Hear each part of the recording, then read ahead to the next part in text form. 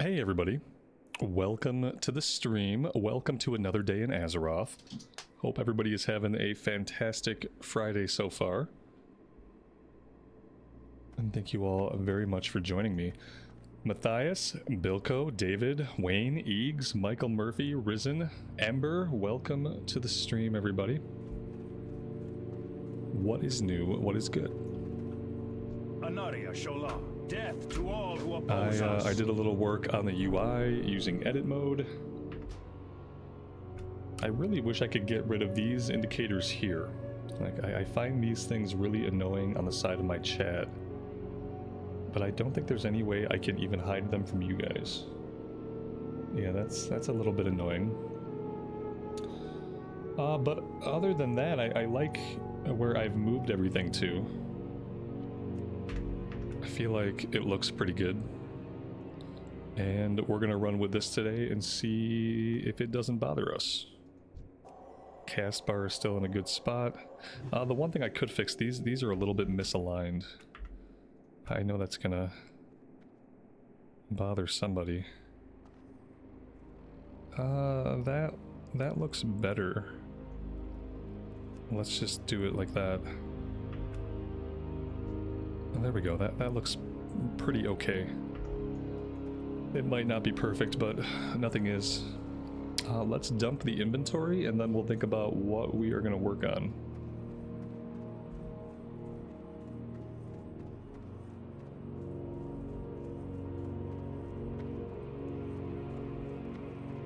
Looks like they did maintenance today. Luckily the maintenance ended when they said it was going to end. Instead of ending like 6 hours after they said it was going to end. That was a pleasant surprise. I was preparing myself to go play on my EU account if they didn't bring the servers back up. We need to buy some better water. We need level 15 water. The level 5 milk is simply not cutting it. Do not loiter. Do not loiter. Let's shed one of those. I think I need these now, but only for specific items. Maybe, yeah. And we might want to do some smelting. Alright, let's just head out and start fighting stuff. I think what I want to do... I want to go do Windrunner Spire. Windrunner Spire is a level 14 quest. Let's go do that. Then we'll do Sanctum of the Sun and Farstrider Enclave stuff.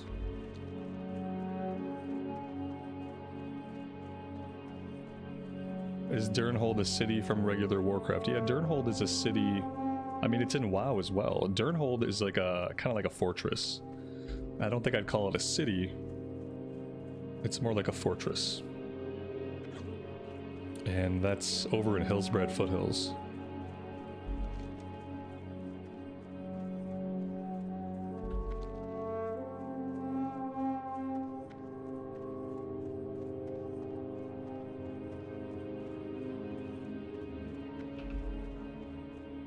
El Capitan Games, thanks for joining us today.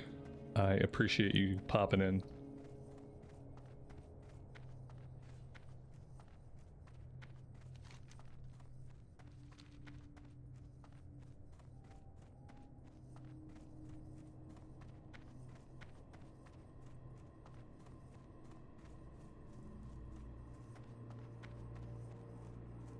I'm always glad when people come back to the game and they're enjoying themselves. Especially if, like, if the channel and the community here played any role in the choice to come back, I'm always happy that people come back and that they have a good time.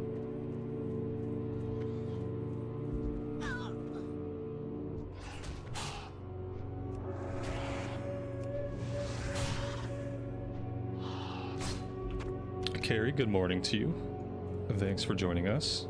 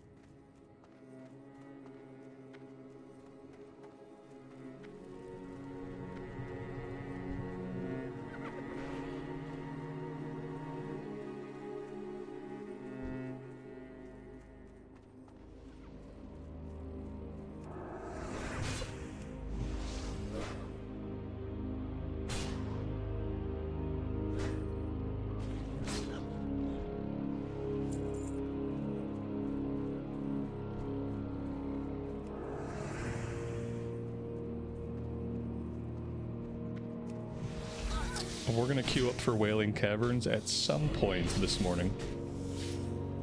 Probably after we finish these level 14 quests. I want to get all the green stuff done.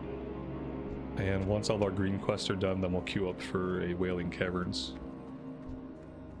Hopefully people are running caverns.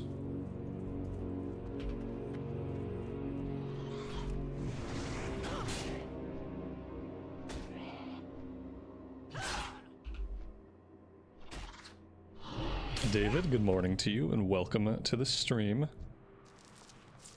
I'm glad you're having a nice sunny day. Why don't you just throw it in everybody's face? Why don't you? Did we have another snow day? Funny that you say that. You know, yesterday they they canceled school.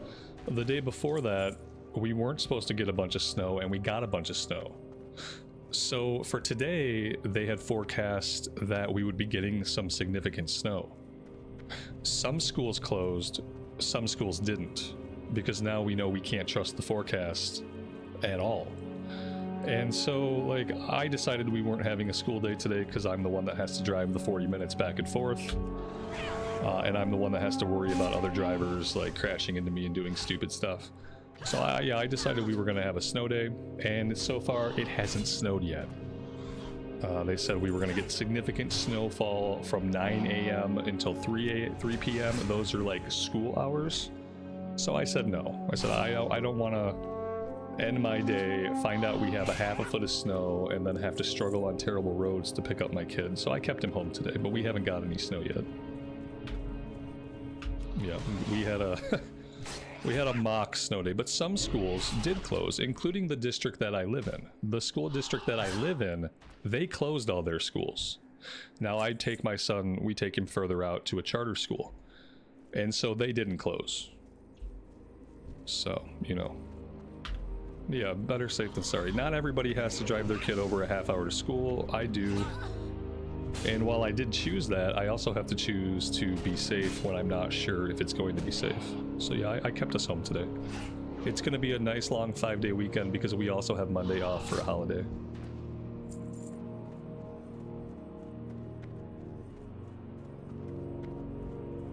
Amy, good morning to you and welcome. Towan, welcome to the stream.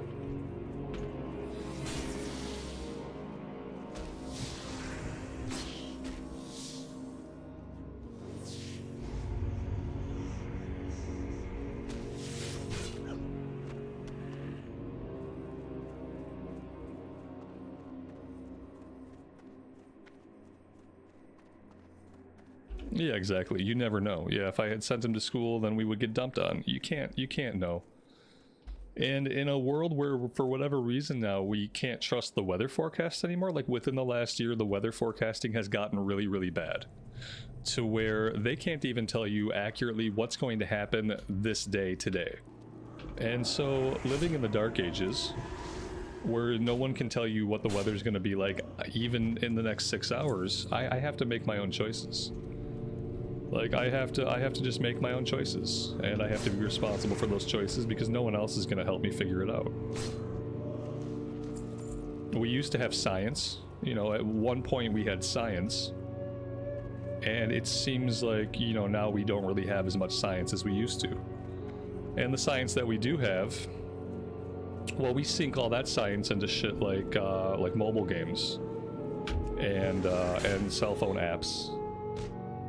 And stuff for people to make emojis. So, you know, we had science.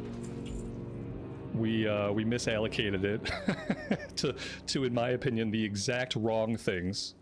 And now we don't even know if it's going to snow on a given day. So that's the world we live in, and I just have to live in it.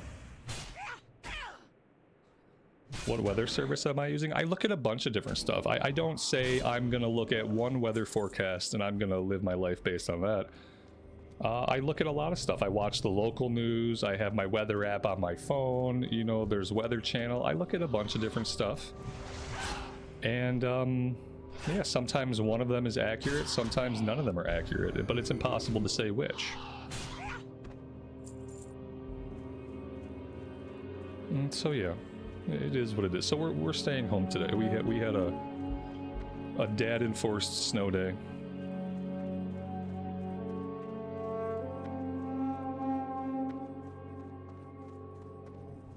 Yeah, on top of that, we're getting bitterly cold too. So yeah, not only do we have this constant threat of snow, it's also like bitterly cold. Like the lows are in the single digits Fahrenheit. And the highs are only in the teens Fahrenheit. And it's just miserable, you know. Tanita, welcome to the stream. Thanks for joining us. That's why I'm playing loud, because the outside world is misery right now. It absolutely is. It's just like, what flavor of misery is it going to be today? Is it going to be snow? Is it going to be mud? Is it going to be ice? Is it going to be frigid cold? Like, what is it going to be? Pick your flavor, but you're going to pick one of them if you're going to go outside. Was my son happy? Yeah, like he likes going to school. I think he's fine to stay home. You know, you wake up, you don't really want to do anything when you wake up. That's like a completely normal human reaction to waking up in the dark, is you never think you want to wake up. But, you know, he has fun at school, so the reason I feel the worst keeping him home is because I know he's going to get bored at some point today. And then he's going to get bored tomorrow, and the day after that, and the day after that, so that's the downside. Like, he's fine to stay home, but he's bored, even if he's keeping himself busy. But it is what it is.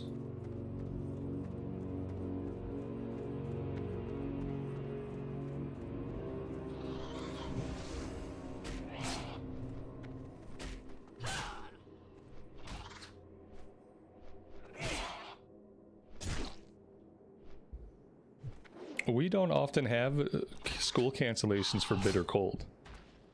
That's one thing, like, if it's bitterly cold, well, too bad. If it's so cold that it's unsafe for the human skin to be exposed to it for more than a half a minute, well, too bad. You're still gonna go to school, you just don't get to have a recess that day. So then your school day just gets to become even more boring by virtue of the fact that it's not safe to be outside. But no, they won't cancel school here for no matter how cold it gets. We only cancel when there's too much snow and they think that people cannot drive safely. Basically, it's that if the school buses can't get to where they need to go, they cancel school. If either the bus drivers are not going to be able to get in, or the buses are not going to be able to get where they go, then school gets canceled. That's really the only metric. It could be negative 15 degrees Fahrenheit with a real feel of negative 30. They don't care. We got to get a certain amount of school days in. We have X amount of school days that must happen. There is no leeway. We must get them all done. We must not miss too many for any reason. And we have to abide by this very strict, very rigid, arbitrary structure. And within that structure, there is no leeway for comfort or safety. There is only the structure, and the structure must be maintained at all costs. And we wonder why people grow up and they live this nervous sort of life where they're jittery all the time, where they worry all the time, where they judge themselves all the time for the things that they can't do. It's because we literally train ourselves to be that way. To follow these completely arbitrary, rigid structures that don't take into account, like, being a human or anything that really means. I whine a lot. I fucking complain about a lot of things. The easiest thing for you to do, if you're in someone's stream, like how this is my stream, and you don't like what they're talking about, give it a thumbs down and never come back. Give it a thumbs down and never come back. Yeah, it's easy. This is my stream. I'll talk about whatever I want. And if you don't like it, go away. It's not for you anyway.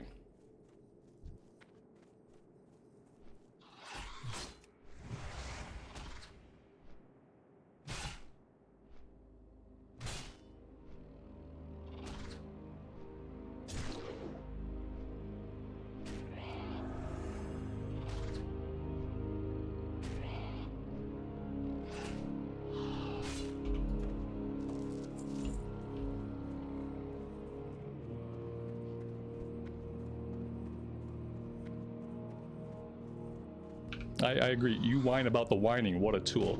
Zap has it right. You are whining about someone else whining. What does that make you? Jesus. Whew. All right. Moving on.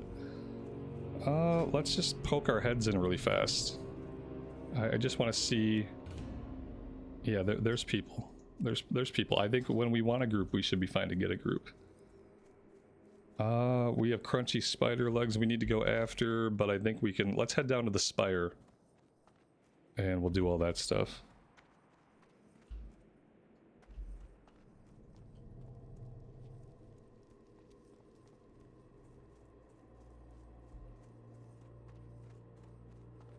Yeah, and it's funny, like, yeah, I'm just kind of musing, right? People, I think, like, it's like when someone is talking about something and a person doesn't understand, like, the point, they don't really hear the message, typically just because they're this closed off, ignorant type of person, like, completely stuck in their own views and the things that they want out of experiences. Like, they don't know what someone is talking about. They don't get the point of it. They don't understand the message or like where it comes from or the purpose. And so like in their simplicity, all they can hear is whining. Like, you are talking about a thing. I don't understand the thing. The words you are saying don't mean things to me. You must be whining about something. Yes. Yes, I am. Absolutely.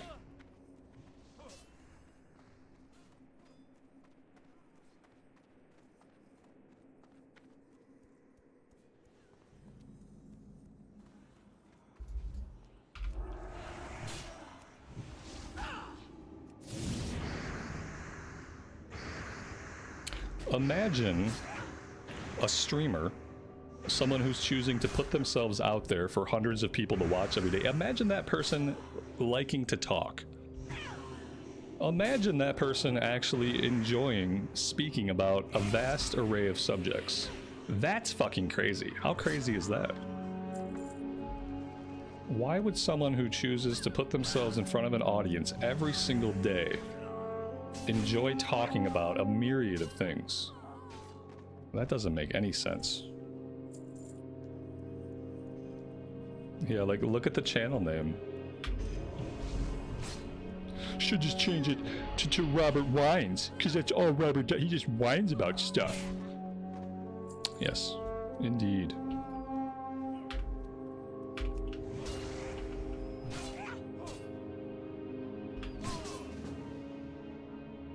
Why are people inviting me to a group?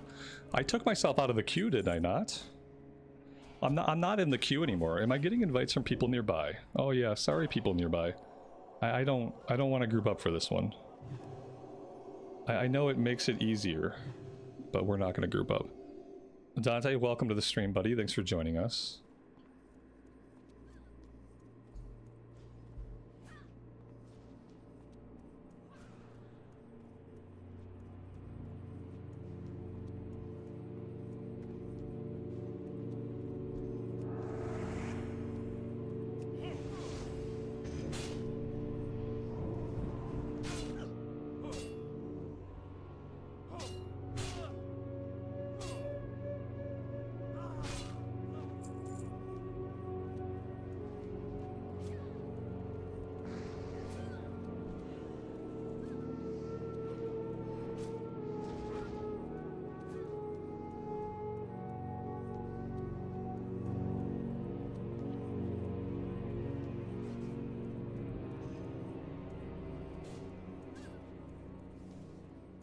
Yeah, I think we ought to define whining as complaining about personal things. I think that's more a fitting definition. If someone were to whine, I think that's just like, I think it has a different quality to it, and I think most people understand the difference between like ranting about something in an exploratory way, which is what I like to do.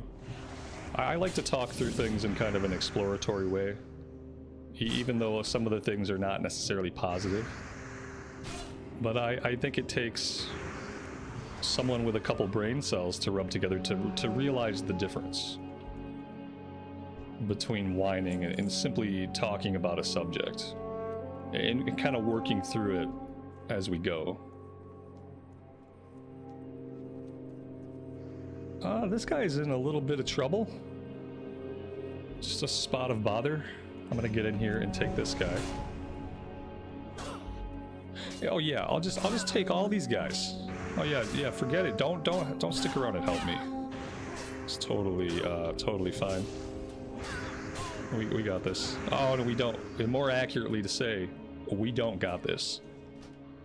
I remember yesterday I said I usually wait for Windrunner Spire till a little bit later on because I often get into trouble at the Windrunner Spire. That is exactly what I expect to happen at Windrunner Spire. We got into the exact sort of trouble that I always get into, and it happens that fast. I didn't accept their group invite. Oh yeah, I know I didn't. You're right, Amy. That's what it was. Why should they help me? Why should they fight the mobs that they aggroed? No, I know. I did this to myself. They would have gotten me killed anyway with what they did. That even if I had been in that group with them, they probably would have still gotten me killed, to be fair.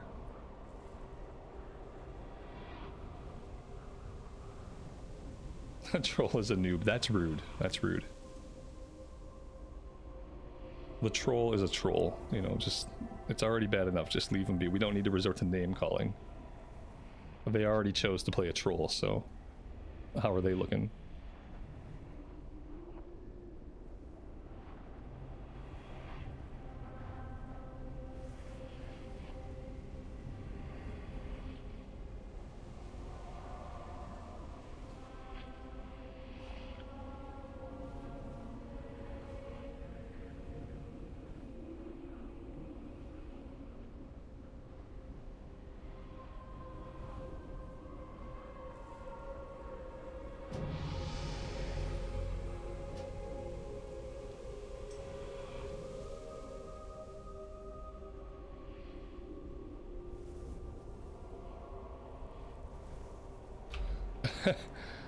This person, you just saw that that guild invite pop up, right? It was like a spam guild invite, right? You know how people just spam guild invites at whoever, and like they, you know, people will join, and usually people don't join, right? Like, have you ever joined a guild that's been spammed at you?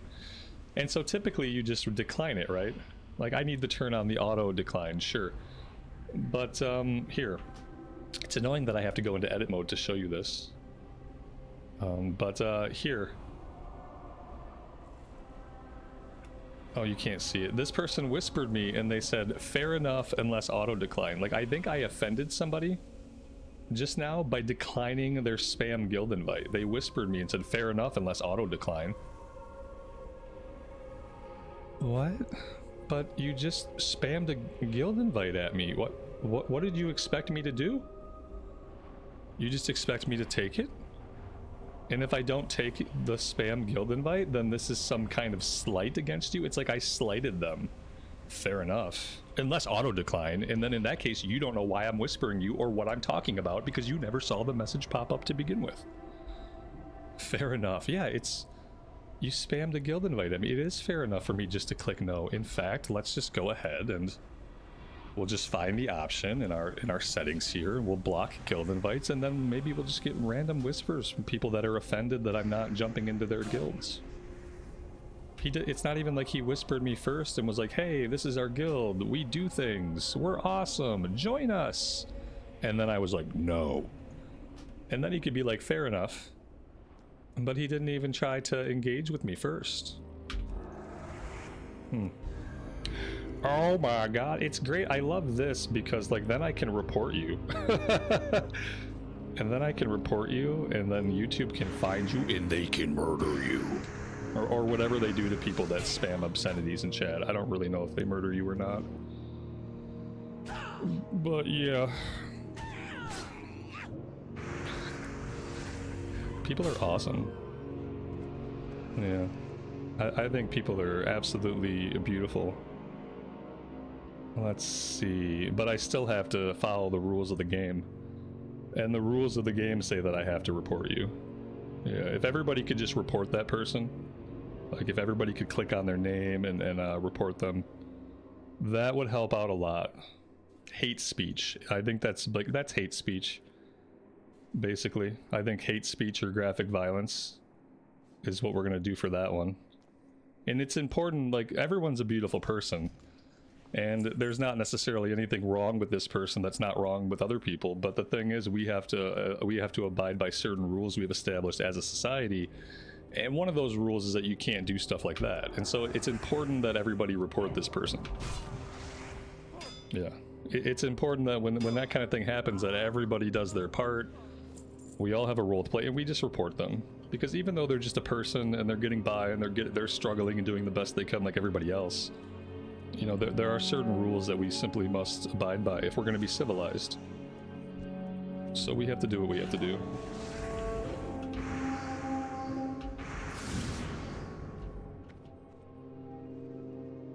So I appreciate it. I'm noticing a problem with being able to see the cast bar of my enemies with this setup. We're gonna have to move some stuff around slightly. I wish I could see like where the enemy or target cast bar is going to be. Oh, here we no, that didn't do it. Buffs on top could be good. Well, we're gonna have to move this up just a little bit, which means we're gonna have to move this up just a little bit. That should be okay. Everything's creeping upwards.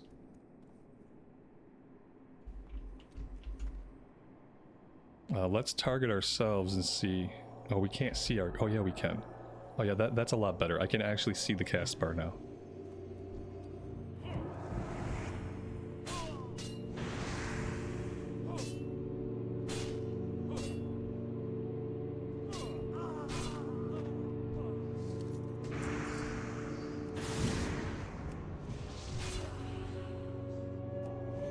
These enemies are absolutely stomping on me.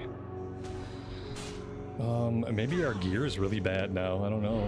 Do we have really bad gear? I mean, our gear is meh. Our gear is not horrible, but these guys are just like crushing me. The lady's necklace, that one begins a quest.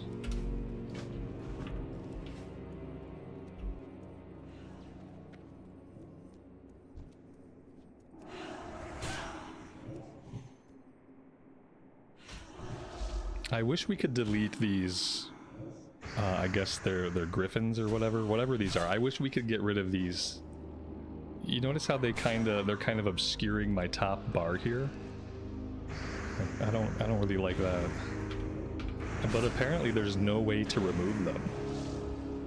There's no way to, they're like an artifact that's permanently attached to the game, and apparently without add-ons there's no way to get rid of it.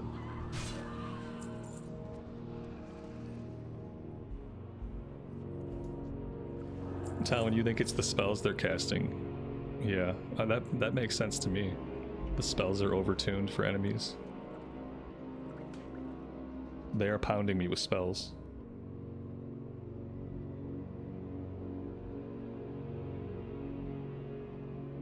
If someone starts the game, how are they supposed to learn how to move all the bars? You have to hope that they find edit mode. Yeah. Wait, El Capitan. Edit mode, click action arts, hide bar art? Is this a thing? No. Edit mode, click action bar 1. Holy God. Thank you so much. I don't know how I didn't see that. The human consciousness leaves out more than it takes in.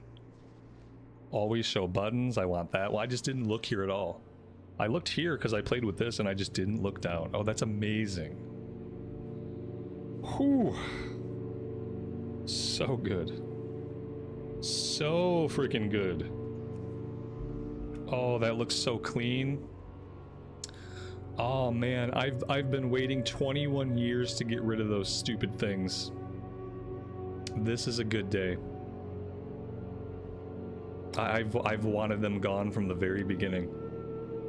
From back when I was using a CRT monitor and my resolution was so small that they were half off the screen, and I could just see like their beaks, and I was like, what are these stupid things that are poking around my action bar from the sides of my 12-inch CRT monitor?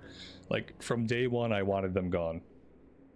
And now finally, 21 years later, I can play Classic without those things poking their beaks into my action bar. The art itself is not bad. I hate how it interferes with the UI. It has nothing to do with how those things looked. It has everything to do with their visual interference in what should just be a clean action bar. Oh, it's good. Oh, but we have problems now. We still have problems. Like, their cast bar is not showing up where my cast bar is showing up. Like, when I target myself and I cast, I can see my cast bar. When the enemy casts, their cast bar is even lower. That's confusing. Maybe I need to move my stance bar, like, over here a little bit. Maybe that'll do it? Let's see. I just need to be able to see them casting. Oh, you know what? It's because of target of target. Yeah. It's because of target of target. Okay. And I apparently can't move the target of target. So, I mean, I could keep moving all this stuff higher and higher up. We can move it up just a little bit more. And that should be okay. That can slide here. I wish I could move my target of target here and then I could put the focus somewhere else. But apparently, from what I can see, that's not a thing. Okay. There we go.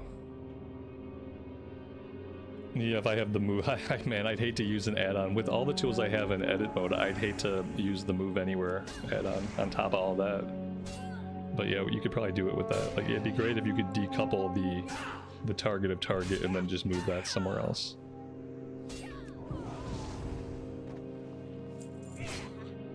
Alright, I think we're done here. We just have to get ourselves out of here now. We still need to find some crunchy spider legs. Maybe we should do that before we head back to town.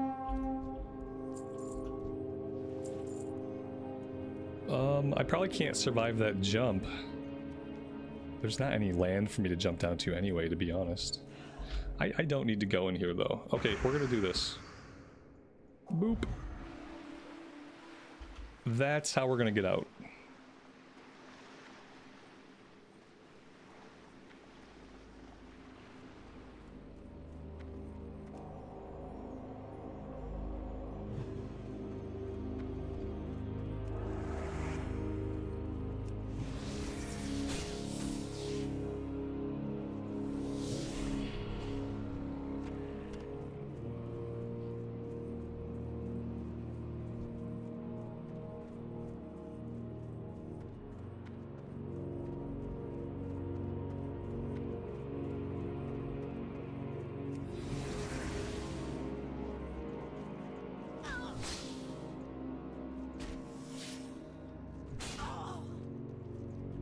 I think we'll go to Silvermoon before we queue up, so yeah, I will remember to clear my bags.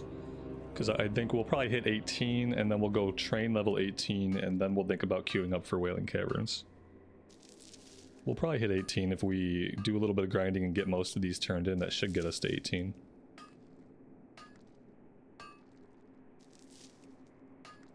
And then if Whailing Caverns gets us to level 19, then we're in a really good spot to kind of breeze through the rest of the zone.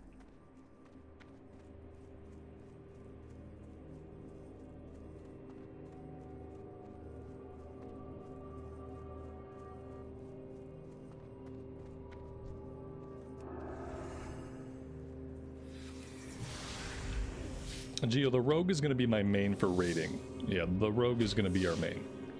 This is going to be my US character. And I don't have a guild for this character. I don't know if I'm going to raid on it. We're going to do heroics, and we're going to heal heroics for sure. So we'll get our raiding set. And then if there's ever an opportunity to do more stuff on this character, we will. What I'm really hoping for this character is that eventually Blizz will do the heroic plus. Like how we got Heroic Plus in Wrath Classic and Cata Classic and Mob Classic. I'm hoping for Heroic Plus. And then we can just progress through that. Because I would love to heal some really hard 5-mans. And go that route. But the Rogue is going to be the character we take through the Dark Portal first. We are going to get the Rogue geared up and ready to raid. We're going to get it its dungeon set. And then once she's geared up to raid, we'll jump back to the Pally. And we'll do it like that. Somewhere in all of that, I'm also going to level up a Draenei Priest over on the EU. like as a backup raid healer and to do some healing stuff for the guild. But that's going to be like a third priority. But it will happen eventually. At some point during pre-patch, we'll probably start the Draenei and just get her going. I have her getting rested XP right now. So I made her, logged her in, and I ran her to the inn. So by the time we pick her up, she'll have 2 full bars of rested XP for those first 2 levels. Which is funny.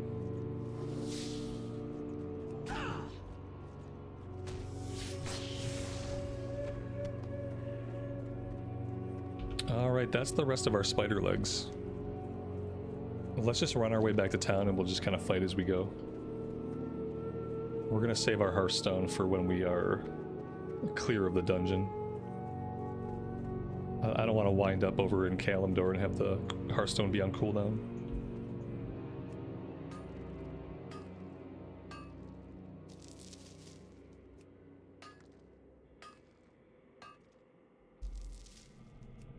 Demon Hunter, welcome to the stream, buddy. Happy Friday to you.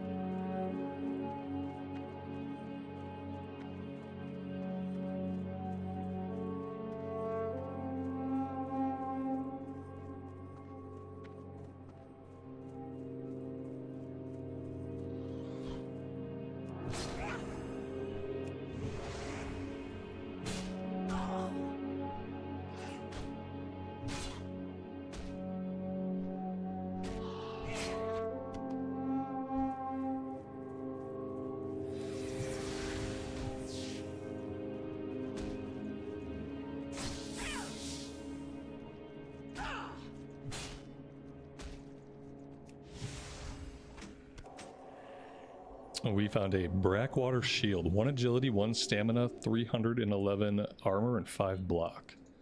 I don't think I'm going to use a shield, but maybe we'll hang on to it for a minute.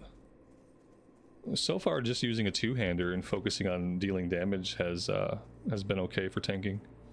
We'll see how it goes in Whailing Caverns. I couldn't tell if that person wanted to fight that spider or not. It looks like the answer was not.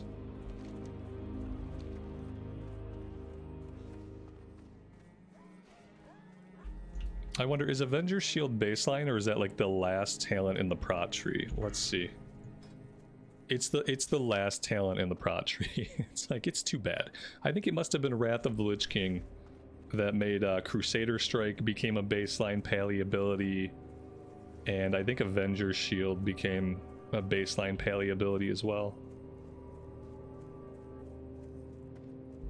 Just lets people experiment more with like sword and board tanking if you have a shield throw ability. Without a shield throw ability, I don't want to equip a shield. I'm just going to use a two-hander to tank.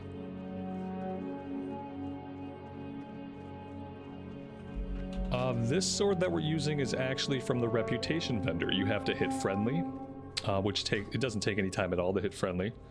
And then if you're a pally, you immediately get an awesome green sword from the rep vendor. We'll get a really good blue sword from the last quest chain once we kill Darth Ramar and do all that jazz. Then we'll get a really good blue two-hander that we can use around level 21.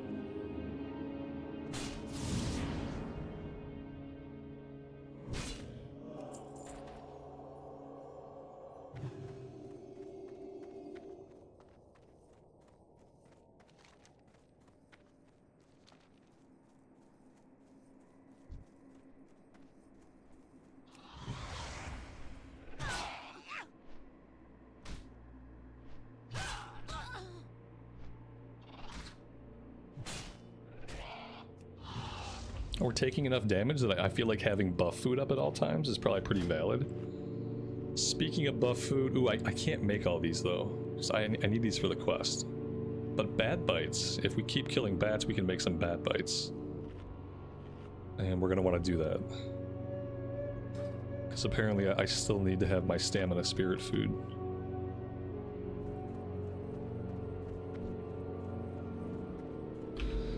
If you leave a party while in an instance, does it port you to the Hearthstone target? No. It'll port you to the nearest graveyard, I believe. I think that's how it works. Will it consume your Hearthstone cooldown and just teleport you out even if you have like a cooldown on your Hearthstone? I don't think so. I think if your Hearthstone is on cooldown, I thought it teleported you to the graveyard. But, you know, that could have been like one version of the game, and I don't know. It's a good question. Like, if I'm in the instance by myself and my Hearthstone's on cooldown, what happens to me? I get sent somewhere. It either has to hearth me or it has to send me to the graveyard.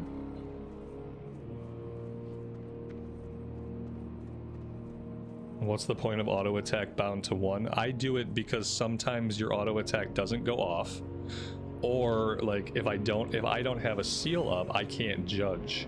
So I leave auto attack there because firstly, I don't have a lot of abilities because it's classic, so I'm not hurting for action bar space. Secondly, auto attack is the main source of my damage, so it kind of makes sense to have it out there anyway.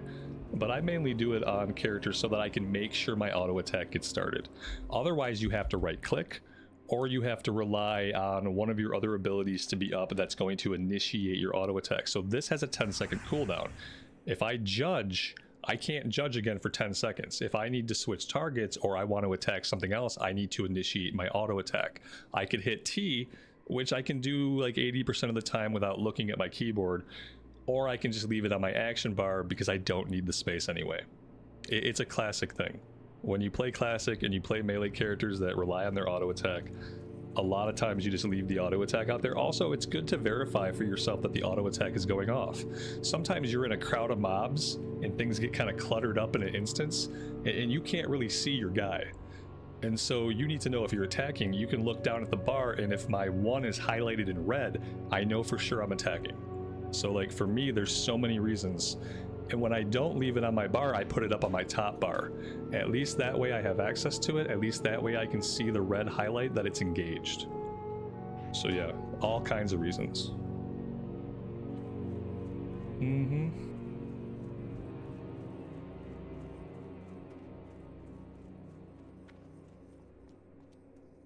What now? Beware the living. Watch your back. Farewell.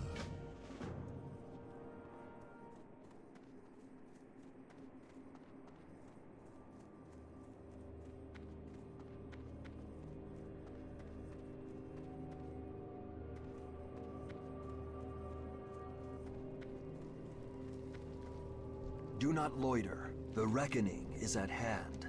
Farewell. Everything has a price.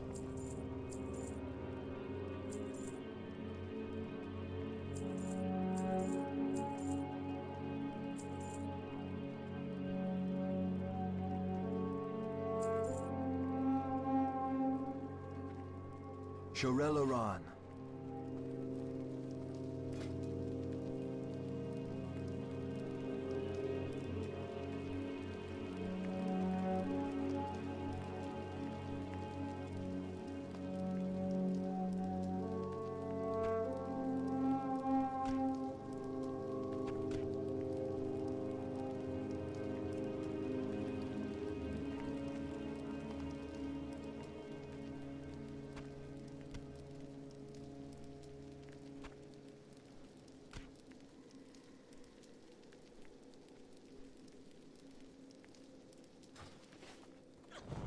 What do you seek?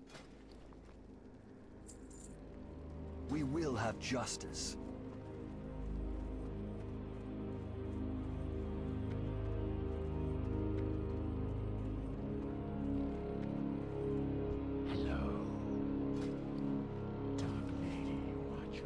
Yeah, we gotta do some, we gotta let first aid run. I want to let this run really quick before we go to Silver Moon. That way, once we're in Silver Moon, we can learn wool and we can train the next rank. Yeah, we'll turn these in. We'll fly to Silvermoon. We'll do all of our training, and then we're gonna queue up for Whailing Caverns. So, if you need to refill your coffee, like I might have to do, this is a good time. Or just wait until I have to, because I think I might have to before we start the run.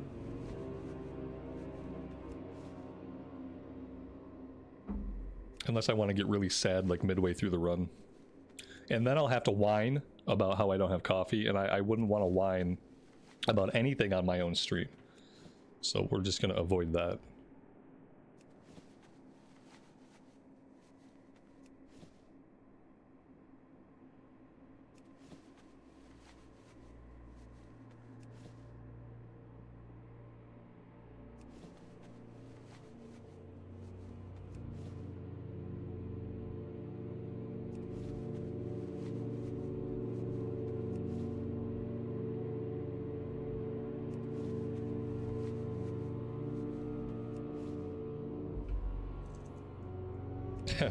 That person needs to have a glass of that kind of wine, and they need to chill out.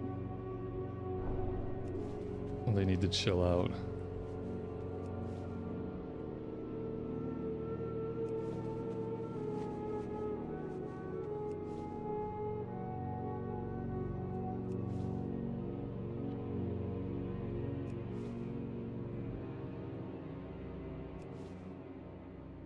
We are capped out on skill. Alright, this might get us to level 18? Keep your wits about you. Maybe, possibly? The reckoning is at hand. There we go. The leggings are not an upgrade. What do they look like? Well, they look okay. I think we'll keep what we have since it's better. Alright, to Silvermoon we go. We have 1 talent point to spend. I think I'm just going to finish up Seal of Righteousness before we do anything else. Our enemies will fall. The reckoning is...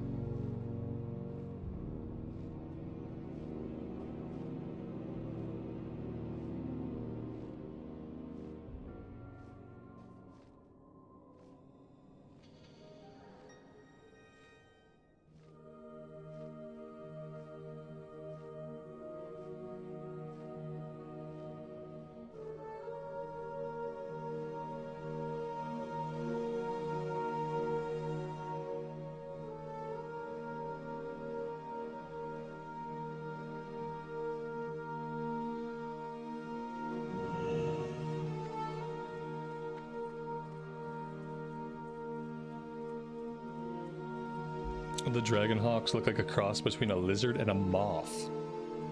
That's actually a pretty good comparison. Oh, a moth! I never would have thought of that. Yeah, those are. Yeah, that's accurate. Those are Dragonhawks. I think they're called Dragonhawks. Somebody correct me if that's way wrong. The cool thing is, I mean, you can tame one of those right away as a Blood Elf Hunter. It's a really cool looking beast. During a time when I don't think you could tame other dragons, they were like a dragon alternative. I remember my friend being like, he loved dragons, and he was like super excited to be able to tame a Dragonhawk. It was a really big deal to him. Time is of the essence. Time is of the essence, but not in the way that you think.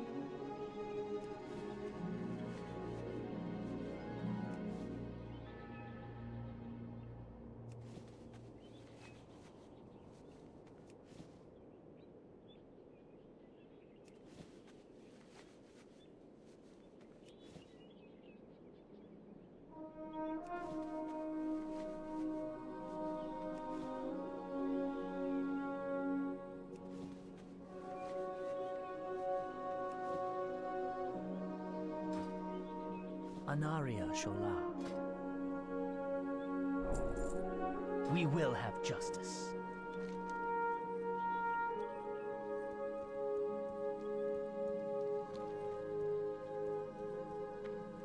Two-hander tanking? Oh, absolutely.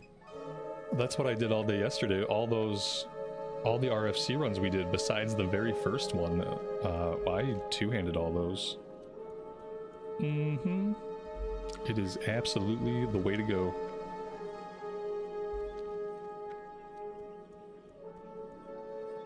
There will probably come a point when that's not the way to go, but I think that point will be the Outland dungeons. I think that once you step through the Dark Portal, one would have to put on a shield, and one would probably want to have a tanking spec setup, even if it's like your off spec. But right now, and probably all the way through the vanilla content, we'll be able to tank with a two-hander, I think, just fine, so long as all of our other gear is pretty decent. If we're walking around in a bunch of trash that's 10 levels old, maybe not, but if our gear is good, then I think we'll be fine. And we'll probably do a lot of damage while we're at it, which is great. Angie, welcome to the stream. It is going good. Thanks for joining us today. We got Righteousness 3, Blessing of Freedom, Divine Protection 2, Spiritual Attunement, a passive ability that gives the Paladin mana when healed by other friendly target spells. Ooh. The amount of mana gained is equal to 8% of the amount healed. Ooh. This is it. This is why Pally tanks in TBC don't have mana issues. Because of spiritual attunement. I did not know that. I thought they had to do something funky with like judging a seal of wisdom and letting their melee. I remember like melee attacking in Wrath of the Lich King to get my mana back. This is great. Oh my god, that just made life so much easier. I don't have to walk around with 2 stacks of water on me for a 5-man. I don't have to like sit and drink and hold up the entire group. Oh, that's so good. And the bad thing is we're not getting invited to any groups. Look at all the Pally tanks. Oh my god. In a world full of Pally tanks, one must put together their own groups.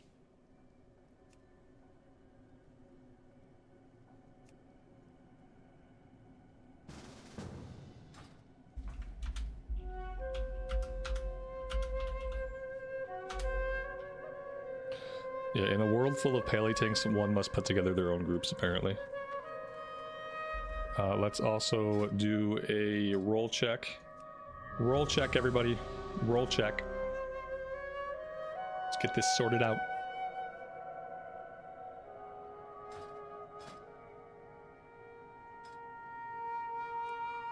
Now, I invited one of these people queued up as healer. I swear to God. One of them queued up as healer. Okay, he's out. Okay, that was the healer. He did not even know he was in the queue. Okay, makes sense. So we need heals. Oh god, do I dare? Who do I want? Who's the highest level? The level 18 is the highest level. We could wait, but I don't know. Like it probably doesn't matter. I'll just ask this guy if he wants to heal.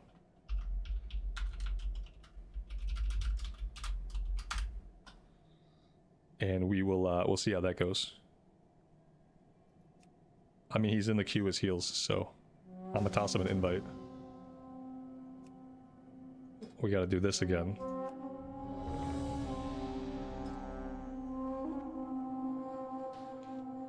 Alright, now we need a DPS.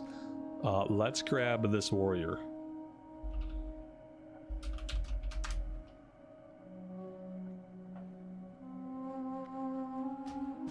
There we go.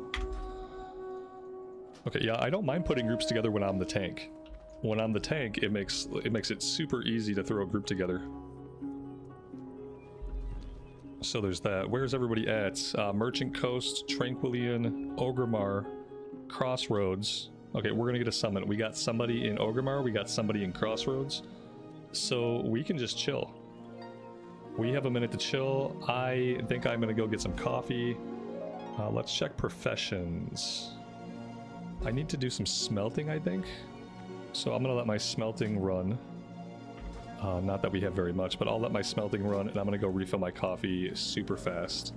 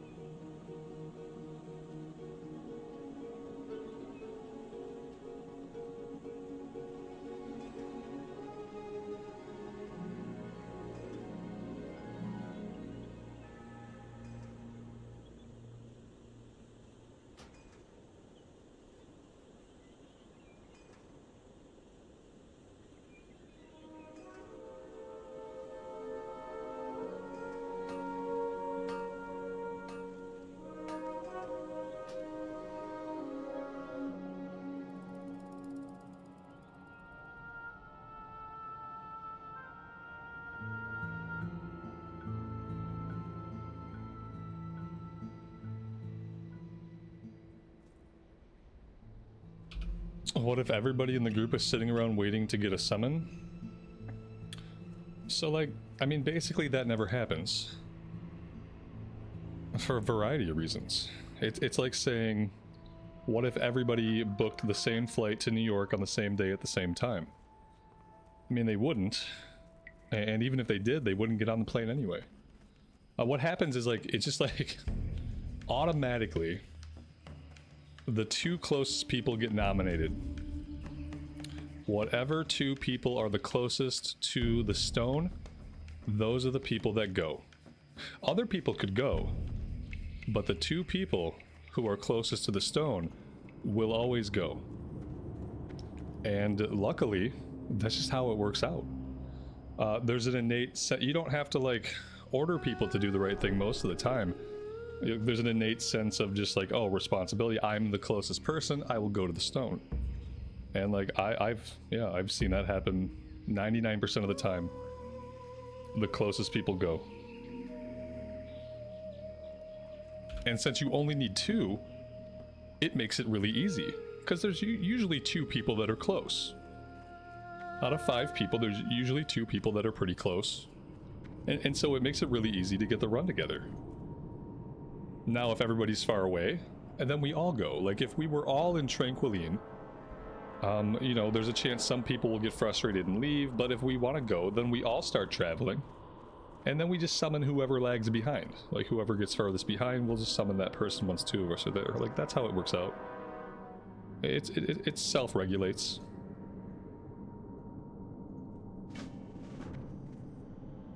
Let's get Righteous Fury up. Ooh, we got more quests coming in.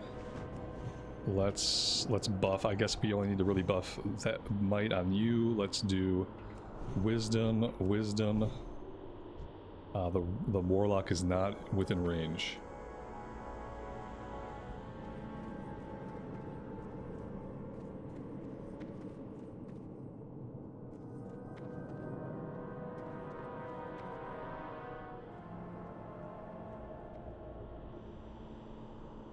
Where is this warlock? Thought they were close. Oh, there they are. Why are they grayed out? It's like they're like slightly grayed out in my party frame, and it made me think that they weren't nearby. That's so weird. They're grayed out as if they are like distant from us. I don't like that. But let's just pretend like it's fine.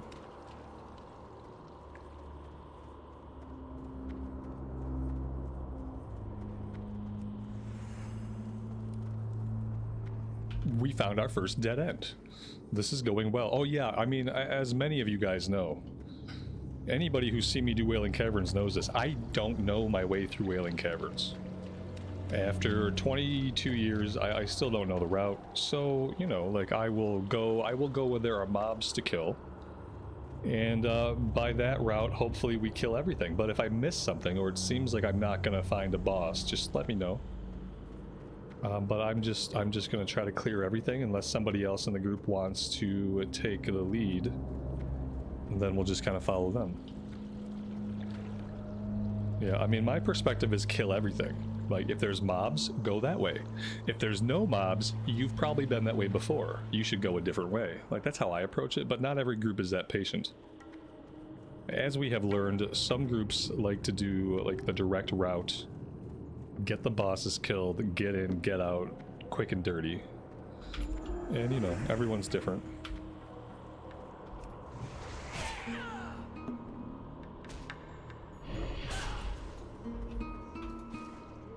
We gotta try to get as many of these as we can.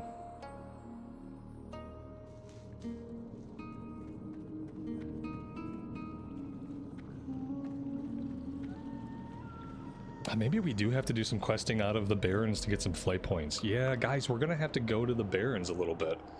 We're gonna at least have to go get the Orgrimmar flight point, the Crossroads flight point, like... Ooh, the level of quest in the Barrens, it's like level 12 and up. Like, some of the early stuff is gonna be gray by now. But we're gonna have to at least go get the flight points at some point. And we're gonna have a bunch of dungeon quests to turn in, potentially. So there's that. Alright, let's just start killing stuff. We'll worry about everything else later.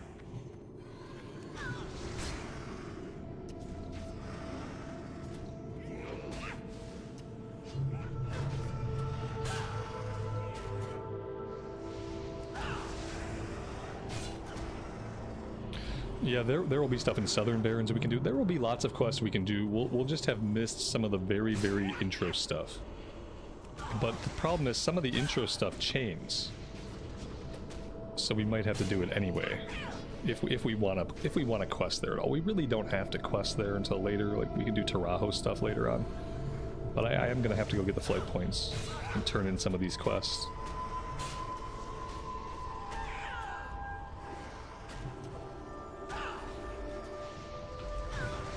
Maybe after this run, maybe we just try to run out. We just run out of here. We can run over to Ratchet, grab the Ratchet flight point. We can run to Crossroads, grab the Crossroads flight point, and then we can Hearth. And we'll grab the Orgrimmar flight point later, because we'll be able to jump a Zep from Undercity, like, straight to Orgrimmar. But maybe we can grab Ratchet and Crossroads and get some potential dungeon quests turned in from this one. Leo, welcome to the stream, man. Thanks for joining us. The leveling is going smoothly, and it's been a real joy.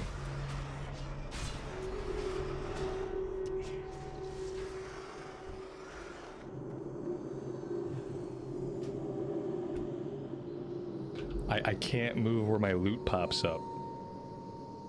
I need to be able to go into edit mode and move where my loot pops up, because that's just not a great place for it with the changes that I've made to the UI. I'm obviously not pulling enough, like quick enough for this group. I'm gonna have to focus up a little bit and shut my mouth a little bit and pull a little bit faster, because see, this is the problem with me tanking, is you know how I get. I have a lethargic pace. If I'm talking and thinking, that pace goes even slower.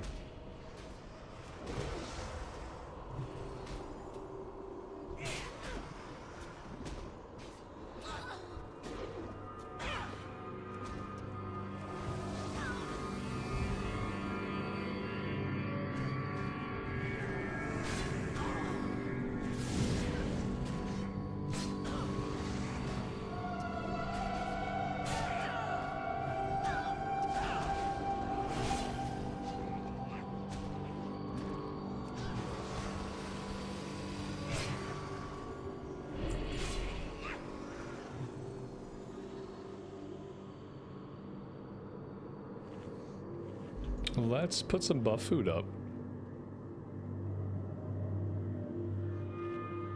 Maybe let the healer get his mana back.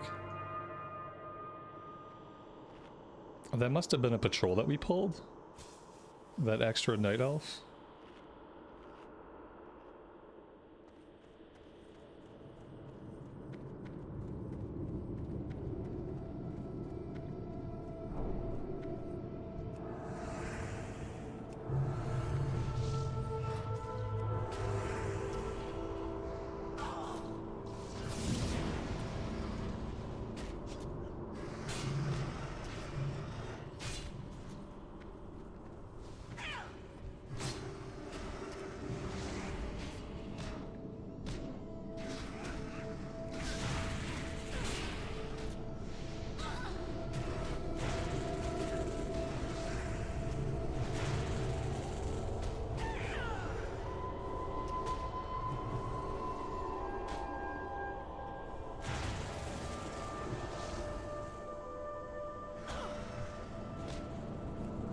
We sure are pulling lots and lots of ads, and I don't know if I know why.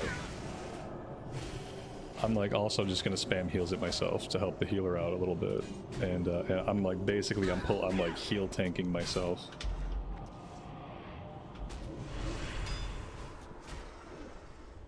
There's nothing I can do to cure sleep, right? I can't cure this person's sleep. Because I'm pretty sure that we want them to not be sleeping. Okay, that's a rip. That is a rip. The lock is fearing mobs, so you keep pulling more. I'll ask him to stop fearing. Because it's not helping. Like, I get that he thinks it's helping, but it's not. Yeah, we kept pulling ad after ad.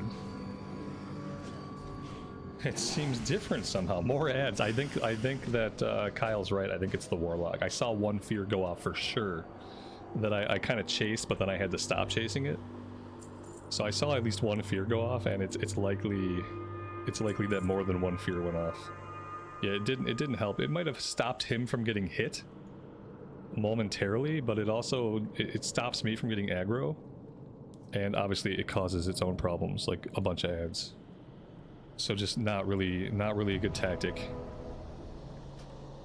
Not a good tactic at all.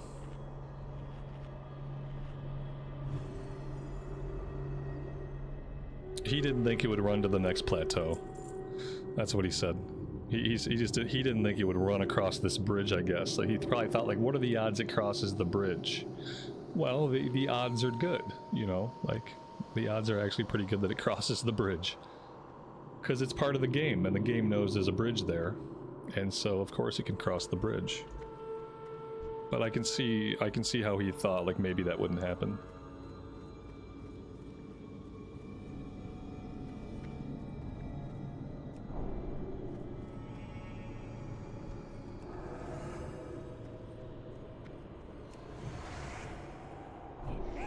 I'm also kind of realizing that tanking this at my level is pretty brave. Because the mobs in here None can are... stand against the serpent lords. The mobs in here are not weak. I'm pretty sure we aggroed the lady back there. Like 90%. Oh, okay, there goes the pet. Let's let the pet deal with that for a minute. Well, I'm gonna let the pet deal with that. The pet can deal with the added raptor for a minute while we kill this one. I just don't want to be taking more damage than I have to be. I'm gonna go for this lady, stop her cast.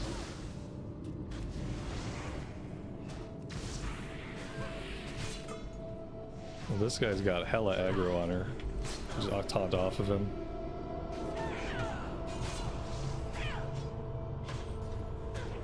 Sleep got interrupted. Couldn't interrupt the heal. Looks like we got her before the heal went off.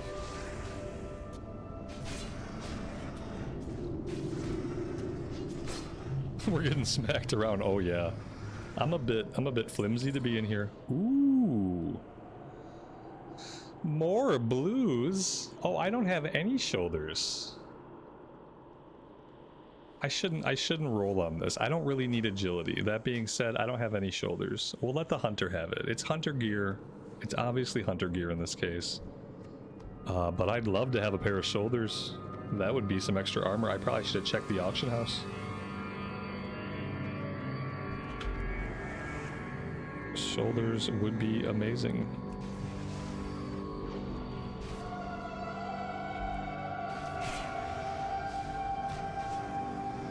Exponent Poet, welcome to the stream and thanks for joining us today.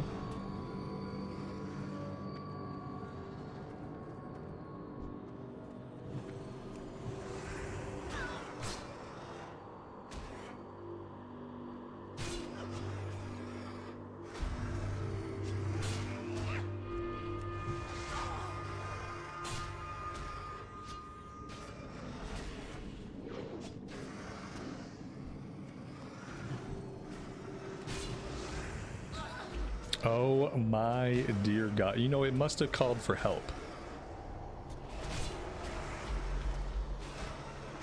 It must have called for help.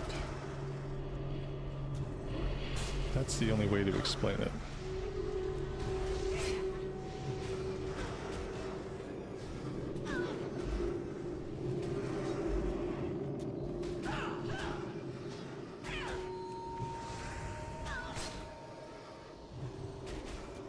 This has been quite a run. I don't know if we're gonna make it to the end, guys. This has been something else. I think we're a little bit too young to be here. We're a little bit too young. We have a level 16 hunter though. I mean, he's pretty young too. The healer is 18, the warlock is 16. All these mobs are level 19. And we are just getting batted around, like seriously hit up.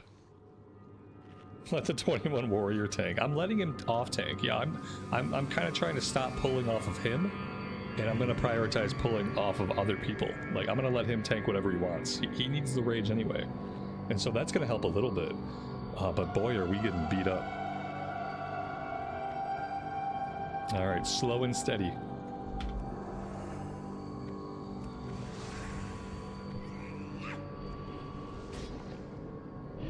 At least the kill XP should be good. With the mobs being such a high level and us being a relatively low level, the kill XP should be pretty good.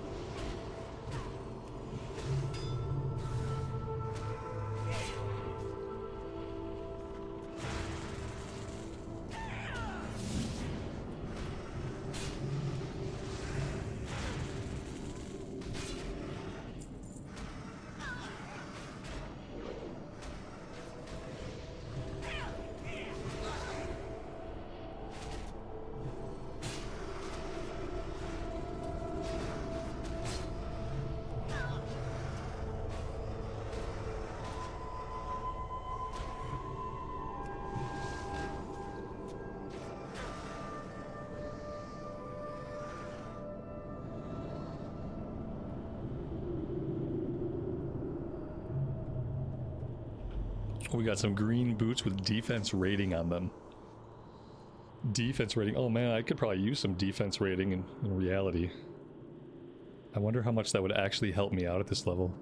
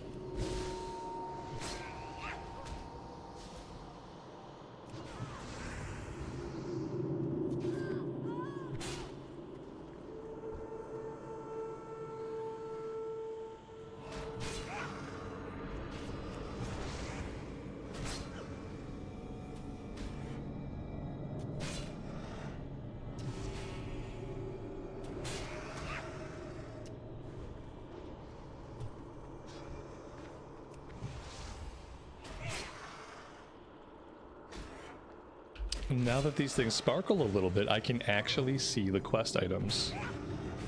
So somebody might get the quest done. In the past, I never ever see these things. Now, if only they reduce the amount that we need. Nope, we still need 10 of them.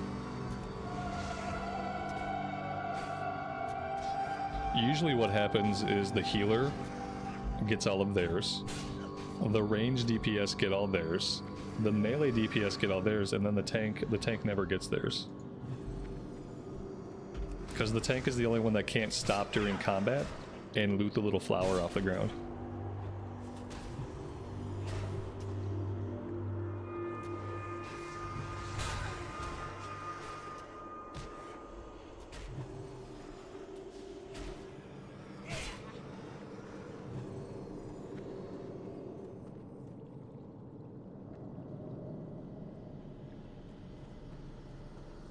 I don't like this.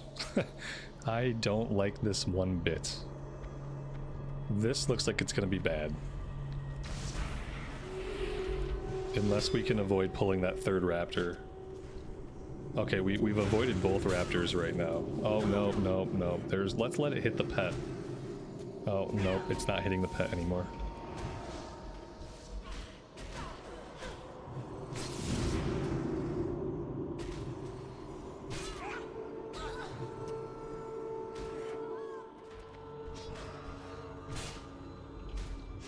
Do you think we can find some after the dungeon's over? We'll look for some because I want to run out of here anyway at the end. And I want to run out and I want to go get the Ratchet flight point and I want to go get the Crossroads flight points. So we will look for some on the way out because yeah, there's no way we're gonna get all 10 just working through the dungeon. But if they respawn and we can find them afterwards, then that would be nice. I don't know. It's one of those quests that I typically never get completed.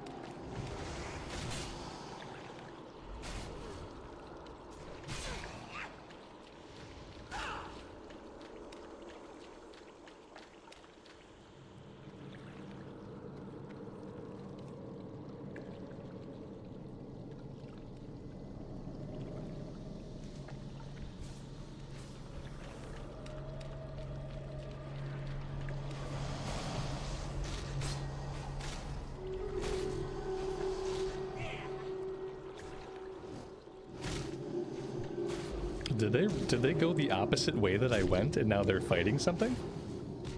Is that what's happening? I'm gonna let them sort that out. They can come catch up to me. No one has shown any interest in leading the way before now, so I don't know why they would decide to just not follow the tank. If you ever don't know what's going on, just follow the tank. And if you don't think the tank is doing the right thing, then you have to say something in party chat. But you can't just decide, well, we're all going to go off this way, and you know the tank's going. You know, let's just follow the tank. It's pretty straightforward. Like, I haven't seen nothing in party, so who do we got back here? We got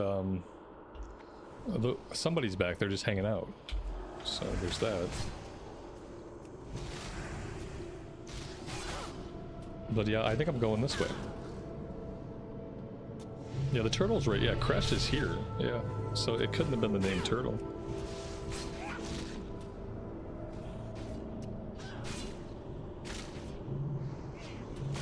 And no one said anything in party about what was going on or what they wanted to do. So I'm confused. Ooh. I'll take it. It's evident that, like, in this group I should probably have had a shield.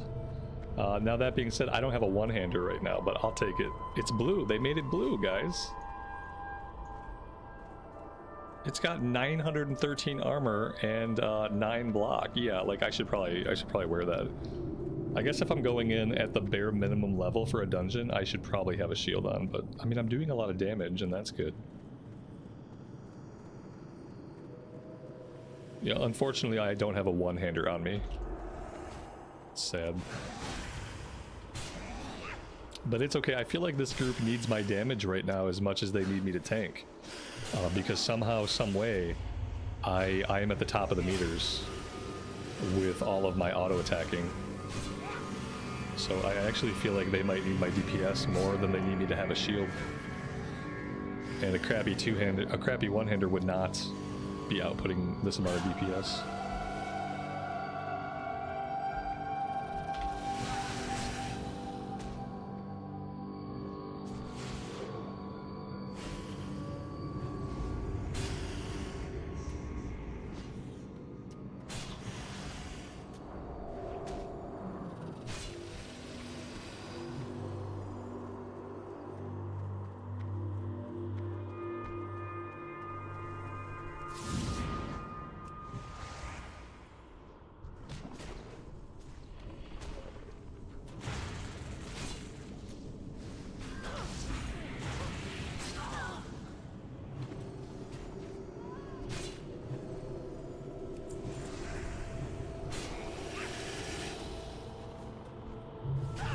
This is a wipe.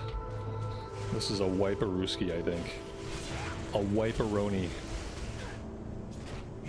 A wipe-a-la-rooski-doo. Maybe I can line of sight that healer, that would help a little bit.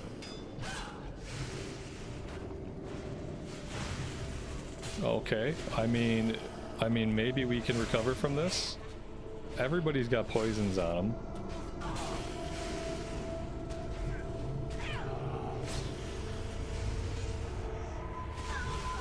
Oh, and we're dead.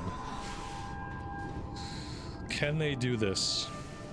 Come on, boys, I have faith in you. Then again, it's 3 mobs and 2 of them are at full HP. I don't know how much faith I have. The healer needs to cleanse his own poison, and the healer is dead. We got 2 mobs left. We got a hunter pet. We got a warlock and a warrior. Can they do this? Do they have potions? Come on, warrior, pop that big potion you've been holding on to. Now's the time. I don't think he's got a potion. Warrior's dead. Okay, we're down to the hunter and the warlock. Can the hunter and the warlock take this one mob? They better be able to take this mob. That being said, unless somebody had a soulstone, there's nobody left to res. So, yeah, I think they got this. We're gonna have to release. Nobody left to res, and I'm fairly certain there was no soulstone up. And if there was a soulstone, then it got used, and I didn't notice.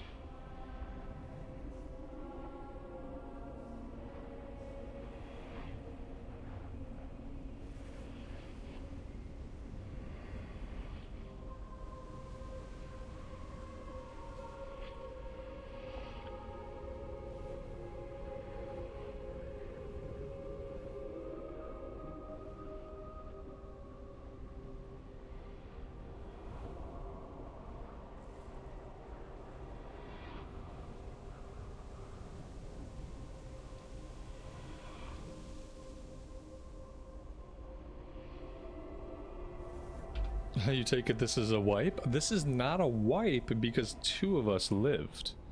This is a detour. This is a little detour through the Shadowlands.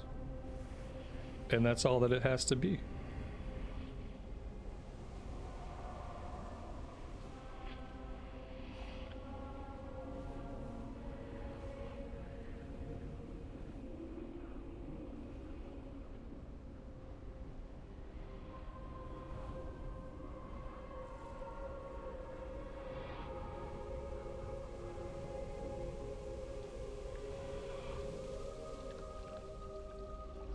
Yeah, exactly. The scenic route. We're taking the scenic route to get there.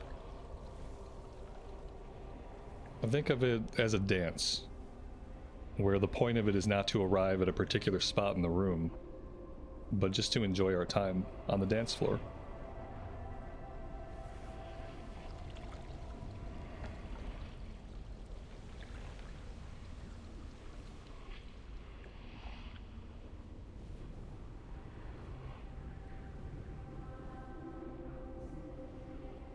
Tudor, good evening to you, buddy. Welcome to the stream.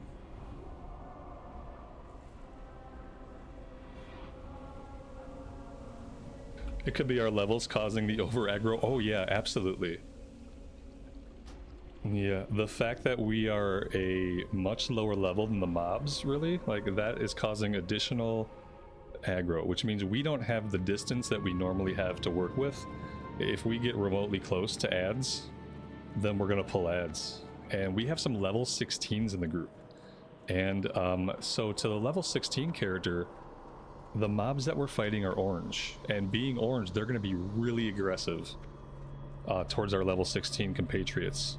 One of which is a hunter. And we know how hunters' pets can sometimes misbehave. So yeah. It's okay though. I think we all realize that we're trying to do this at kind of a low level, and we're all at low level for it. We have a level 21. So I would say the warrior is at a good level to be here for sure, and the rest of us probably need to hit level 20. And then we'd be rocking this place, because it seems like we have a good group and good players. We have a good class balance, but we are lobies.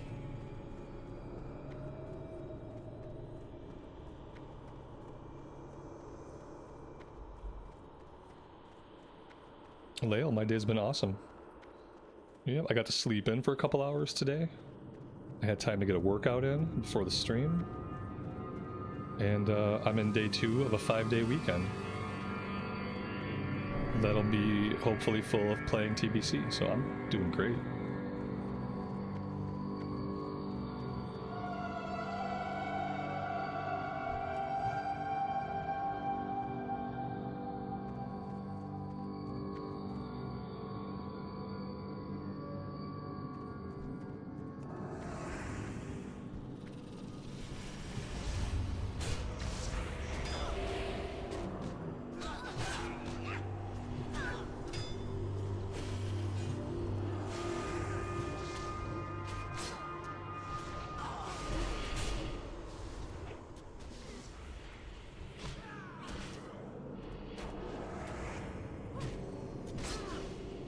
Did I make all my action bars like this purely with edit mode? Yes. Yep, I took some time this morning before the stream and some time during the stream, and we got it set up like this, just using edit mode. It has so many good options. It's so good. Now my UI looks like super clean. At least to me, I like how it looks.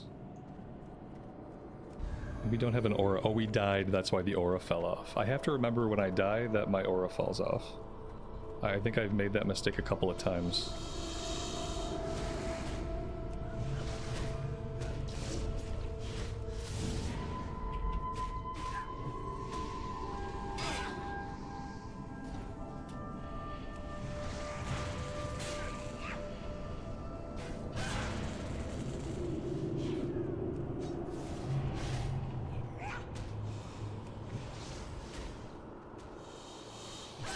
You know what also fell off that's critically important to our success? Righteous Fury. Righteous Fury falls off when you die. But I got it, I got there.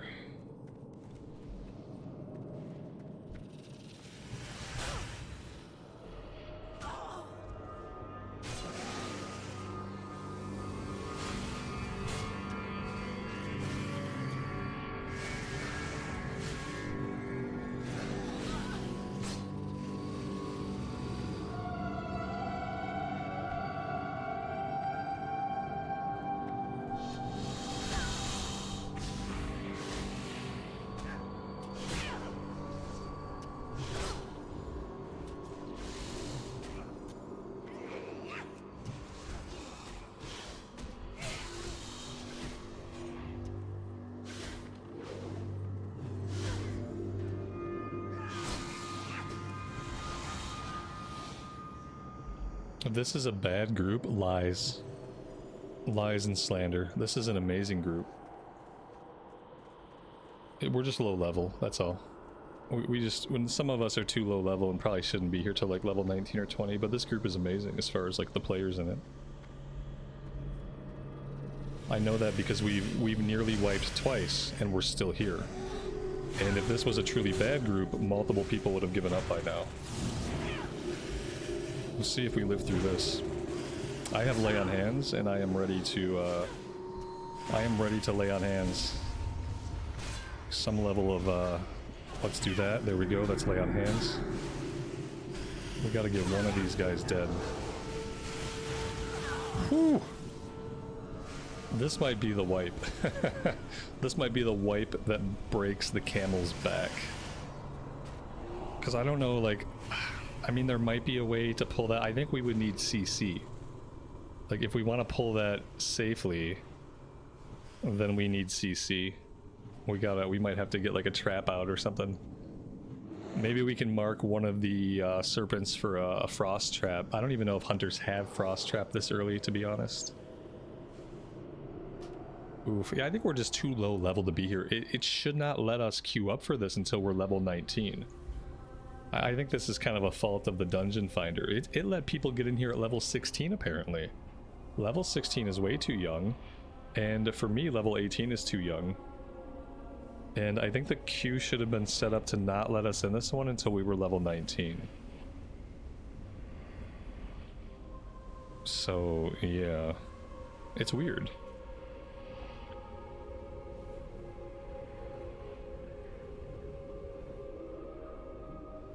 I can mark a mob, but you know, when we pull 5 mobs, they're gonna kill me pretty quick. Like, I'm not gonna stay alive very long with 5 level 19 elites hitting me, unfortunately. I think we killed a couple, so that pull will be a little bit easier because a couple of them went down.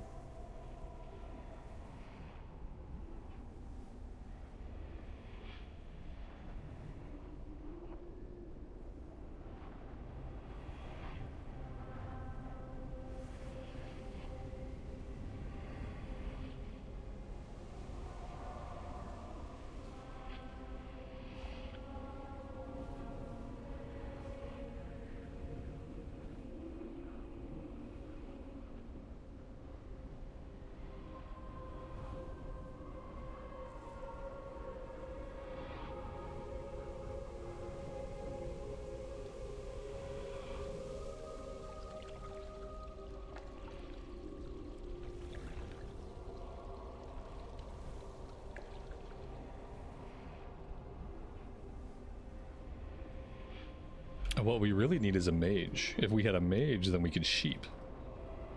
Sheeping would be very useful, especially sheeping some of the casters that do the sleep and the heal and all that stuff. Being able to CC one of the casters would be great. Even if we were able to use the hunter as CC, I don't think he could get the casters. Because they have to run up to his trap, and the casters are not going to do that.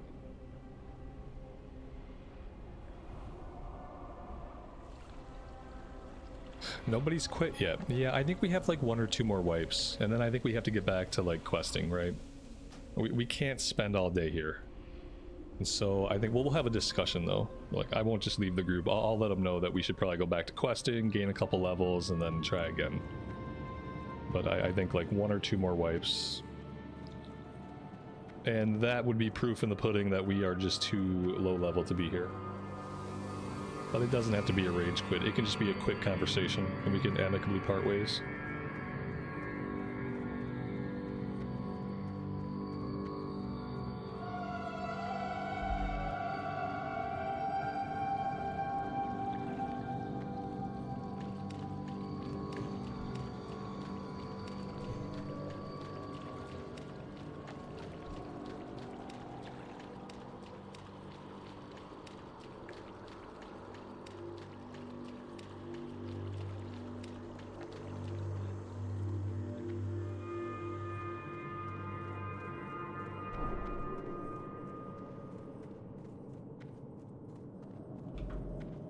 Jess, welcome to the stream. Thanks for joining us. It's going good. We are working our way through quite a Whailing Caverns run.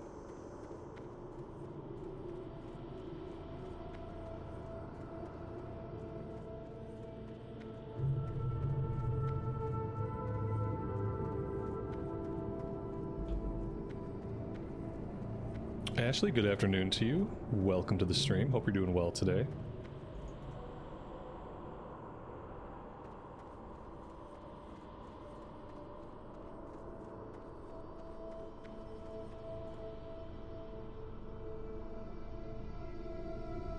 I think we lost our people at some point along the way. When we came back in, it seems like we lost them. I wonder where they went. They're in combat, wherever they're at least the hunter's in combat. I'm assuming the rest of them are in combat too.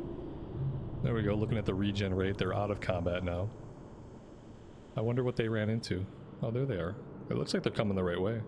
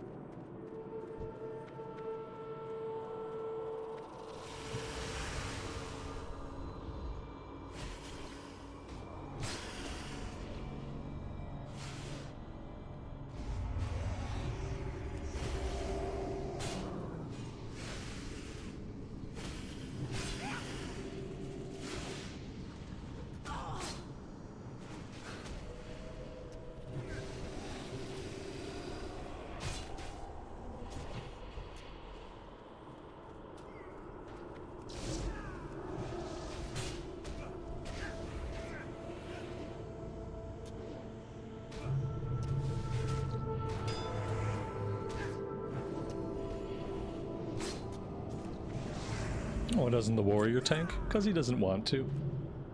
That's it. I mean, he's off-tanking some stuff anyway. But as to why he didn't queue as a tank, I don't know. He doesn't want to. The same reason I don't queue as a tank when I'm a warrior, because I just want a DPS. I mean, he put on a shield, so he's being a team player. I'm trying to let him off-tank, like, a couple when we're doing, like, bigger pulls.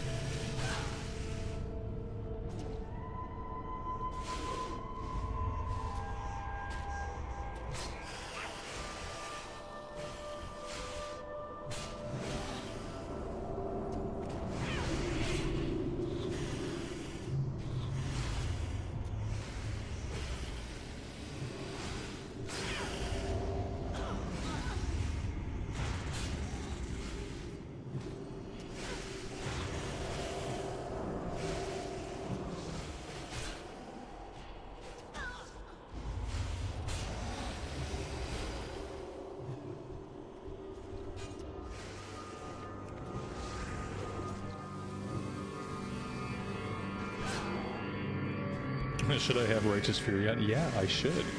But what happens is I keep dying and I keep forgetting to turn it on. Thanks for the reminder.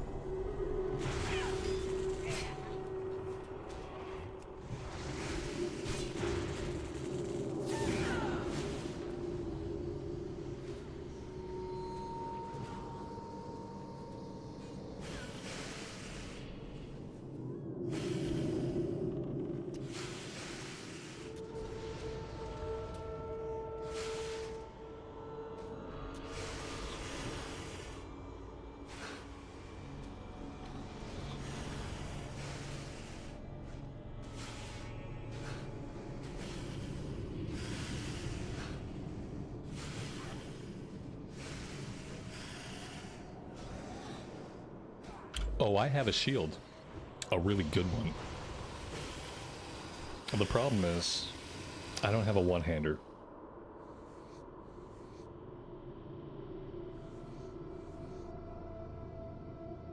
And trust me, I know I'm getting smacked. I've been here for the whole run. I've been here for the whole run. I've been getting smacked for the whole run. Oh, I know. It is painful. Listen, it's not my fault that the automated dungeon finder let me get into this at level 18. The system clearly should not let people queue for this until they're like level 19 or 20 would be a better level for people to queue for this. Level 18 is too young, level 16 is way too young. Yeah.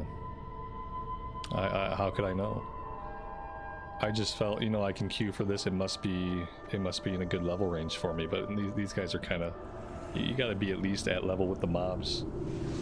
You definitely don't want to be under level. Yet here we are. All we can do now is make the best out of it. My gear is slowly breaking, so if my gear does in fact break, that will be the end of the run. And we will just skedaddle on out of here.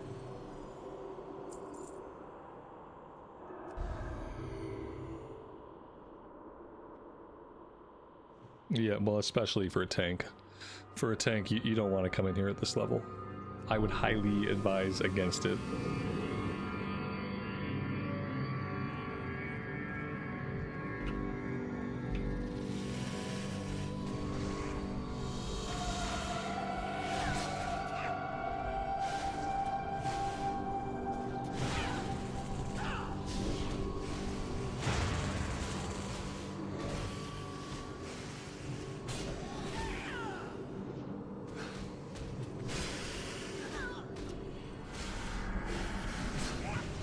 The weird thing is, you know, the warrior put on a shield, but he hasn't really been making an effort to attack the things that I'm not tanking. You know, if he wanted to put on a shield and off tank, that would be useful. Except he's not really choosing the targets that would allow him to effectively off tank. He just seems to be targeting what I already have threat on.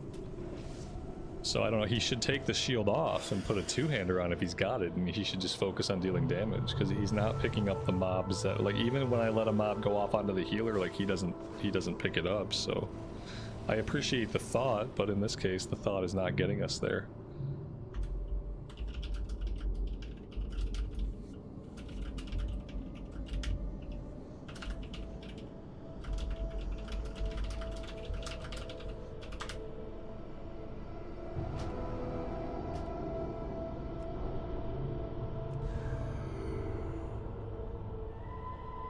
Yeah, I'm gonna call it after the next death, because all my gear is gonna be broke by then.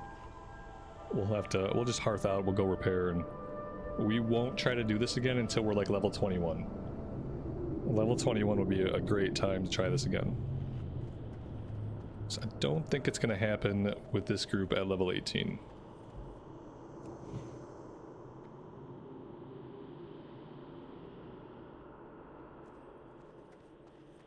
It doesn't seem right. It's not right. Oh, it's bad. It's what we deserve. Now we absolutely cannot aggro this boss while we fight this.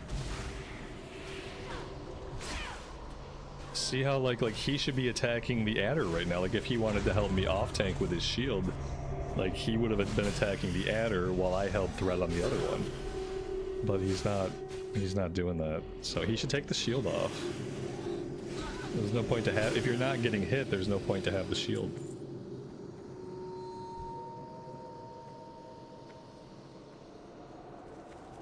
You will never wake the dreamer.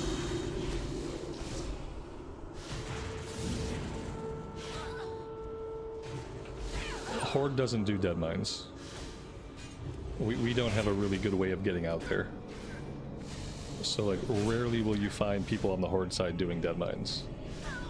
That being said, if you got 2 people out there, you could do it, but typically you don't see that.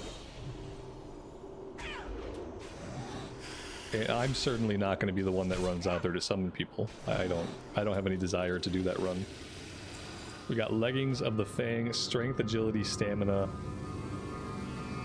I'm glad the Hunter's getting gear at least. That's cool. Like, it's good Hunter gear. Like that's the second really good Hunter piece that's dropped. Gleaming Sword of the Claymore. Strength, Stamina. We'll take that. That's actually an upgrade for us. There we go. That is our upgrade, guys.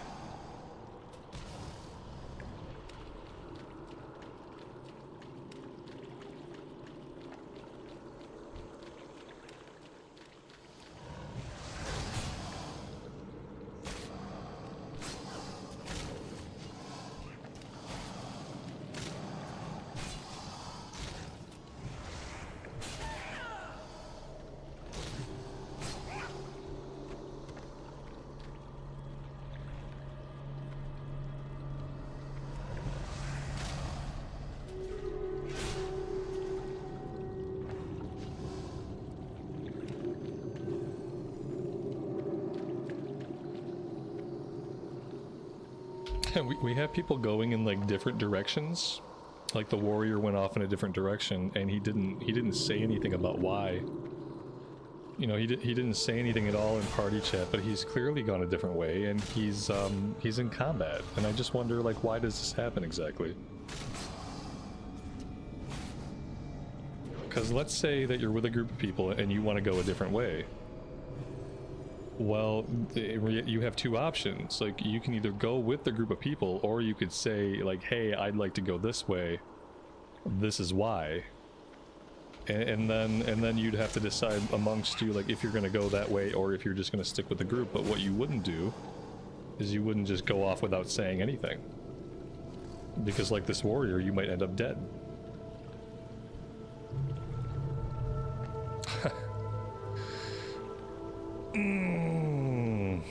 Yeah. I gotta get back to questing. Yeah.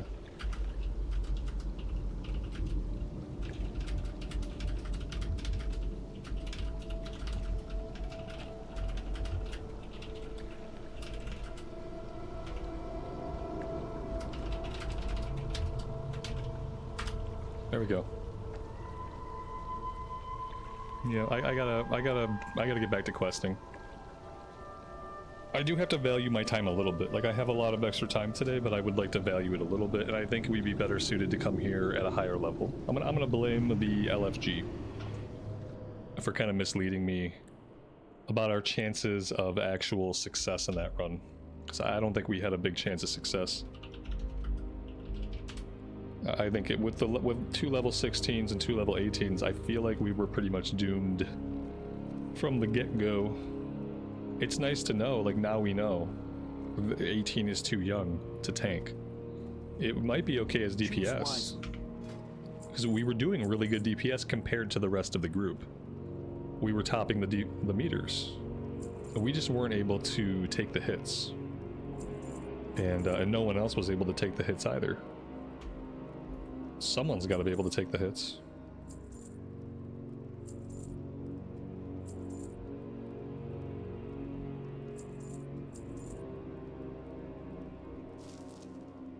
$16 is really wild. We were struggling at 18. Like, I can't imagine having tried it at 16, like what that would have been like. Let's find somebody who can repair us. Speak quickly. There we go. Goodbye. All right. Let's gain some levels so that we can try again.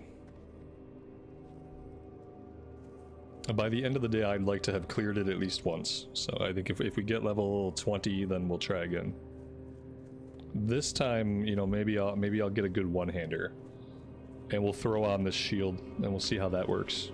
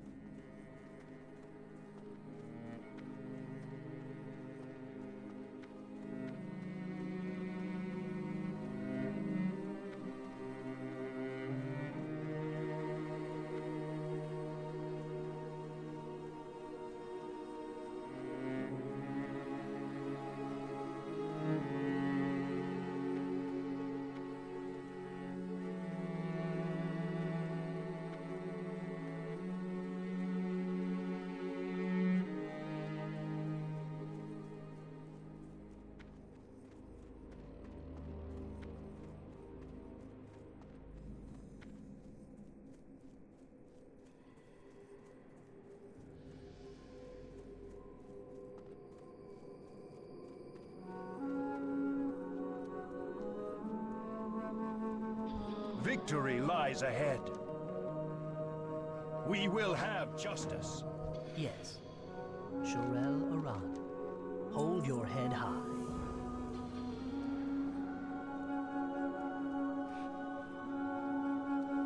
The dark times will pass. Remember the sun well. Keep your wits about you.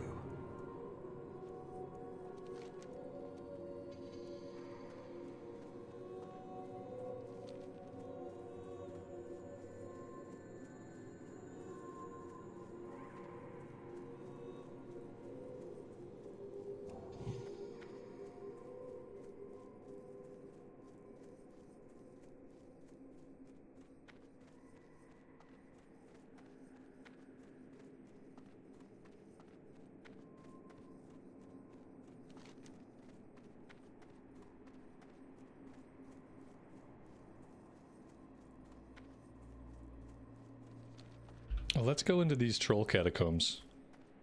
I don't think we get any other quests to go in there, so we might as well go in there and do that stuff now. If we're lucky, there will be an escort that we can do that will lead us over to the Enclave. If we're not lucky, then other people will be on the escort quest and we will never see the NPC.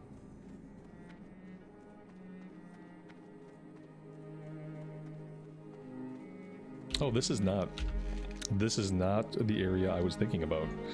This is a different area. This has to do with some night elves to the south of us. Anu Belore de la Na. Remember the Sunwell.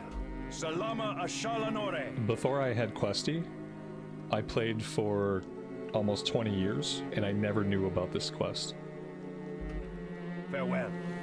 Salama Ashalanore. And I played so many Blood Elves through here, and I had never done this quest prior to having Questie. We will have justice. Night Elf ambushers. How dare you? I like how the scouts... Oh, there we go, guys. Yeah, go ahead. Get in on the action here. You don't have to... It's not a spectator sport. You feel free to help out. Oh, there we go. Yep, you guys were really useful. Alright, if we go south of us, we're looking for a specific item. And then we have to deactivate a little tower thing.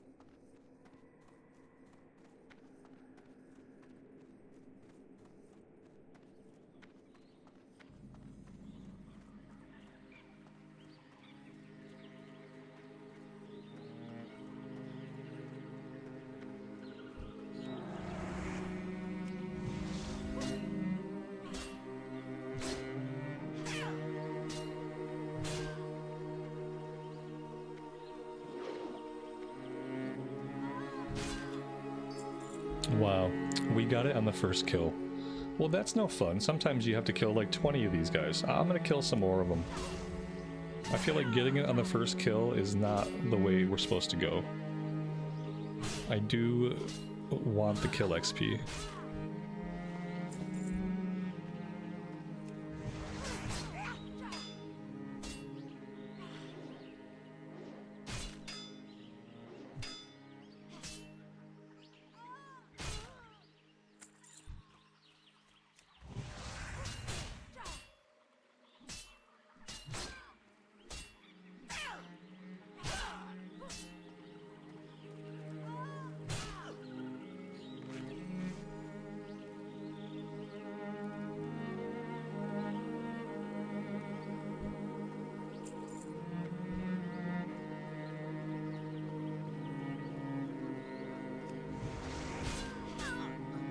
And the music in this area is really good.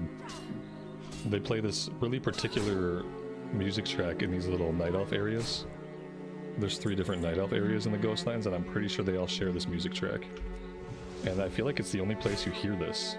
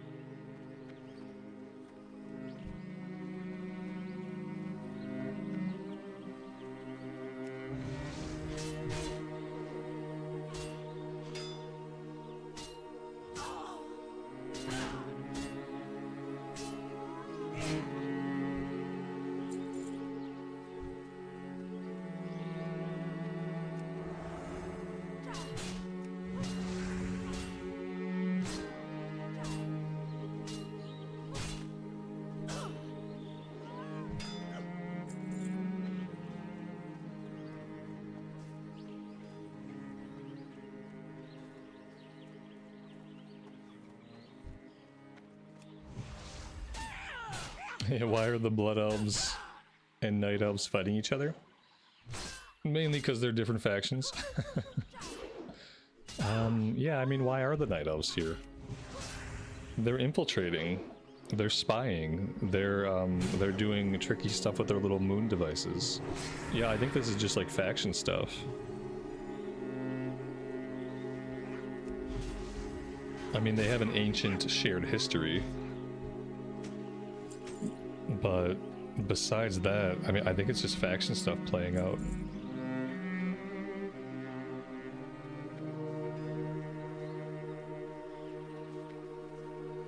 Alright, let's take this one back and then we'll go do the troll cave stuff.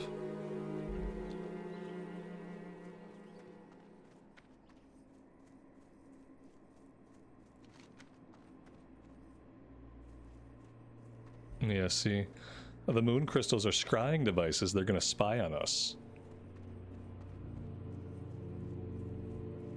Yeah, so they're trying to spy on like the activity here, like try to find out what the Blood Elves are up to. And then report that stuff back to like Alliance Command, I guess.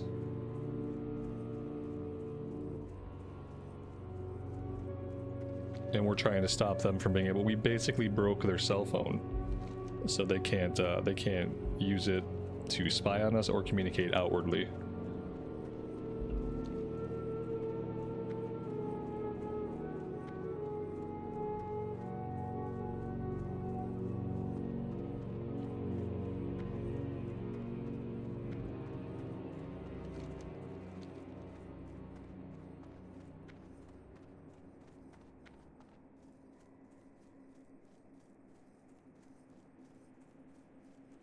Was the troll raid near me a vanilla thing?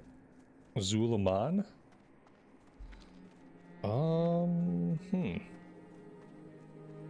Yeah, I think the Zulaman and Zul'Gurub, those were vanilla raids. Maybe. I don't know, I didn't raid in vanilla. The only vanilla raiding I did was in Season of Discovery. We did one of the troll dungeons. I don't know if it was both of them. I don't know if it was Zul'Gurub or Zulaman. We will persevere. Farewell. Strength and intellect? I don't know if we need that. I think what we have might be better. Remember the Sunwell. Yeah, like what we have is better. Alright, that's it for this one.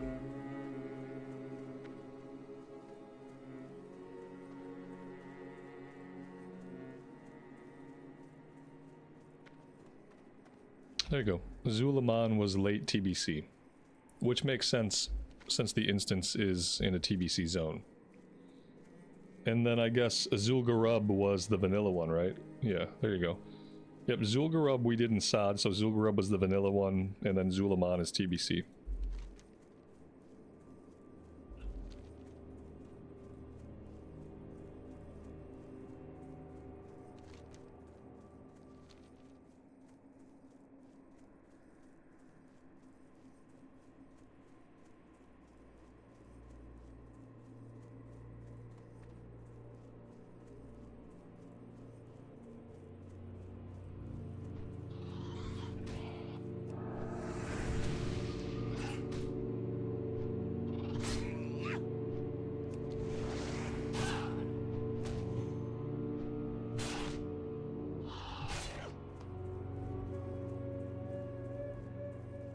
Maybe we should stop over here and pick up any of the quests. I think there are quests to kill the wildlife in the area. The cats or the spiders, or maybe both of them over time. So yeah, let's go turn in our breadcrumbs and grab all this stuff.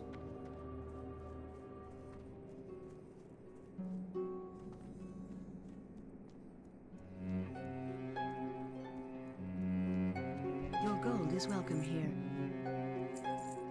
The reckoning is at hand. A new Belori Delinar.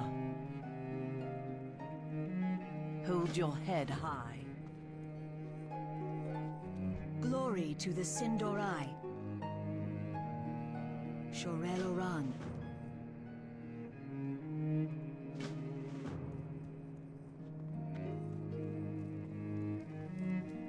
Baladash, Malanore. The reckoning is at hand. Death to all who oppose us.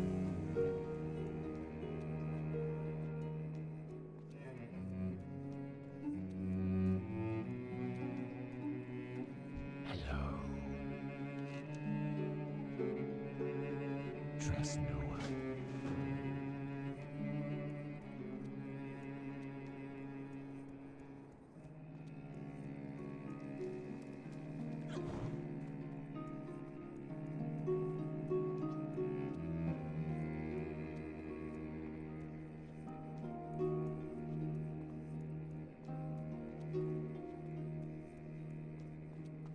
Baladash Malinore. We will have justice. Be ready for anything.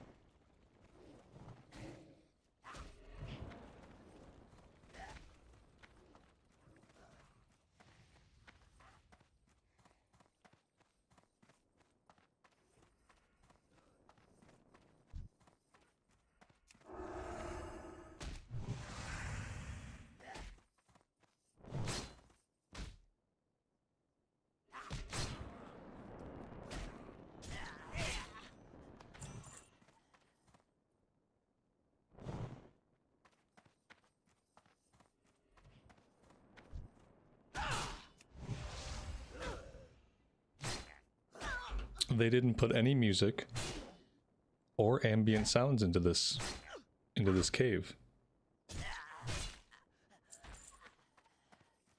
Whoops.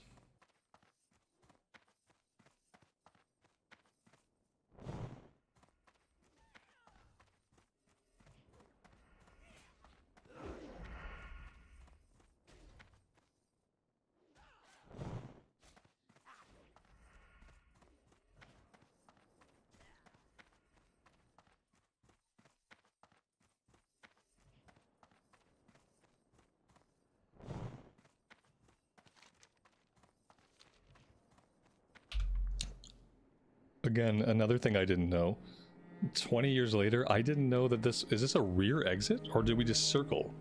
No, this is an alternate entrance. South of Suncrown Village that it's always been there on the map, but I've never thought about it. And I've never come out this far. That's weird. Yeah, like obviously that's always been there, but I've never wondered about it at all. And I've never followed this through all the way to come out the back side. They got a little house out here. These guys are living the life.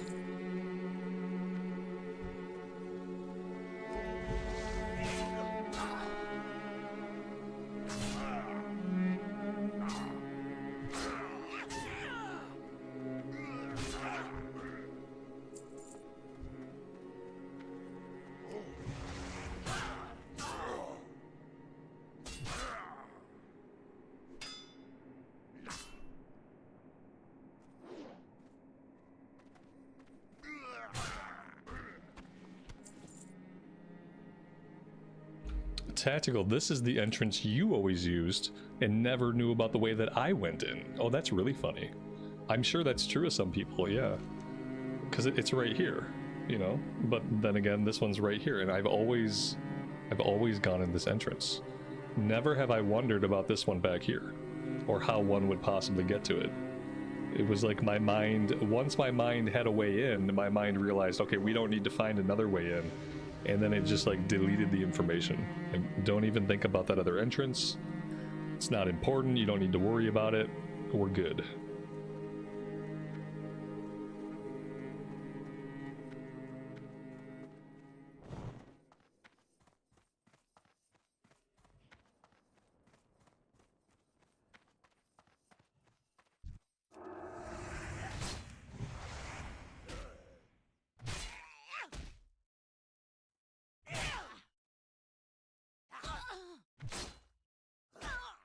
Boxes are lock boxes.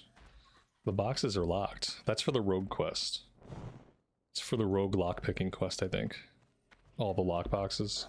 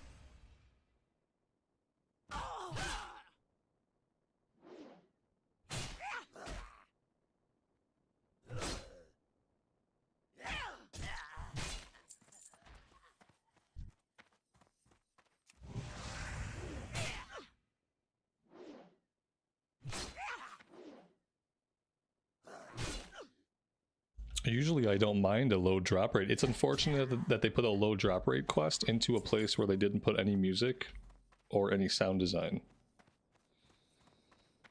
So there's that.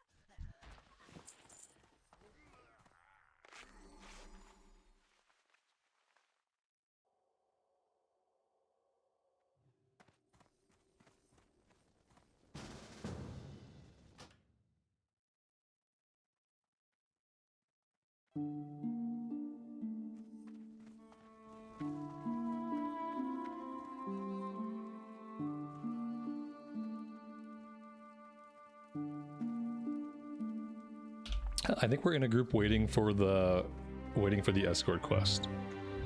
We have a level 60 blood elf in the group, someone who boosted their blood elf. They are a level 60 troll hunter. Apparently they're here for rep. Because yeah, when you don't play the game, you don't get the rep. It's funny. Now you gotta come back and do all the quests you would have had to do anyway. If you wanted the rep, except you're doing them at level 20 now. Or level 60 rather than level 20. Fun times. There, we put on some Dunmorrow music. That's about as good as it's gonna get for right now. Thanks to Leatrix.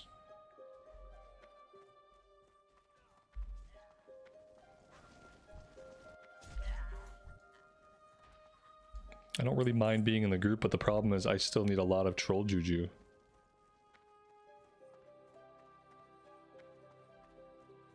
With the rep being account bound now, you've seen a lot of 60s in the starting zones. It makes sense. Because that way you only have to get the rep once. I guess the theory is you knock out the rep on a level 60, then you don't have to worry about it.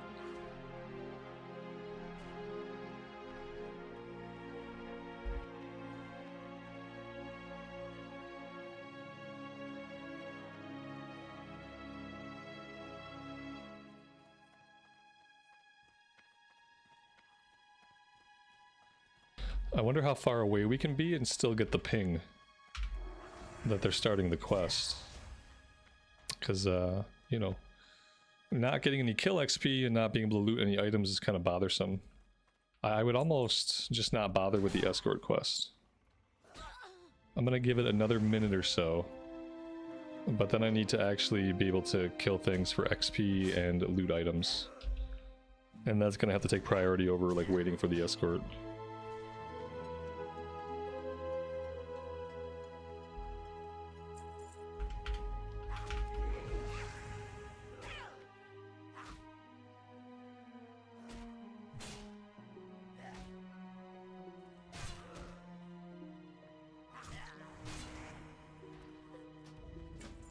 There we go.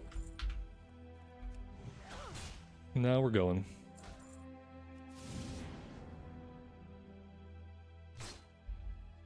I only had the rep bar on until we hit friendly.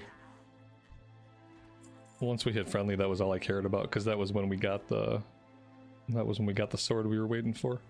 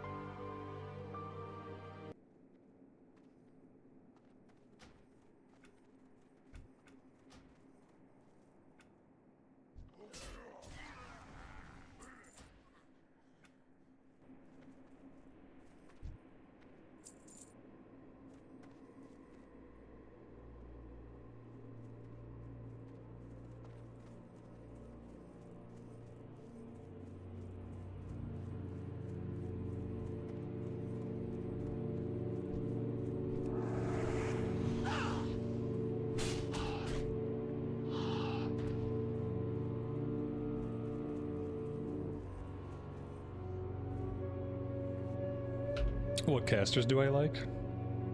I don't really. I've played mage a couple times and mage has been fun, but I mostly just prefer to play melee. If I'm ranged, it'll probably be because I'm healing. What do you seek?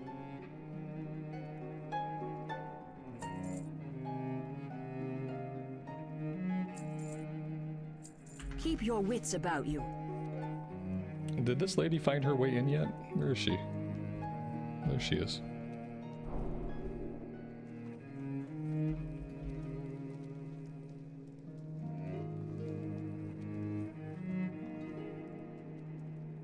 There we go.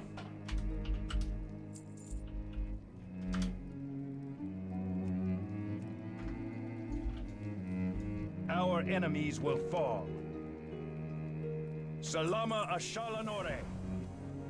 Alright, now we have to go back and get the rest of our troll juju. Because we only have 3 out of 8.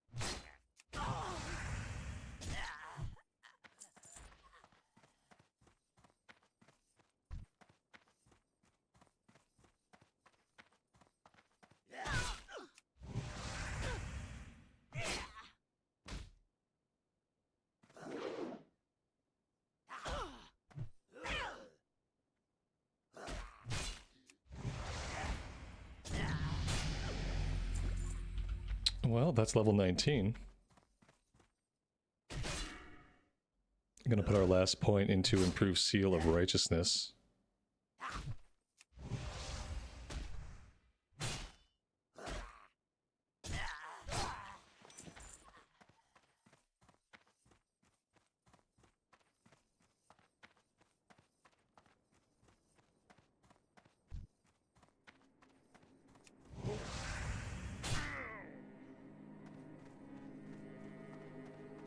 He ran away really fast. He's got 30% of his HP. That's very rude.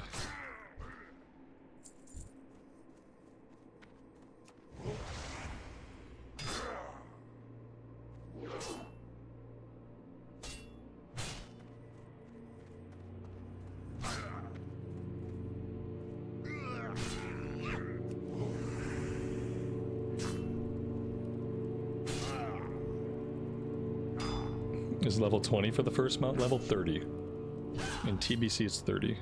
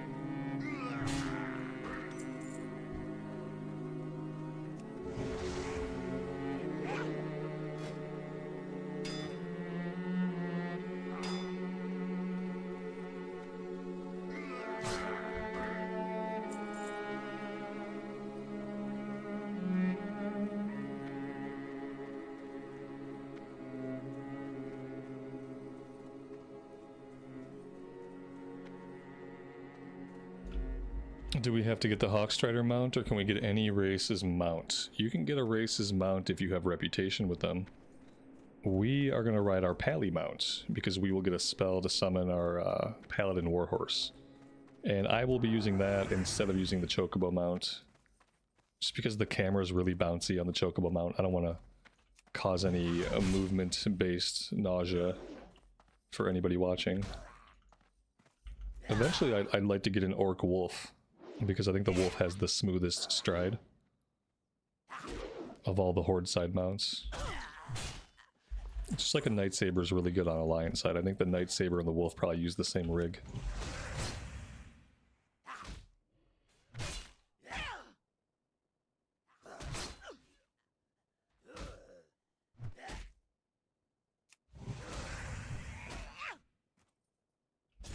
Yeah, that's true. We still get the mount for free as a Paladin.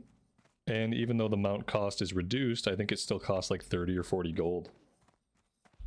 You know, which at level 30 is still a lot of gold.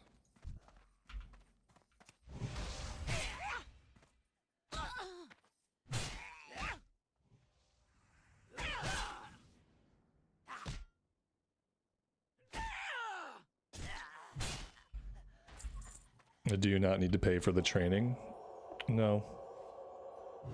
We just get a spell. Paladins just learn a spell, and they just summon their mount.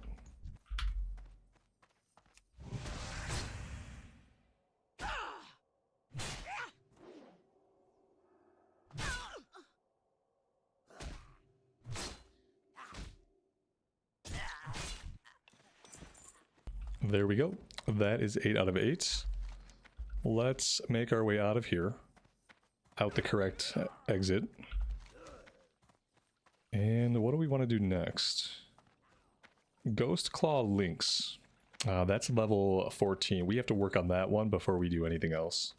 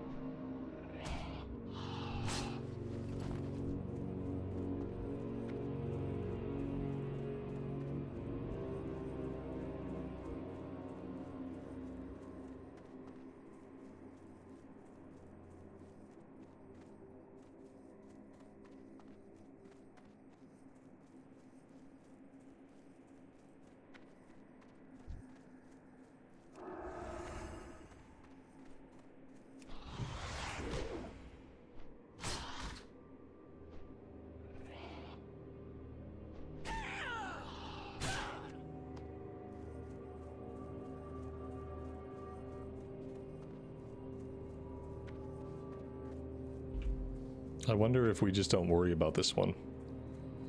And if we should just head into the troll area, because we have a ton of stuff to do in the troll area. We're already level 19.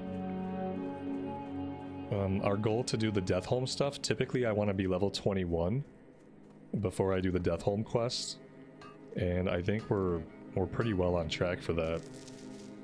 And I wonder if it's a good use of my time running around looking for mobs for a very low level quest at this point. That's 5 levels beneath us and it's on the verge of going gray. And I just don't really think I want to use my time that way. I think maybe we'll make one more pass. There's a follow-up to this to kill bats, I think. I don't know if that quest is any higher of a level. Or if it's about the same, but this area looks really farmed out. And I think the bats and the cats share spawn points. So if there's lots of bats up, there's less cats.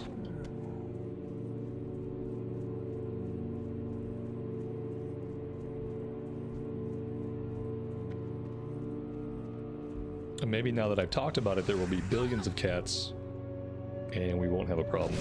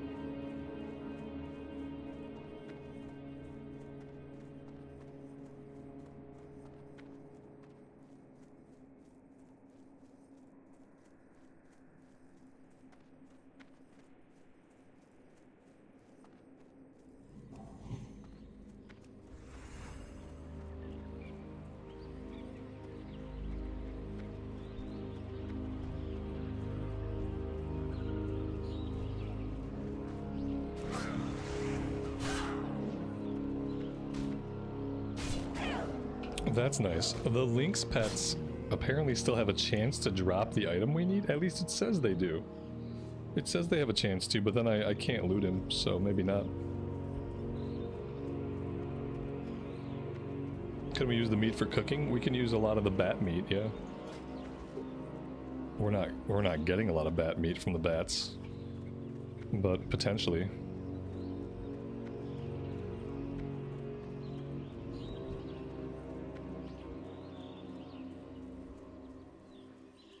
This place is being overrun with players.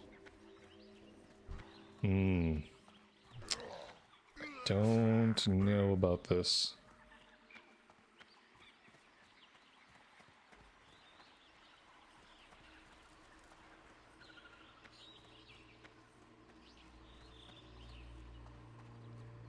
Yeah, I mean, if I can't tag any mobs, it's gonna be hard to make any progress.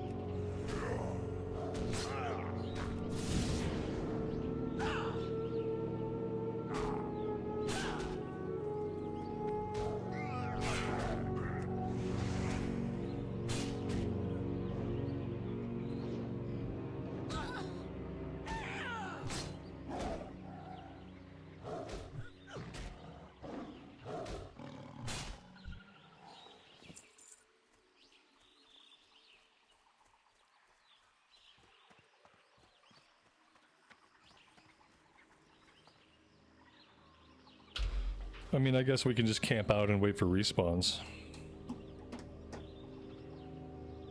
Like this guy here.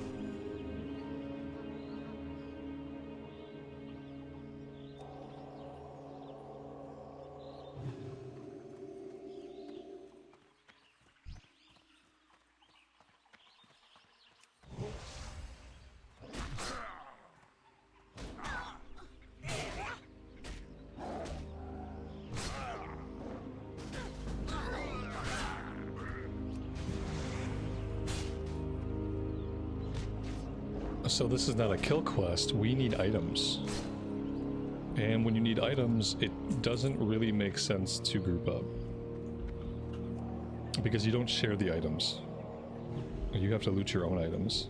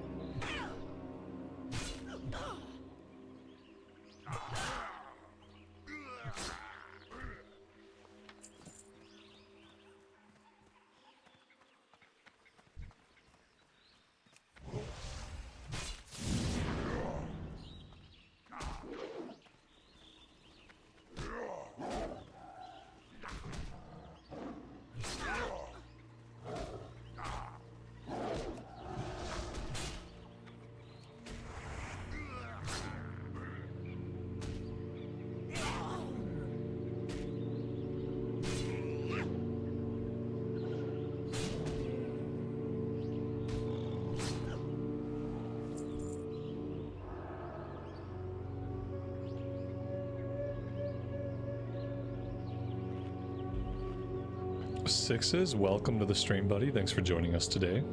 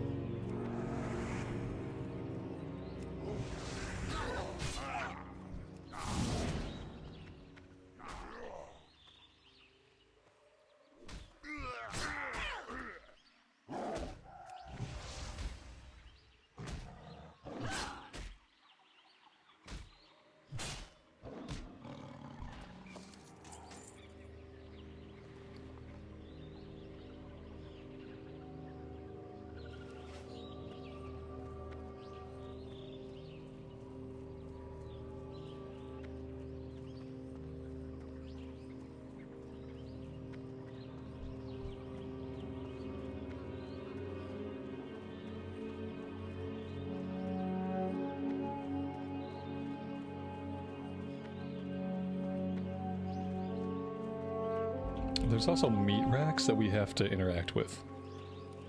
I think one of them is in here. Yeah, here's one of them. One of them is in here, one of them is outside somewhere. Let's grab the rest of the junk in the battered chest that somebody probably left behind for us. Somebody is already looting that corpse. I clicked on a chest, it opened up and said somebody's already looting that corpse. Now it says that is already being used. So, yeah, obviously there would have been an epic in that chest had we been able to successfully open it.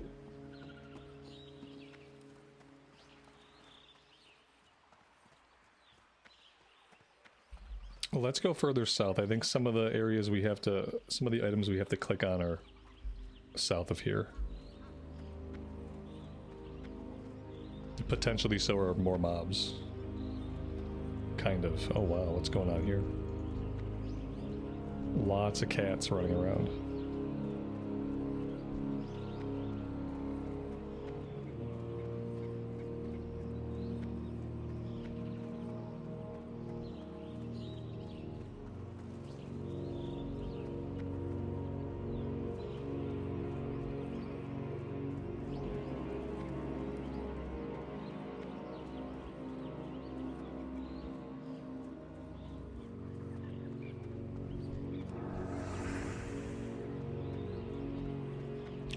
It's a bad day to be a troll.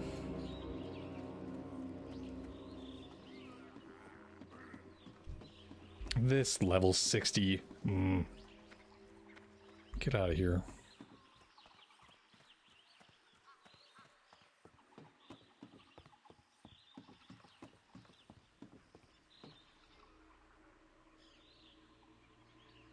I don't think we need a named guy, do we? No, I don't think there's a named guy yet. Maybe eventually we'll pick up a quest for a named guy. Are we a ret build? I mean, most of our points right now are in the holy tree. We're just a leveling paladin. Yeah, we will put points into ret, but for right now we have most of our points over in holy. It's kind of how leveling goes on a pally. I always come in here and I grab the divine strength and I grab improved seal of righteousness. After this, we'll start going into improved blessing of might. I saw ore, and undoubtedly somebody already snatched it.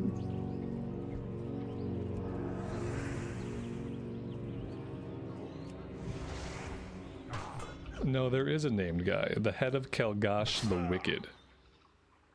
Okay. He probably just respawned and somebody else probably just tagged him, because there was no body up there. And if there was no body, then he had to be pretty close to respawning. There's ore here. Silver. I can't even do silver yet, so that's really sad. That hurts my feelings. Our mining is at 70, which I thought was pretty good. But apparently it's not good enough. Oh yeah, look at that. What a bummer. That level 60 got him. What a drag. Alright, well, I think we gotta hang out here for a second. Maybe we can hang out below, maybe we'll catch some respawns.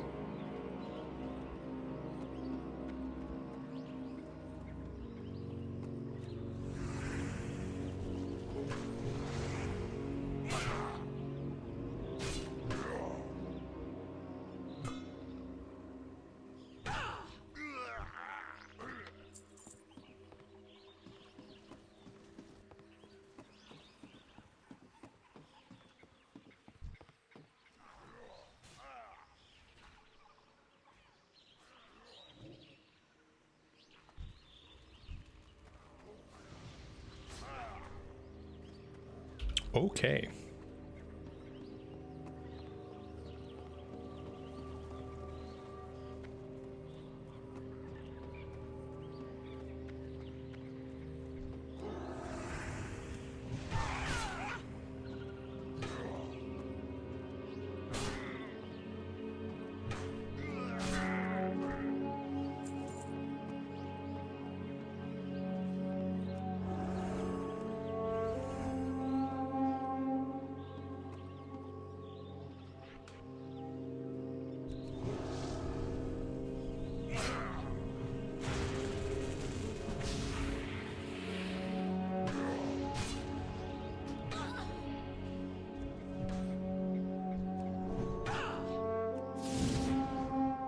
We're gonna have to kite this guy a little bit and heal ourselves.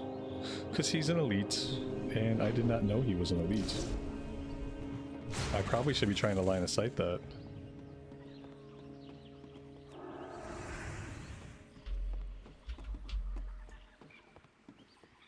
Kinda hope that the Warlock would dot him up, but I don't feel like the Warlock is doing a lot.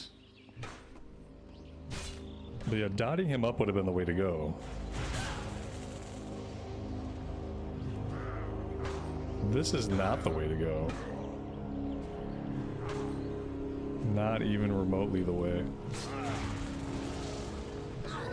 Can we kill him before I die and then I can loot him? That'd be cool. There we go. Perfect. Oh, I got hexed. Just top it all off.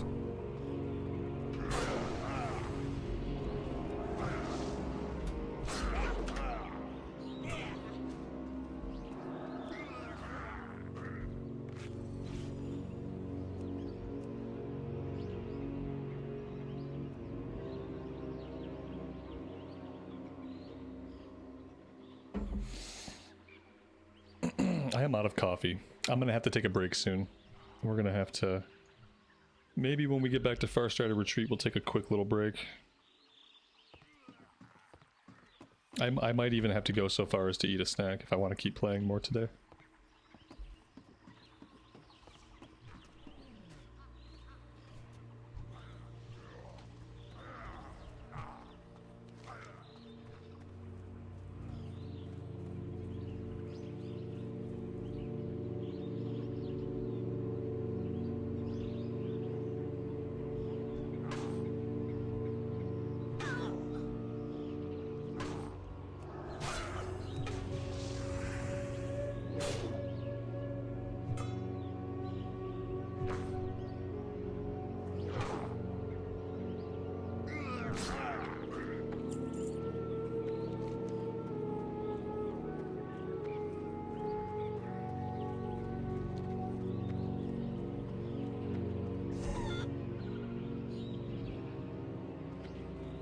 What?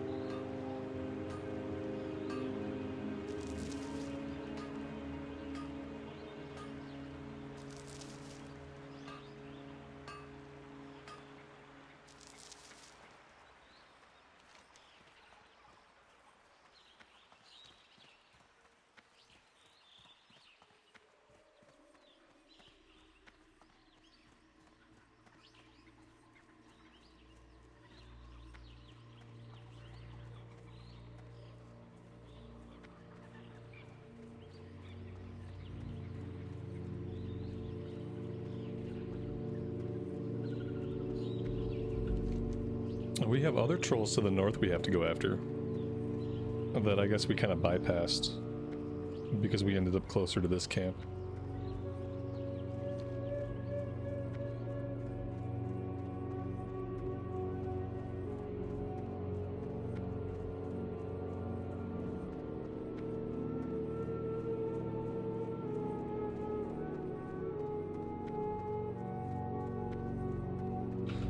Do you have to create a new class for the Burning Crusade? Like, is there a character wipe and you have to re-roll? No. Your Anniversary Realm characters automatically move into the Burning Crusade era.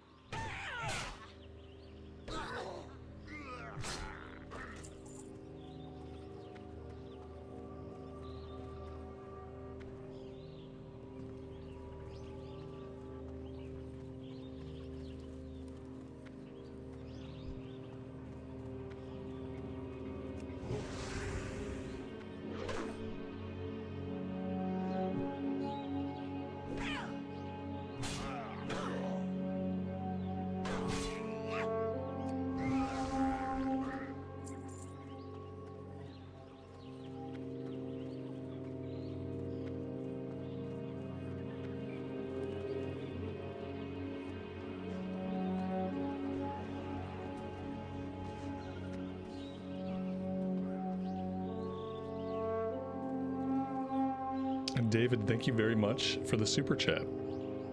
That is very kind of you. And it did get us to a round number. Thanks, man.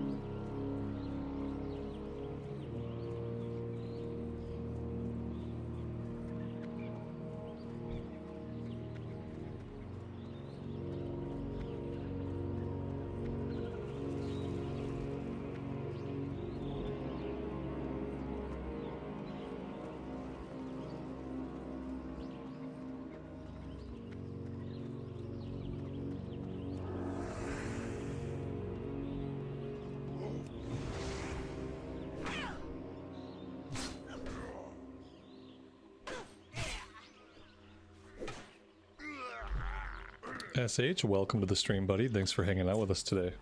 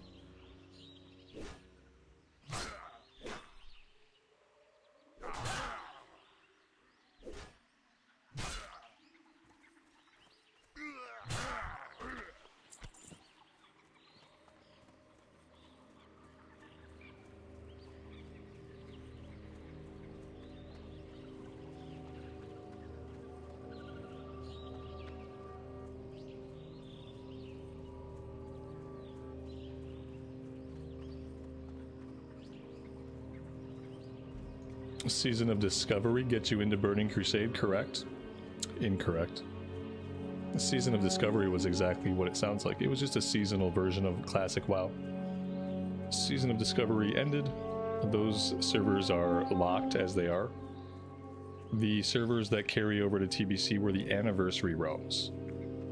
The Anniversary servers came up sometime last year, 2024. And those are the realms that'll get you into TBC content. We're in TBC pre-patch right now on the Anniversary realms. TBC is now a different drop-down in your BattleNet. You have to select the specific TBC drop-down in BattleNet. That gets you into the TBC game client on the Anniversary realms.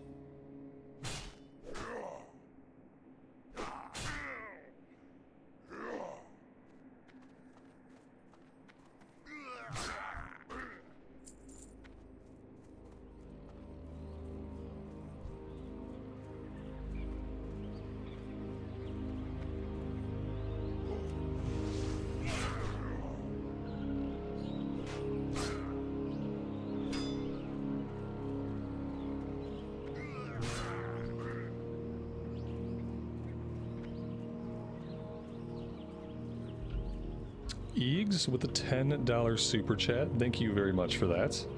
It's very generous of you. And thanks for being here with us today. And the Dark Portal is coming soon.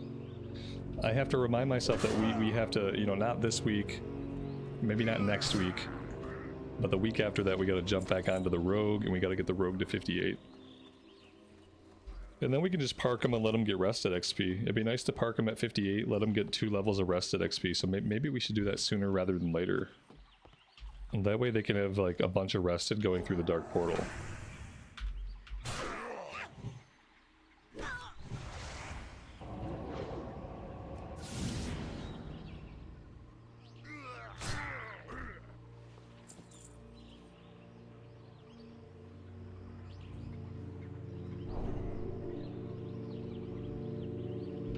Should you start burning Crusade as a new player or stay away?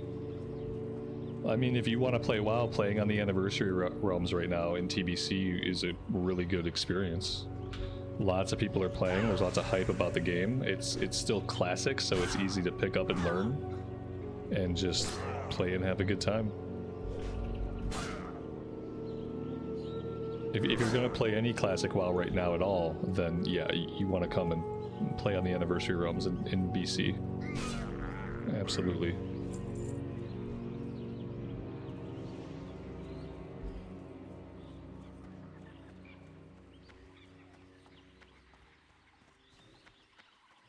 Stay away. No, stay away. Like, oh man. I can't imagine telling someone to stay away. I'd be like, nah, I'm playing this game and I'm spending 7 hours a day playing it, but you should probably stay away from the game. Oh, that'd be so messed up if I was just like, stay away from it. Don't even come play this game. That'd be crazy. No, I mean, if you like what you see, then you should come play. And if not, then don't waste your time. But I'd say definitely give it a shot.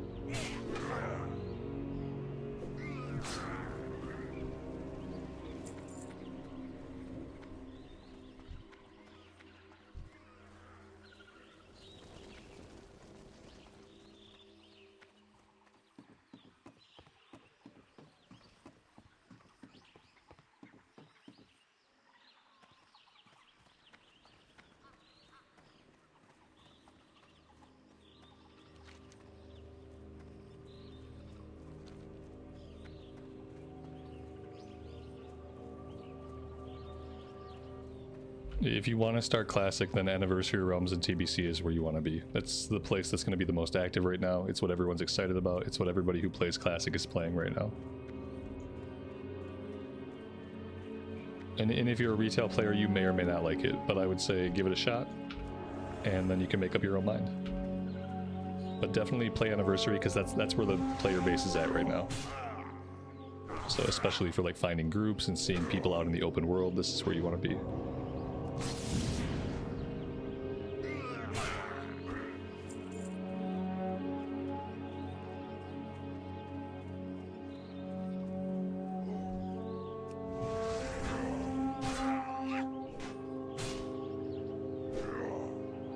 But fair warning, you can't really play Classic with a retail mentality.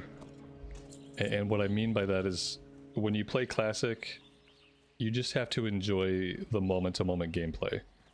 It's really hard to enjoy Classic when you have an end goal in mind. When you have an ending in your mind that like, oh, I want to get here, I want to raid, I'm just interested in doing these things at endgame. When you try to play the game with a goal in mind, you're not going to have a good time. It's going to take too long for you, you're going to be frustrated. You're going to go back to retail. To play Classic, you have to approach playing Classic more like listening to music, more like dancing or watching a play. You have to find a way to enjoy it without having an end goal in mind. You can get to an end game, there is end game and you can do it, but when you're playing, you can't play and enjoy it with the end in mind.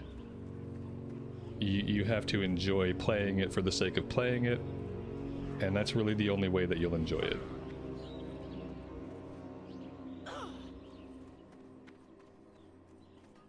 And the point is to take your time and to enjoy the play. Because remember, you're playing a game. You're not working a game. We never say we're going to go work the game. You know, we're gonna play the game. And with Classic especially, you just have to play it and enjoy it.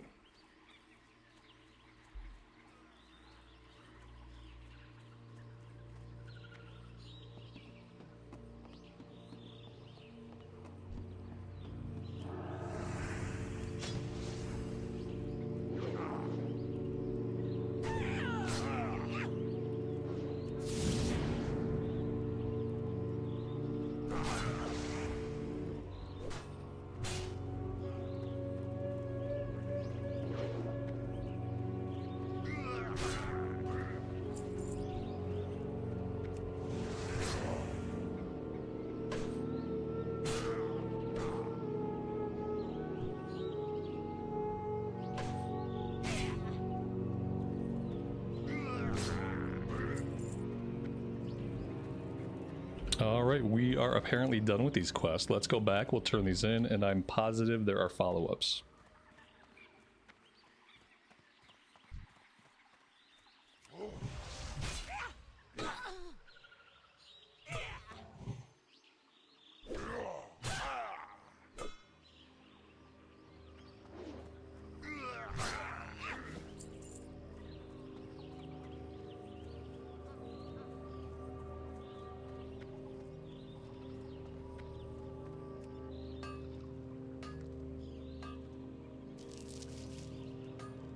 Maybe this will change, but so far I felt there was more iron in Eversong Woods than in the Ghostlands.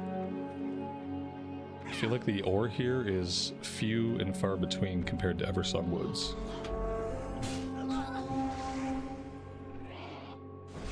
Characters from hardcore servers can't be transferred to PvE servers anymore. Characters from hardcore servers can't be transferred anymore to PvE servers. They can definitely, if you're talking about the anniversary hardcore realms, those characters certainly can. Any hardcore character on an anniversary hardcore realm can be transferred to a regular PvE realm, regardless of whether they're dead or not. It's a free character service. Now, if you're talking about the old hardcore realms, I have no idea. But the anniversary hardcore realms, you should in fact still be able to transfer those characters off. Farewell. Time is of the essence. Salama Ashalanore. Your gold is welcome here.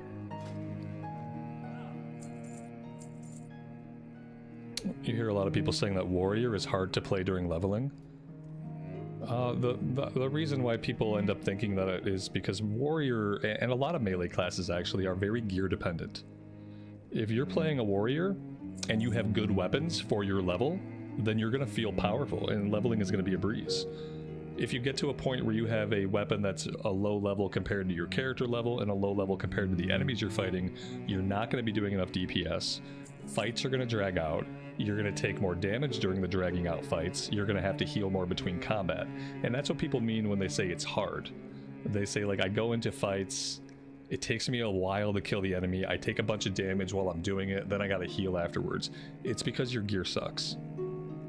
On a Warrior, it's really, really important to have really good gear, both gear and weapons. Weapons are the most important, but you have to have good gear too. Because that's how you take hits, that's how you come out of a fight with most of your HP, that's how you keep momentum and you go to the next fight. And playing a Warrior is all about being able to keep up the momentum of your fights. Because of how rage works and how rage will degrade if you're out of combat for too long. But it's not, don't think hard in the sense that like it's hard to figure out what buttons to push. It's not, nothing in Classic is hard mechanically.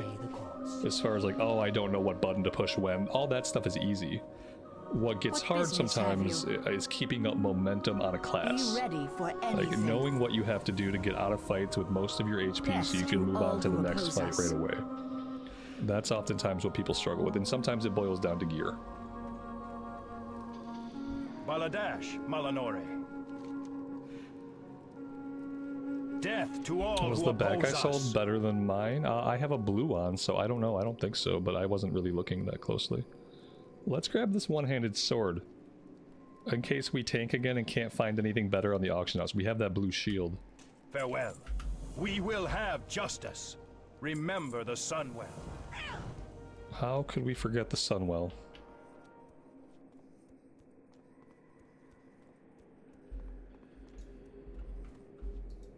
What now? Remember, patience, discipline.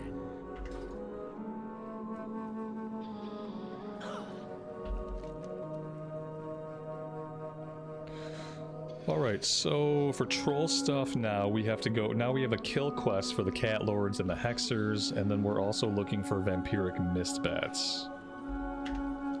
Which are the bats that are in this area here.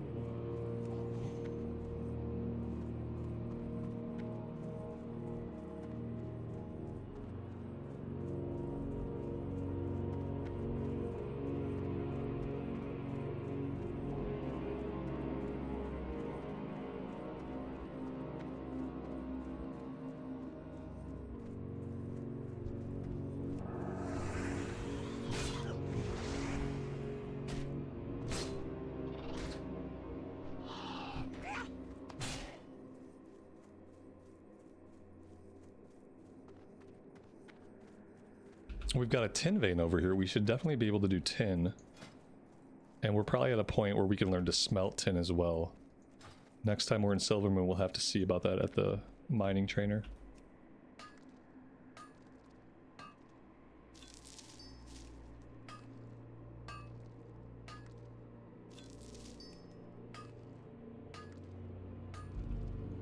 The add-on that I'm using for quest tracking is Questie. I think predominantly Questie is what basically everybody uses in Classic. That's how we're getting the icons and stuff on the map.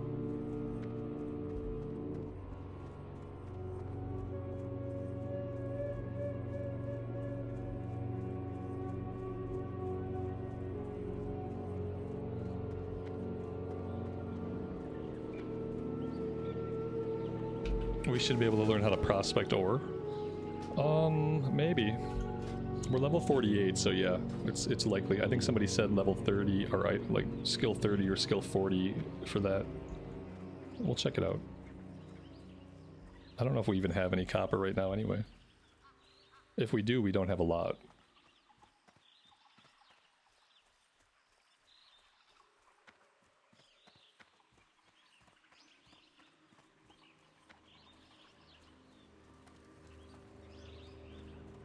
Does prospecting give me jewel crafting skill ups, or no?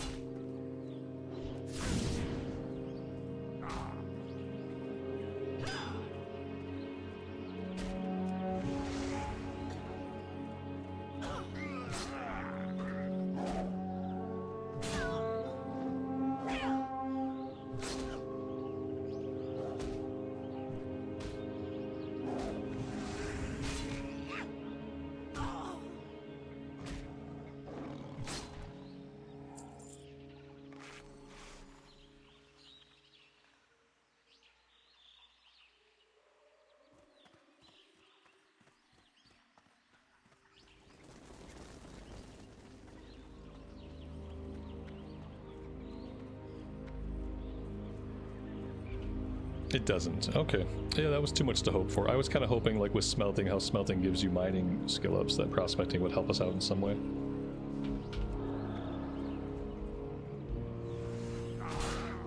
We had a little bit of lag there. That was quite annoying. I feel like I should have gotten that tag.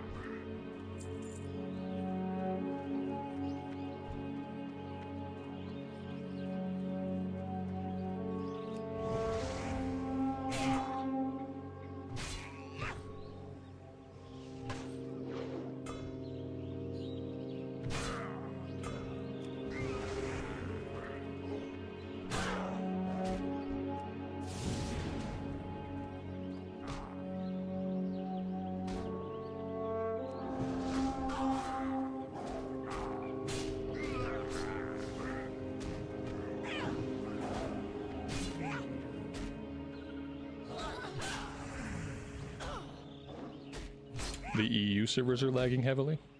Oh, that's because it's prime time in the EU. That's why I'm kind of glad that I decided to do these first couple weeks on the Pally on the US realms. Because at least on the US realms, like, I'm not trying to play during prime time. Playing during prime time is great until you want to get some questing done. And then it becomes very challenging very quickly.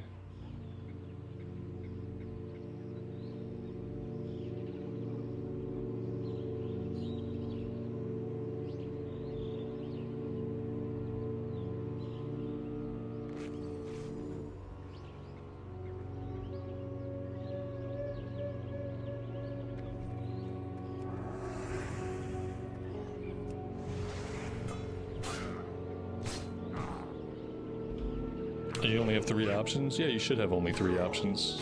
This character's on Dreamcythe US. So you should only see a few realms. We have what are called mega servers. So instead of there being 20 different servers to play on, there's just one of each type.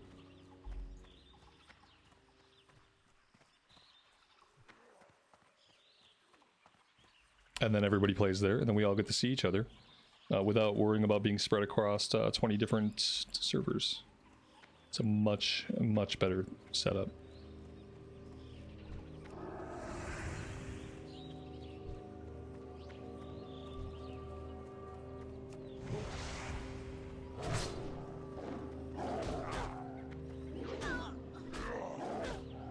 It depends on if you want a PvP in the open world. It's still better. In fact, it's much, much better than what it used to be for PvP because now they ensure some kind of faction balance. Whereas in the past, there was no faction balance. You just picked the server that was heavily you, and then open world PvP sucked anyway because it was one-sided. And sure, I guess it feels good if you're on the one side, but at least now in the PvP realm, the numbers are at least 60-40, and if they're not 60-40, then they lock out character creation for that faction. And, you know, if you don't like getting ganked while you're trying to quest, that's why God created PvE realms. True story.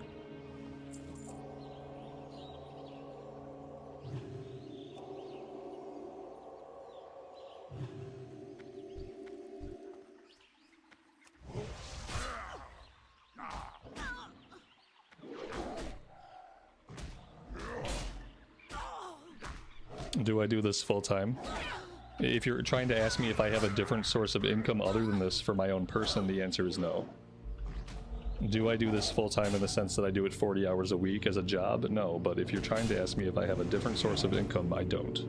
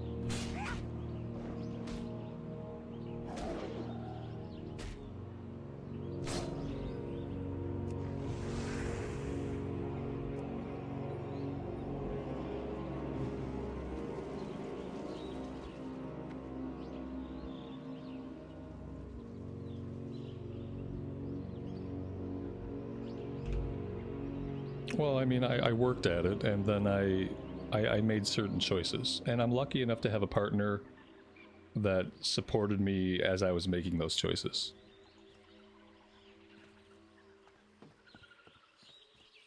But yeah. It's a process, and it involves a lot of difficult decisions,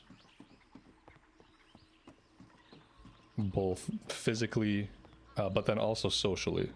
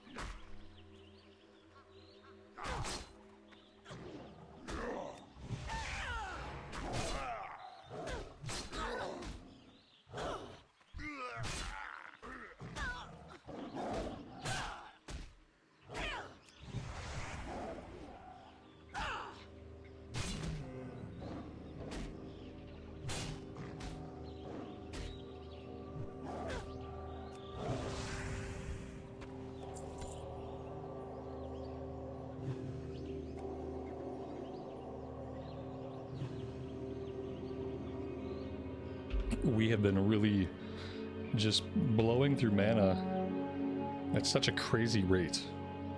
I wonder if as DPS we eventually get some kind of trick to keep our mana going a little bit better, because we are guzzling it.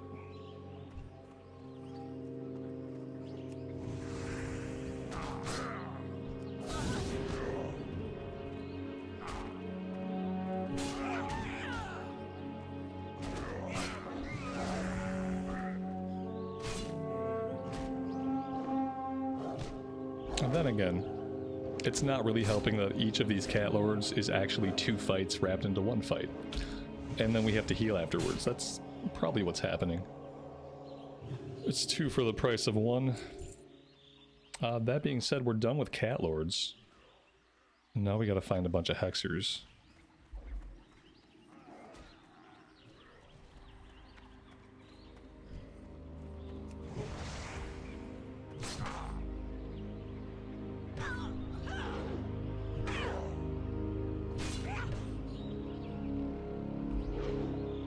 We're doing yellow quest. Yeah, primarily. We're mostly back to a point where everything is yellow. I thought we had a green quest. Yeah, it just gave up tracking. We do have 1 green quest. It decided to stop showing its face. It probably knows we may or may not get that one done.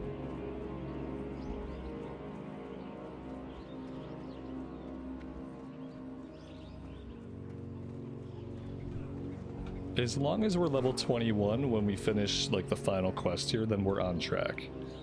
I would prefer to be level 22. That would give us an easier start into Hillsbred Foothills. But if anything, we'll just do some extra dungeons.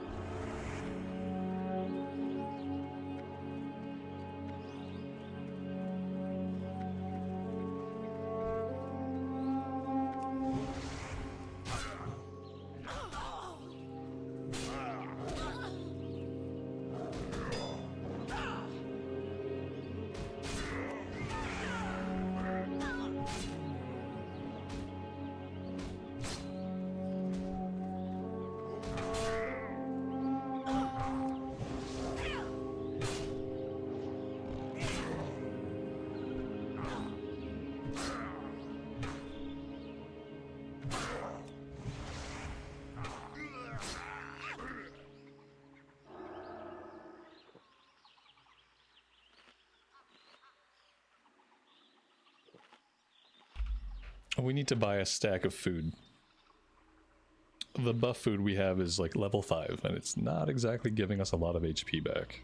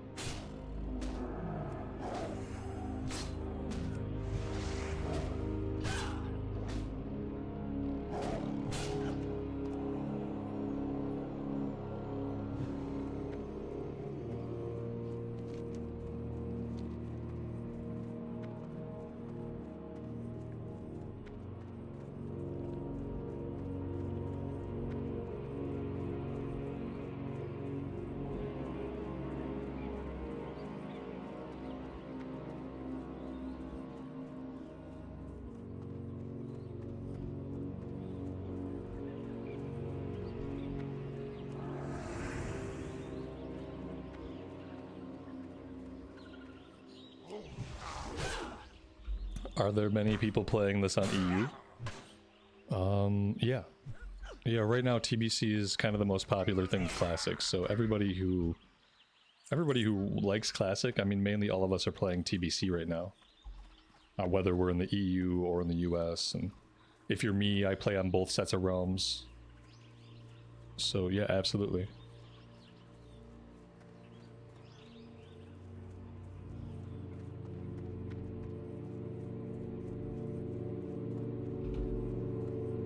But I don't know if the number of other humans playing is going to be the deciding factor in whether or not you're wasting your time.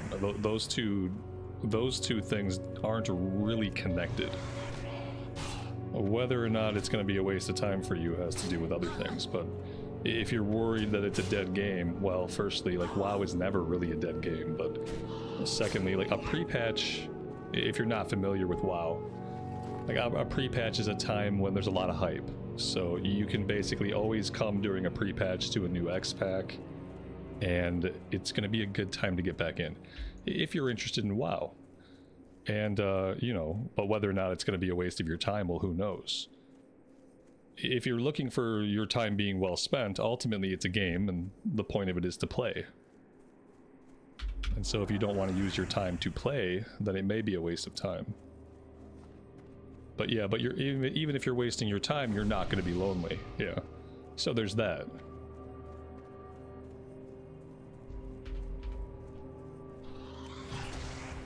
Yeah, but the anniversary realms have been really busy for a while. Basically, since they announced the date for pre-patch, the classic anniversary realms have been really popping off.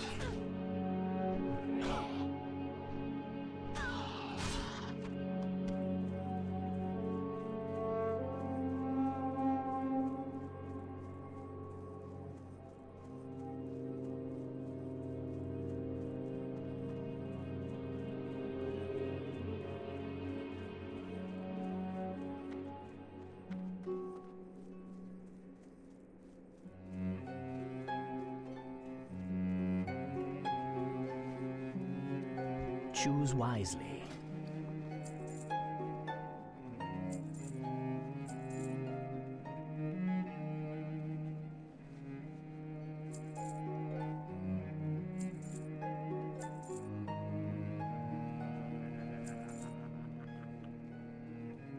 Hold your head high.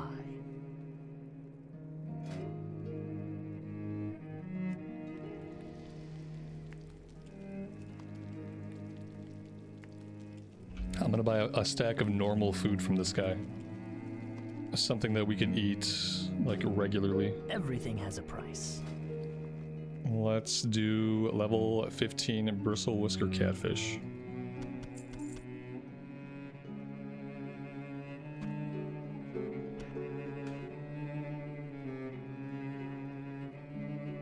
Okay, that's good. Chorel around. Am I playing on a 1080p monitor? I'm playing on 1080p, but I have the resolution upscaled, which makes it look a lot better for you guys, and for me too. Our enemies will fall. We will have justice.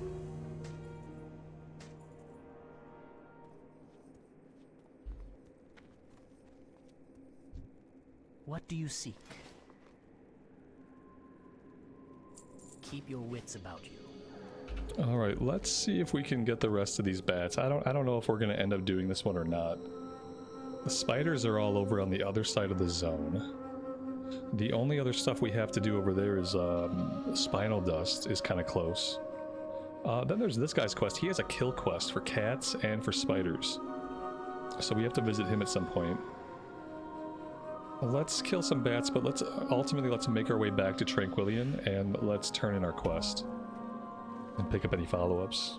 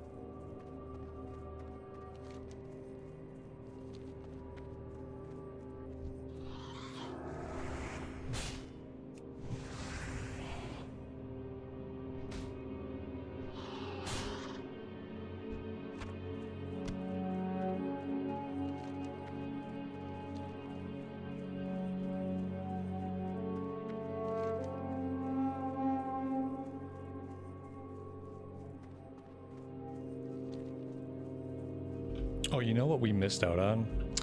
We need to come up here and do the Trader's Shadow. I feel like maybe that has a follow-up down in Deathholm. Yeah, we're gonna have to go do that. It just totally slipped my mind. You could play Classic up to 4K. Like, it's Classic, but it's a new game client, so it definitely supports modern resolutions. It should support ultra-wide. Like, it should support all modern resolutions, because although it's Classic WoW, it's not like it's running the same, like, it's not running the same as it would have run back in the day. All modern types of equipment should work just fine. Modern resolutions should scale just fine. Shouldn't have to worry about any of that stuff.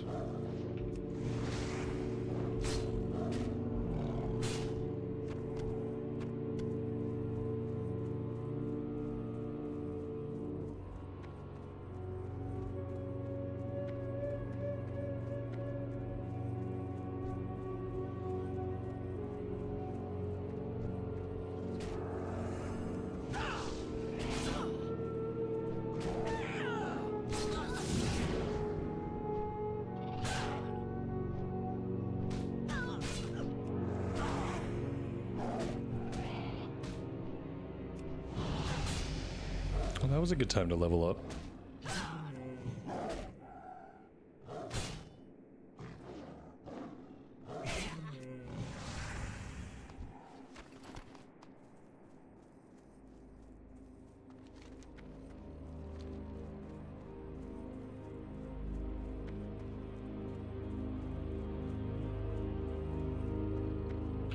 Yep, we got 20, and that means pretty soon here we can get our revenge on Whailing Caverns. So we have to, I think I gotta go do this quest.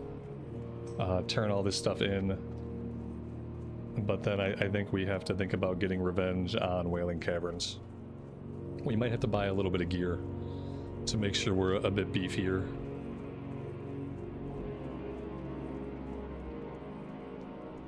State your business, Shurel Aran. The reckoning is at hand. What is it? Beware the living. Watch your back.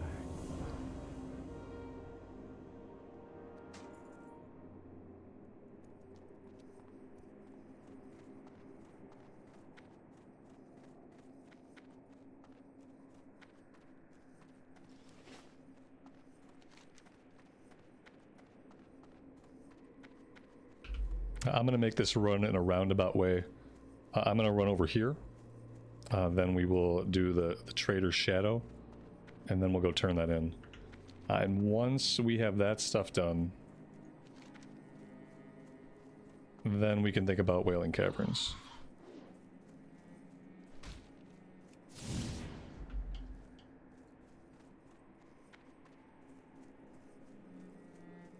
And before Whailing Caverns, I have to think about a short break for some coffee and a snack if I want to play more today. And I would like to.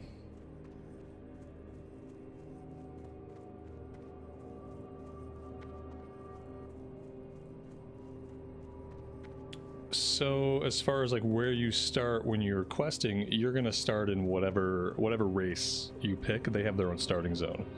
Now the new starting zones that got added are the starting zones for the Blood Elves and the starting zones for the Draenei. Those got added with the TBC pre-patch. Like, when you're playing on the Anniversary Realms now, you're in the TBC pre-patch. So you're working with TBC systems, TBC class changes, TBC leveling squish, all that stuff. But the only new zones that were added in the TBC pre-patch are the intro zones for the Draenei and for the Blood Elves. So Azure Mist and Blood Mist are new, Eversong Woods and Ghostlands are new. But if you were to say make an orc, you're still starting in the Valley of Trials, same place you would have started back in Classic Era.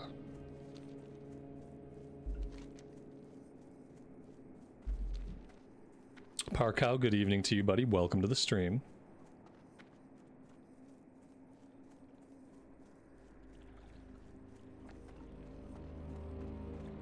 And so with pre-patch, right now the level cap is still 60.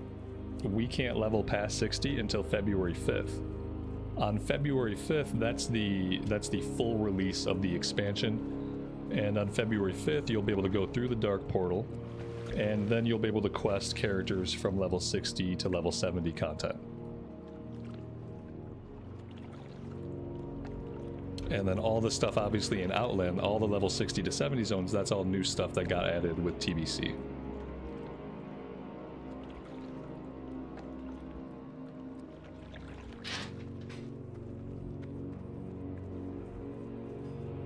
LS, I heard earlier from somebody that said EU realms were having a bit of lag this afternoon or evening. One sec, guys.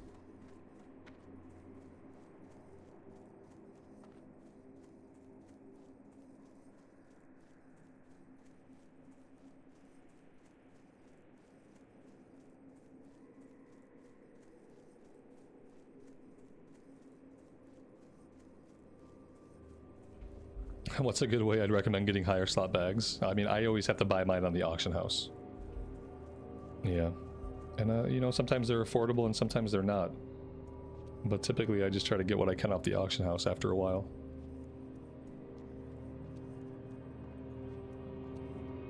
Right now I'm rocking 10 slot bags because it's what I had on an alt. So I just ripped the bags off an alt and I sent them over here. But they're only 10 slot bags. I haven't checked prices yet on anything bigger.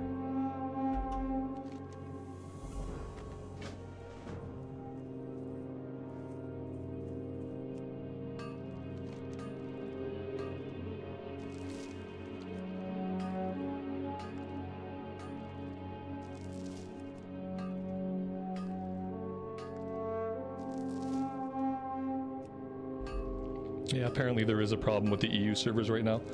Somebody earlier said they were getting really laggy. It was like 1 or 2 seconds of lag, so they might have went down. They might have collapsed under the pressure of all the players logging in at prime time. Another reason why I'm glad I took these first couple of weeks of pre-patch and I'm just playing on the US realms. So like usually prime time doesn't happen until after I'm done for the day.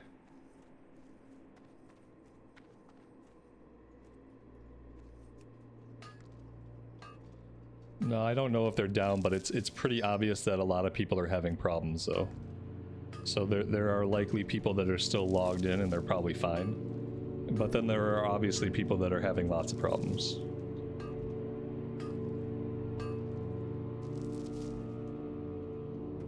And it's probably just that there's lag.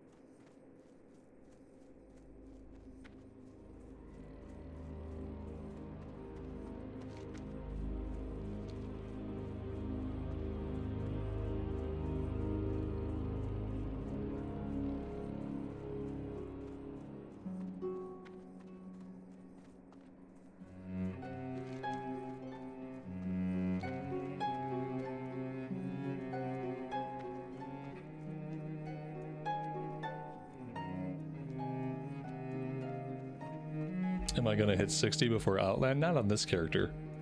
My main character for TBC at first is gonna be an Alliance Rogue, and the Alliance Rogue is level 52 right now. So I'll hit 58 on that character, and then I will park her, and then I will take her through the Dark Portal at 58. The dark times will pass. Salama, Because getting 58 to 60 in Outland is gonna be like an hour and a half. And getting 58 to 60 in vanilla content is gonna take a lot longer.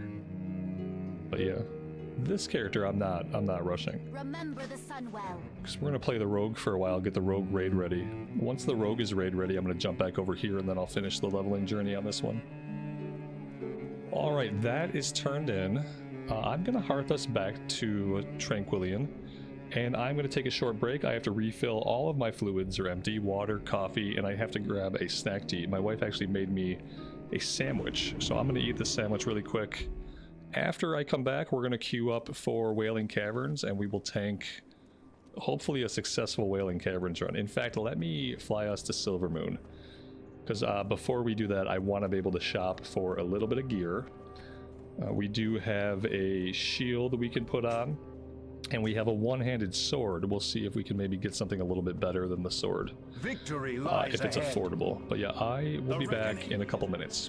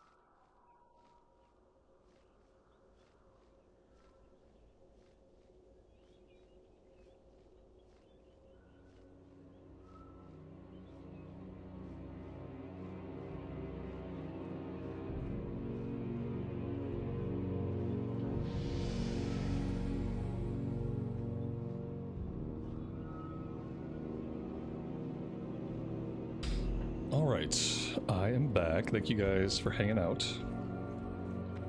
Let's go get ourselves squared away with Pally training, and we'll check the auction house before we put ourselves in the queue.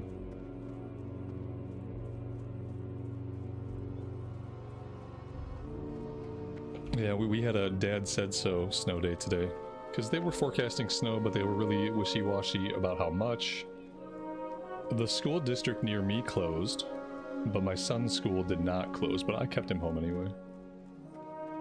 Just because we didn't know how much we were going to get dumped on or not. It seems like so far the snowfall has been happening, but it has not been that bad.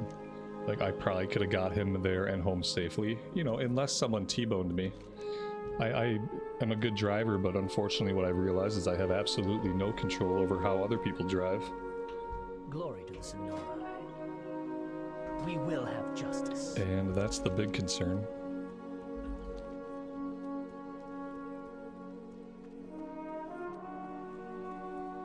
And I heard something really smart. It was said that the only way to not get into an accident for sure when it's snowing is simply not to drive if you don't have to. So that's what we did.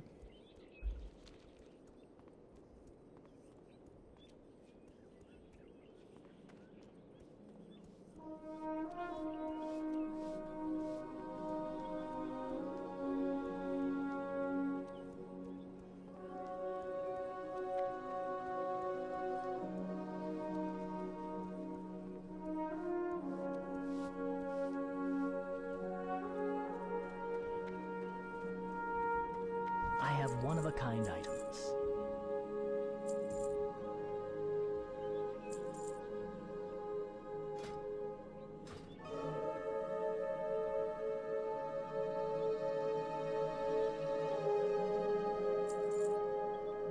Stay the course.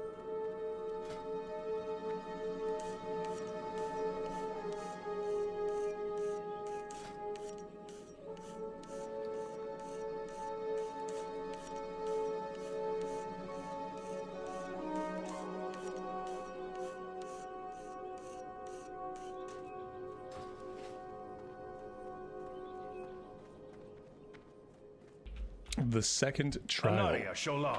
Death to all who oppose us. I don't know what this is. You have worked hard to master the powers of light, won by our magisters. You have learned the source of our abilities and the duties of a blood knight. The time has come for you to undergo the second trial, and contest for status as an adept among the blood knights. The trial will be administered by Master Kellerun at the location north of the city. Travel north through the ruins of Silvermoon and take the east path directly before the bridge to Sunstrider Isle. We will have justice. Okay. Yeah, maybe. Sure. Someday. Perhaps we'll do that. Anu Belore de la Na. Ooh, look at that consecration. Okay, I think maybe all of our AoE aggro problems will be solved by this. Now we have to make sure that we can survive having aggro. Exorcism rank 1. This is still only usable on undead or demon targets. Flash of light. Devotion aura 3. Alright, so like overall, pretty good level for us. Flash of light might come in handy. Let's get seal rank 3 out.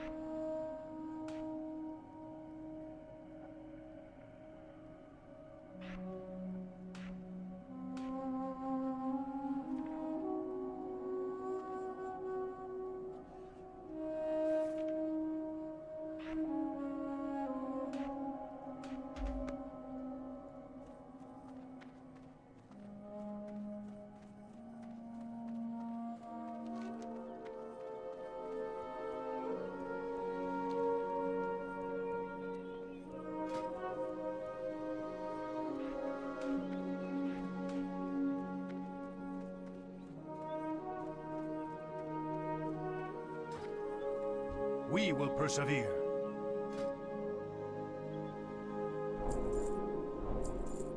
The reckoning is at hand.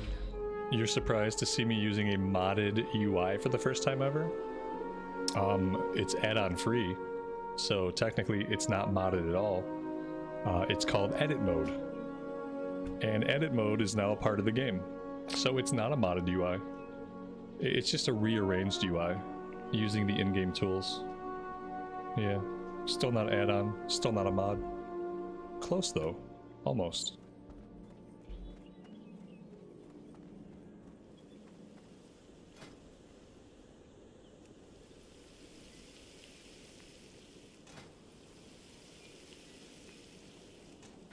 Maybe I don't want to be smelting this. Yeah, I don't know, because we can prospect, but I don't know, do I need to prospect? Like, what is prospecting gonna get me? Because all I really need are skill ups. And, like, how am I gonna get the most skill ups?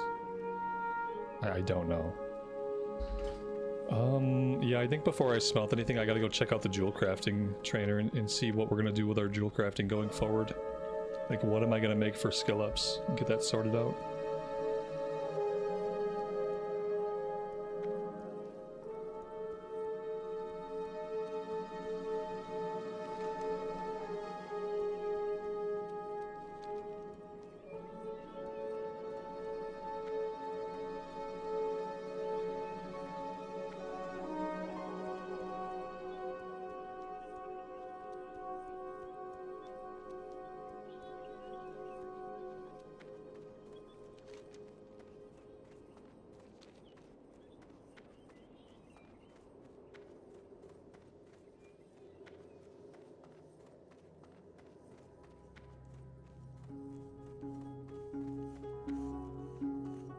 We will persevere.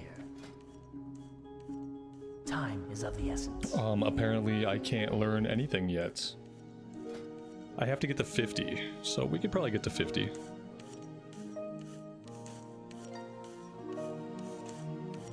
There we go. We will get there somehow.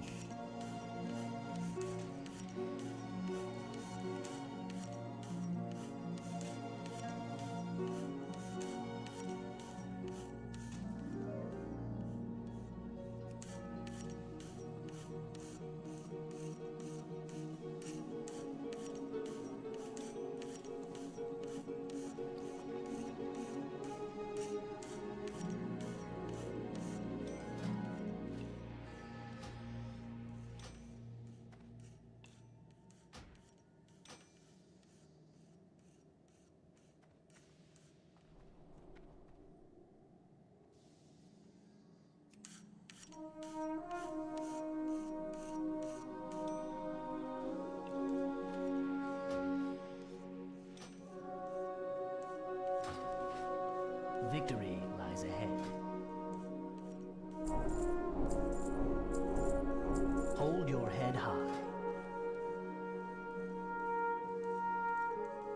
Yeah, we're gonna smelt. We are gonna smelt because I think we need to make bronze settings. Bronze settings look like that's gonna be our quickest way to get upgrades for our skill. Everything else requires specific stuff that we may or may not have.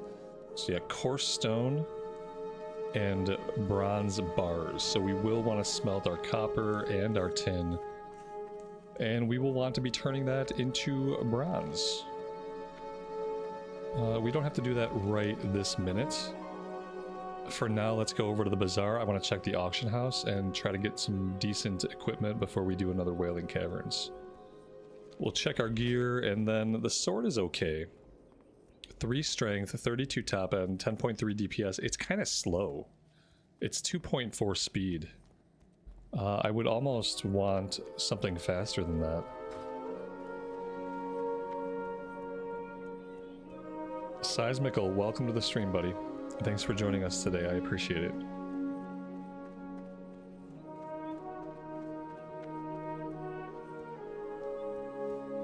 If I'm doing this Horde tune as my Horde main, why not go Alchemist and Herbalism like my Alliance tune? But to be fair, the Alliance tune has not done Herbalism Alchemy yet, and I'm doing Jewel Crafting instead. Like, to me, the two most useful professions are Jewel Crafting or Alchemy. So it's kind of an either or. Since Jewel Crafting is new, I wanted to check it out. Because I might want a Jewel Crafter on my Alliance side too. So this is helping me learn what I need to do to level up Jewel Crafting, because I've never leveled it up before. We've dabbled with it, but nothing serious. She wants new pants. I think that she likes the pants that she has. And there's no telling if new pants might not look exactly the same. Let's do weapons. We can only use swords right now. Let's check levels just 18 to 20. If we have 119 gold to blow, we can buy a blue. We're not gonna do that. Let's see, of the bear. This is better than what we have, but it's also very slow. I don't know if we want something that slow, but we may not have a lot of choices. Yeah, I don't know if that's big enough for me to waste the gold. I think I'm gonna keep the weapon that I have. See how that works. Let's look at armor. Can we find shoulders? We can get some white. Oh, look at that. There we go. 25 gold for of the bear shoulders. 3 gold, 4 gold actually for the silvered bronze shoulders. I think I have to splurge and pick these up.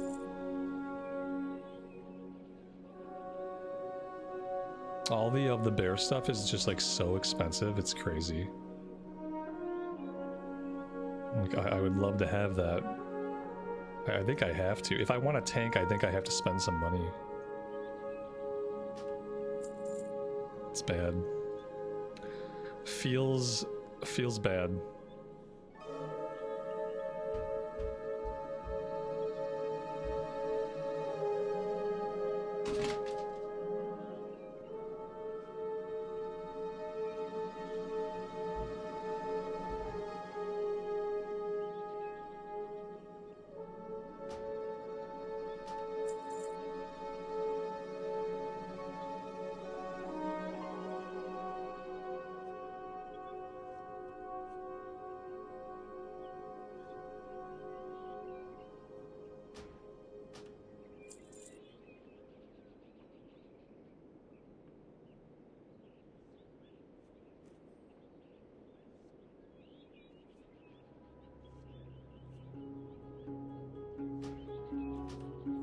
All right, there we go.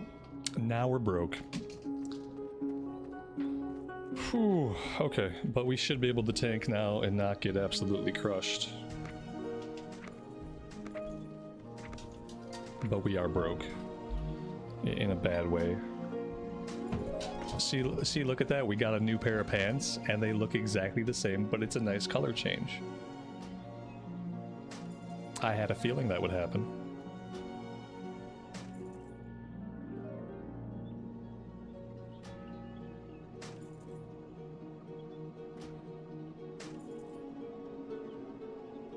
And there we go.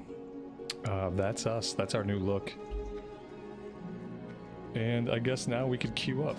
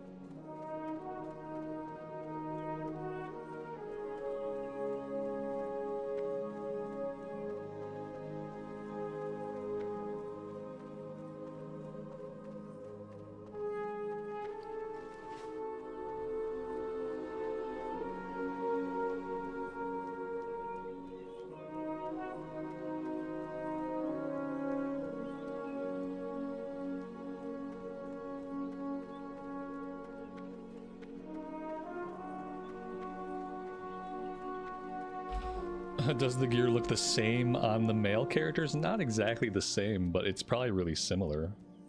No, you know what? These in particular, these might look basically the same, because these are leggards. They probably look a little different.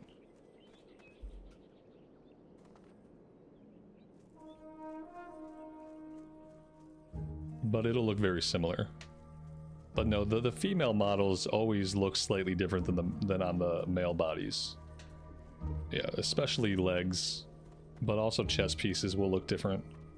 They always have like a slightly different look depending on what body type they're on. Anaria Shola. The reckoning is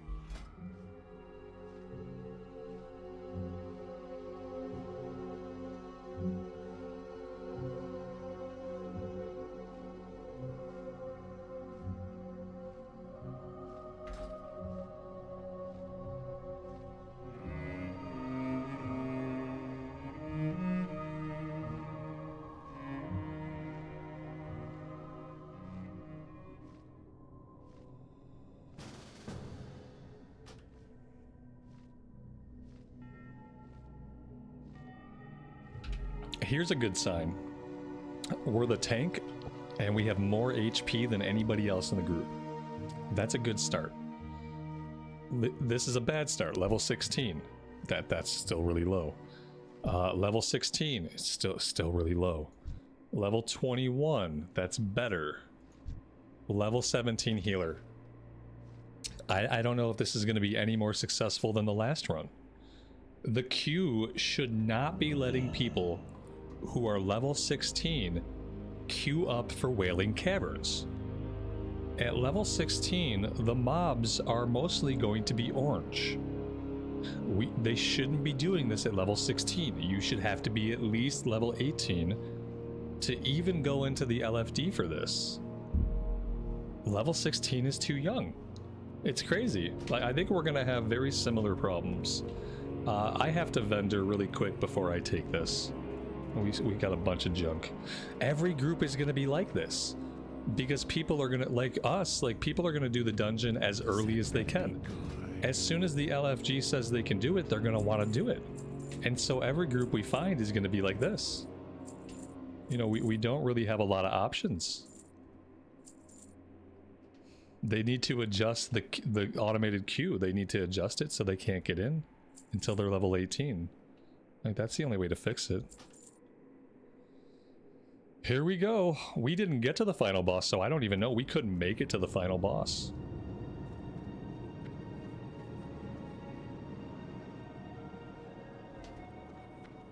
That's funny. There's a stone right at the portal. And there's a stone outside. I'm pretty sure last time we got summoned outside. This time they used the stone inside the cave. So that's nice.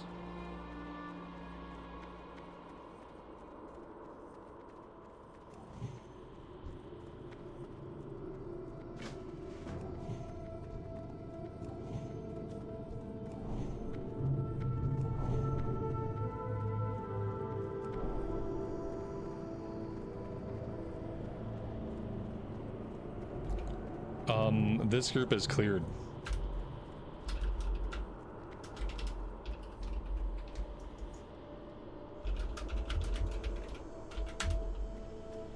this run is cleared.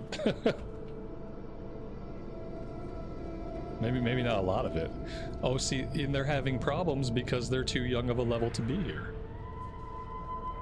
Okay, and I don't know who's doing what. Apparently the warrior thinks they're tanking. I don't know about this group, guys. If people don't really know what's going on, then we might not do a lot of dungeons as we level up. If people are going to be this baffled and this baffling, it might not be worth dealing with.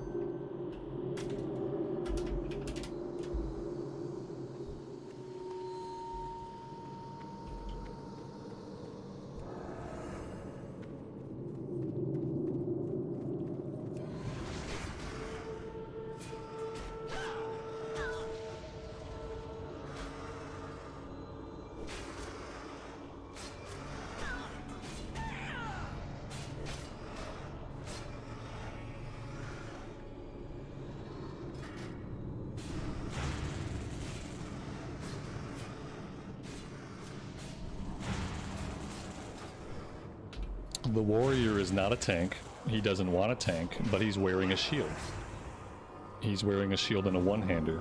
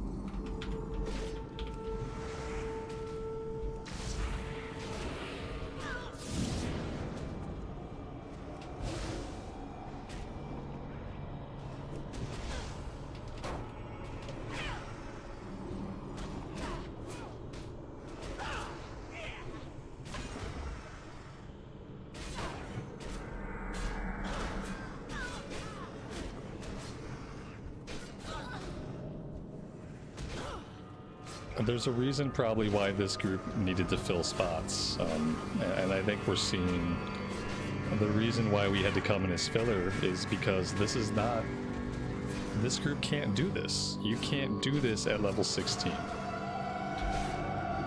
I mean, maybe humans can, like some humans could, but the average pug can't do this with a bunch of level 16 characters. All the mobs start at level 19. Nothing is level 16. It's crazy. Is there a healer? Who knows? There's no roll check. They didn't do a roll check, so yeah, possibly there's a healer. I'm assuming that... I don't know. I guess maybe the Pally's healing. This is a mess. This is kind of a mess. Is this just like a lot of new people playing that they're learning how to play? Is that all that it is? People from other versions of the game that are trying it out? Because this is, these have been really messy.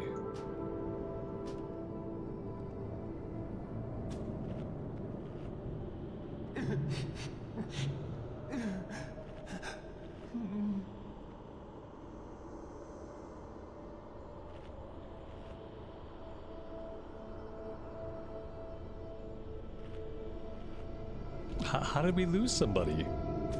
Wait. Wait, when? I didn't even see him die. I didn't even see him die. He was dead. I feel like doing this dungeon in particular may not be worth the time investment. Because so far, no group that we've taken in here has been able to keep up any kind of kill rate. We're often having to stop for long periods between pulls to like recover. And so I don't know if doing this dungeon in particular is going to be worth it.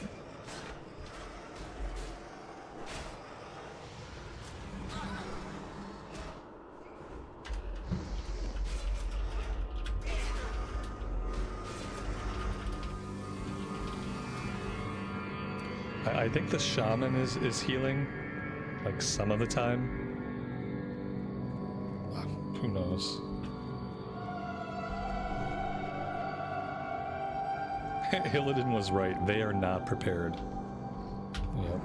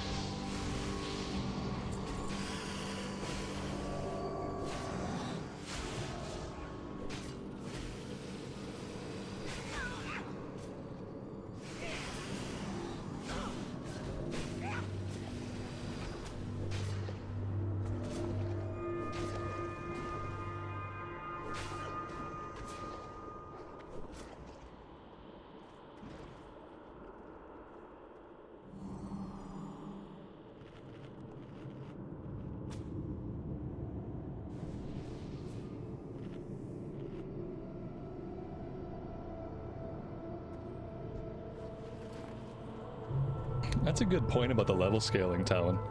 Like, retail players may not even realize or understand what it means. When a mob is 3 levels above you, it's a big deal. When a mob is 2 levels above you, it's a big deal. When a mob is 1 level above you, it can be a big deal. And yeah, you're right. Like, if you just play retail, you don't even know what that is. Unless you've played other RPGs and you just holistically understand that in RPGs levels matter. And then you make the connection that Classic is in fact an RPG. And that in Classic, the level of your character versus the level of the enemy absolutely matters. It matters a lot. And they just might not get that at all.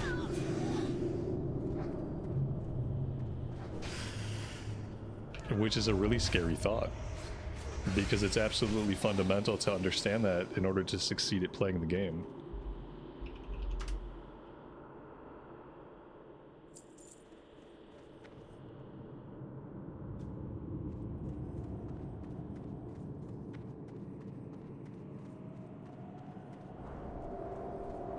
They're not used to mana being a resource, period. You know, if you're just a retail player, then you're not used to mana being a resource. Typically, your class has other things that it uses as resources, whether it's combo points or whatever. But you're definitely not used to the idea that your mana is going to be very finite.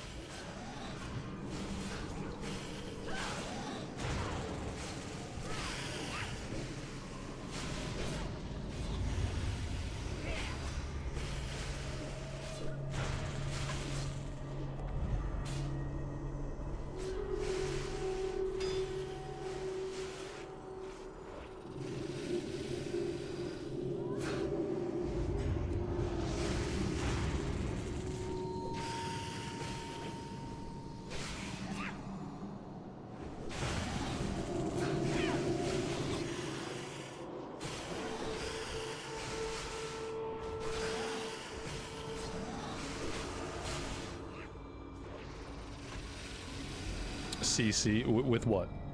What would you like us to use as CC? Do you see anybody in the group that can CC? I mean, we have some stuns. I can stun them for a couple seconds. We don't have any like really good traditional CC. Well, the only really good traditional CC you have in Classic is a mage sheep. You got a mage sheep, and you know, sometimes the hunter can lay down a trap if you have a hunter and they're a high enough level to have a trap. This group doesn't have any CC. Not at all.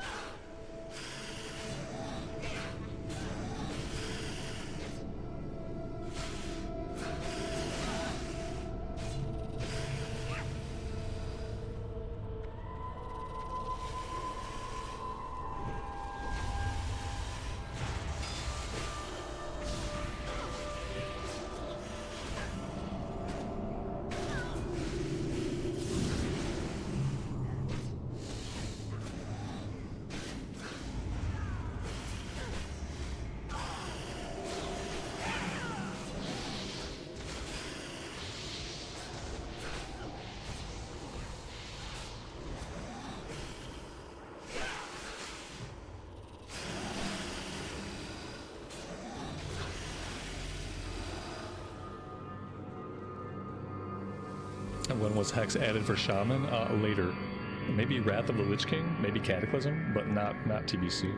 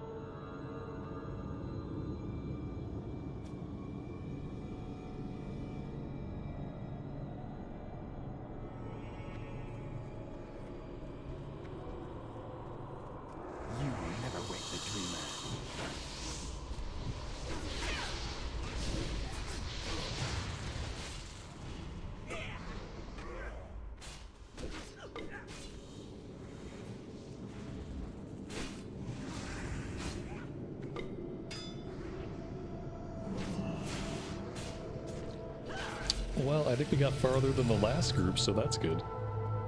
We got a cloth robe that dropped, 6 stamina, 6 spirit, and spells increased by 7. That's nice.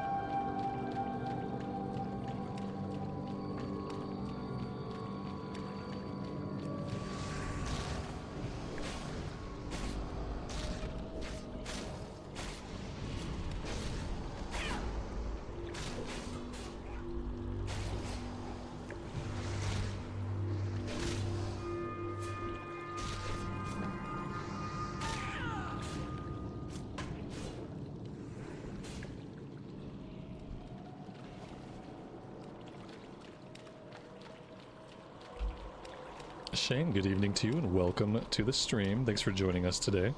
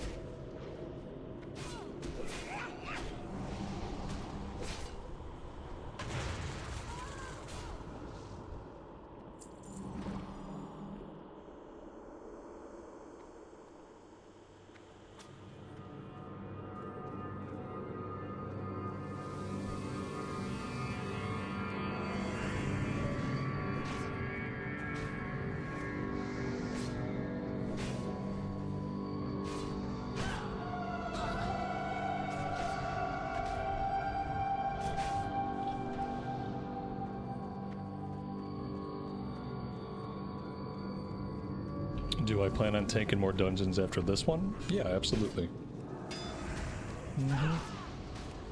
I'll probably tank until we get to Outland. And then in Outland I'm going to start healing instead. Unless for some reason I'm really enjoying tanking by then. It could go either way. But the plan was kind of to do a Holy Pally once we are in Outland. But to mainly like tank dungeons up until then.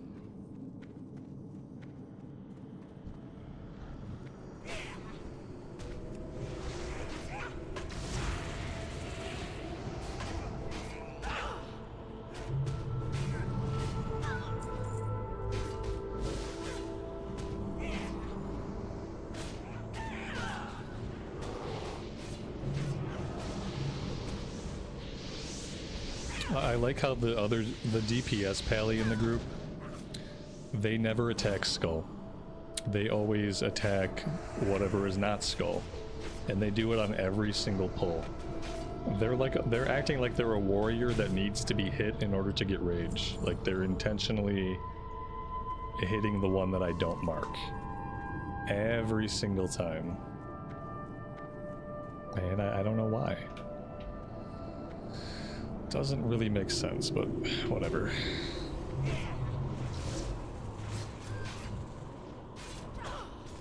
See, they run up and right away they're attacking the thing that isn't the skull.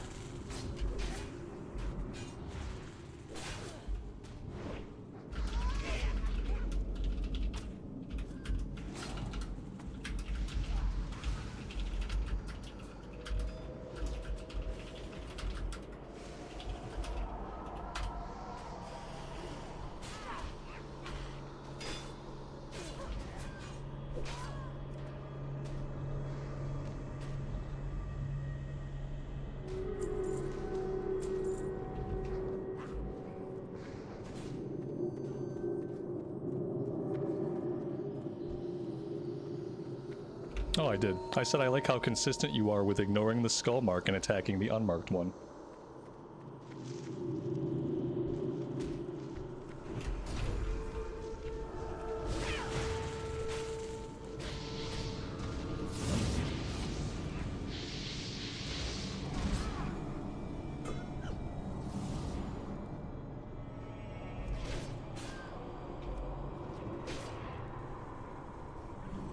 Not surprisingly, there was no reply.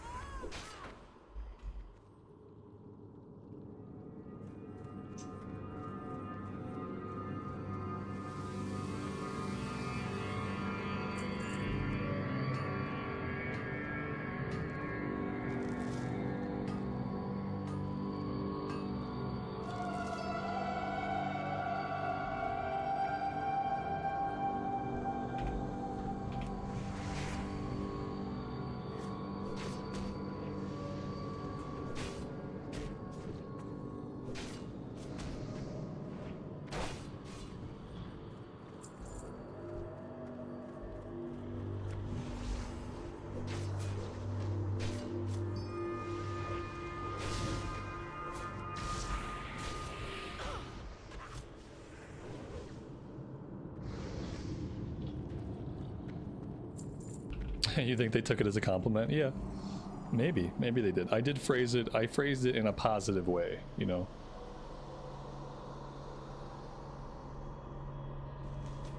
They were probably like, okay, if you like it so much, I'm gonna keep it up.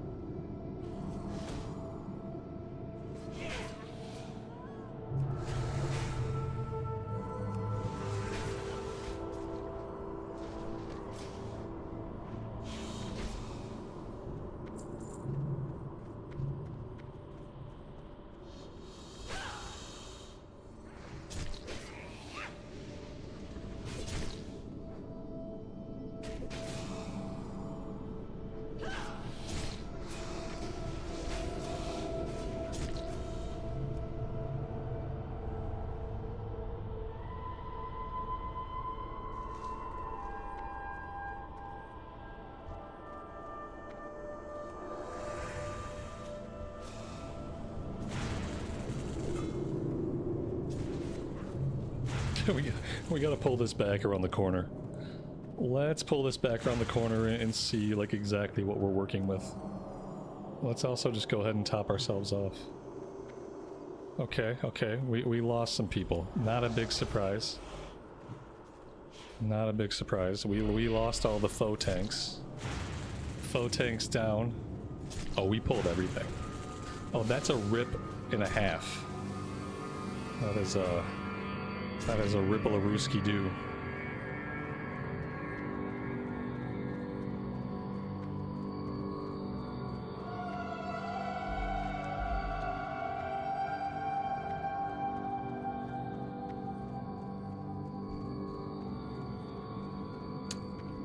Did I run into a dead end? Oh no, no, not like this. Shit. I can't even anymore with this group. We gotta be done. I can't keep living like this. Oh my gosh, guys. I don't know how many dungeons we're gonna do for a little while. We might have to focus on just questing. Because what we found out is, even if I'm at a good level to do a dungeon, it doesn't mean that anybody else is going to be ready to do it. It doesn't mean we're not going to end up in a group full of people that are level 16 and who just started playing the game this week. So I don't know. Yeah, but I think every group is going to be like that for a while, maybe permanently. You know, I guess it kind of happens when you get an influx of new players. It just happens. The warrior didn't do damage because he had a shield and a one-hander on. He had a shield and a one-hander on, but he didn't want to tank. And I told him, so if you're not going to tank, go ahead and put a two-hander on. He said, no. My one-hander is the best weapon I have.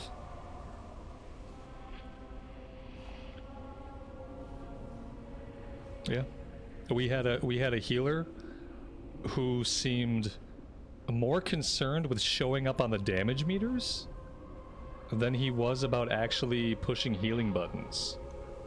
Like, oftentimes he would be DPSing when I would want him to be pushing a heal, because it just seems like he just needed to get onto the meters in some way. That's definitely like a retail-ism. It's, you know, in retail, healers are expected to DPS, and it's obvious the guy is a retail player because he was prioritizing melee swinging the mobs and shocking the mobs instead of like spamming heals at the group. So I don't know. I just don't think that's, you know, we got pretty far, but I'm over it. I think the next dungeon that we try to do will probably be SFK. We'll see if by SFK people have skilled up and maybe they'll have learned enough about the game and how it works by like level 25 or so that they'll be able to play a little bit better. Because this isn't working for me. It's doubtful. Yeah, it's doubtful that they'll learn. Yeah. I like dungeons, and I don't mind if they're a little messy, a little chaotic, but when nobody seems to be doing the right thing, it's hard.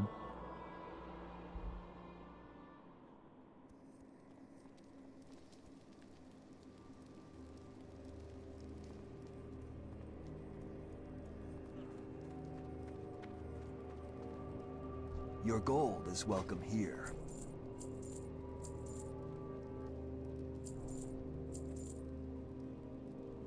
We will have justice.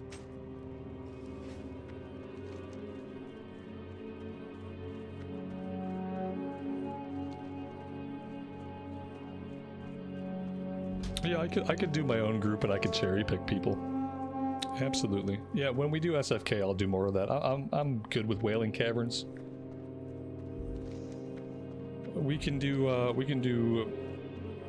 SFK. I mean, we can go to Ashenvale if we want at some point, and we can do Black Fathom Deeps. Black Fathom Deeps is okay. But I think I'll just wait until we're doing SFK.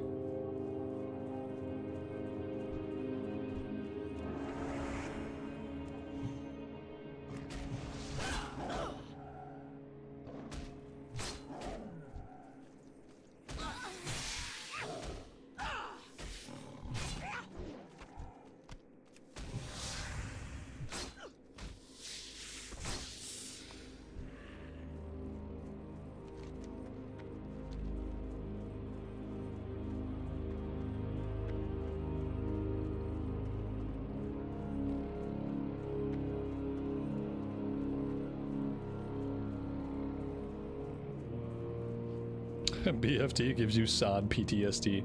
Yeah, thankfully I only raided BFT twice, and then I was done with it. Like, when I went into the level 20 raid, and it's like I had 2 abilities to push on my DPS warrior, I was like, yeah, I'll pass on level 20 raiding. And so I didn't, thankfully I didn't grind a bunch of that.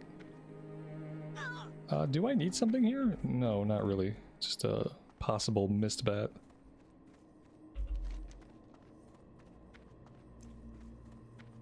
Let's see if we can try to get the spinal dust. I have to come over here too. We have to grab this level 18 quest as well.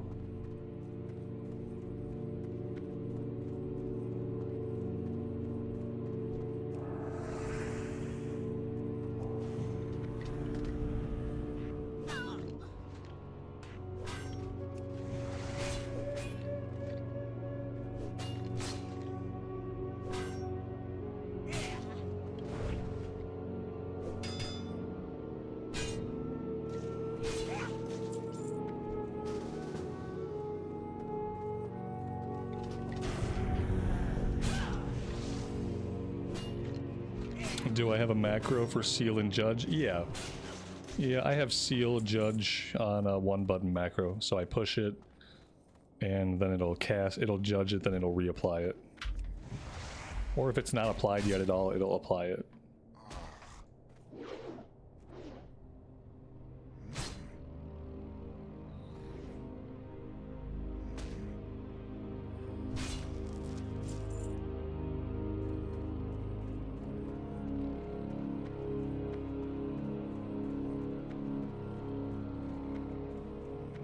Yeah, we got some quests. We do have some Whailing Caverns quests. I'm sure I've even completed some of them. I don't know when we're ever going to turn them in. It's probably not going to be anytime soon.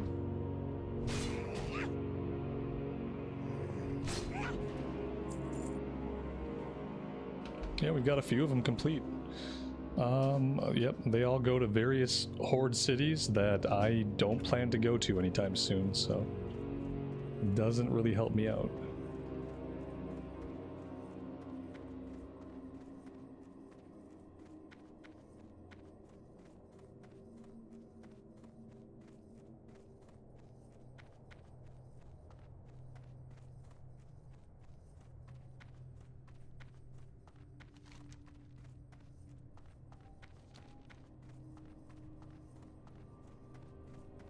There might be gear rewards. Yeah, but you know, we'll out-level it, so I'm not worried about it. We're gonna level fast enough that it's not really gonna matter.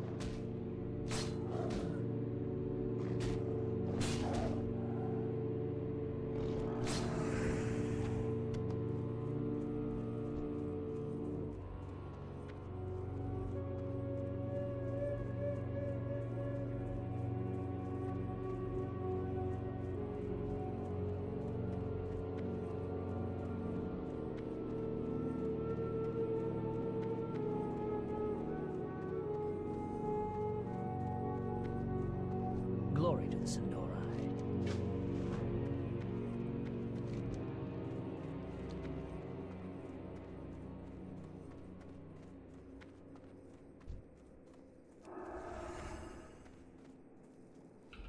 Am I going to Hillsbrad or the Barrens after this? We're gonna go to Hillsbrad. Well, that's the plan. We might need to do some stuff in Barrens at some point to get a couple levels, but maybe we'd just be better off doing stuff in Ashenvale? I don't know. I think I'd probably do Ashenvale. If I need to jump between two zones for Hillsbrad, we'll do Ashenvale and Hillsbrad. And those are in the same level bracket, that should be good. We've got the level 19 quest out at Zoramgar Outpost for the Naga heads. Aura is off, thank you. I appreciate that. Yeah, we died and I forgot to put it back up.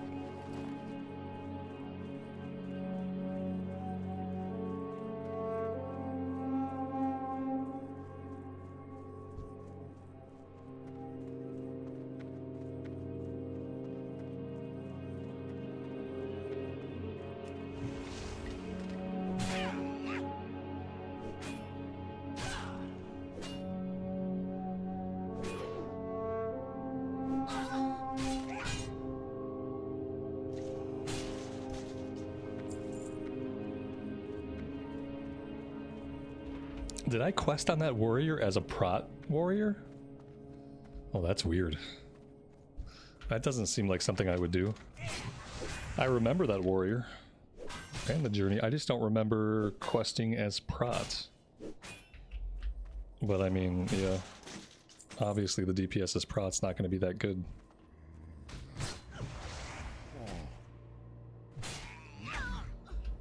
Yeah, Stone Talon starts at like level 17 or 18. Stone Talon you can start a little bit earlier than Ashenvale. I don't know if we'll do Stone Talon though. Maybe. Oh yeah, I had the Flame Shield. I remember having the Flame Shield. I thought I only used that for like dungeons. We got Luzran here. We need him, but I don't think I can solo him. And I don't see anybody else around keen to fight him.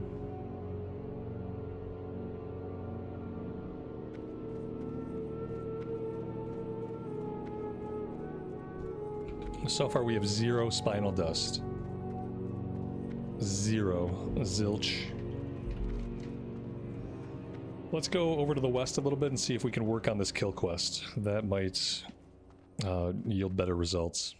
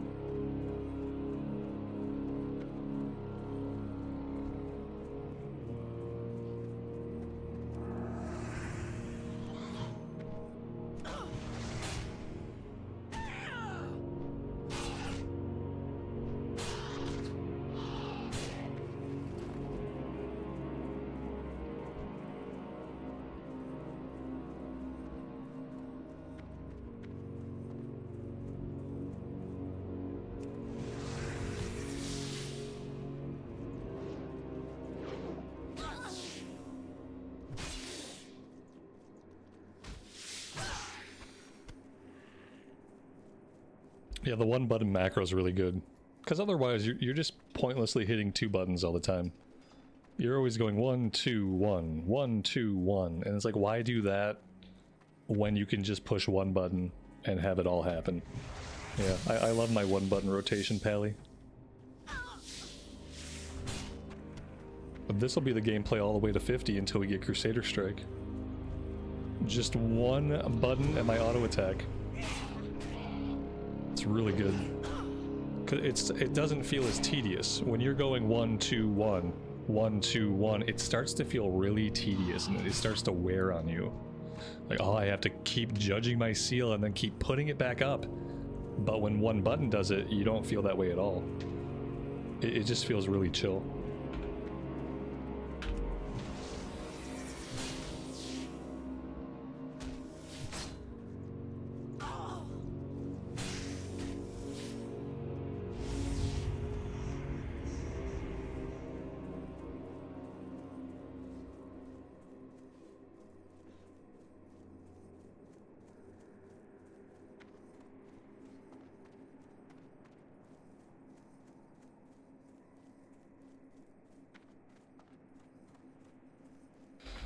SFK level range is now 17 to 25.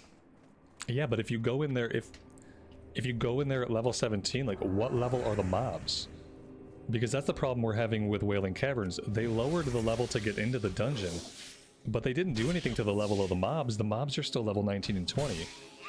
And so if you can get into SFK at level 17, but the mobs are all level 22 and 23, like, you can't do it. That's a 5-level difference.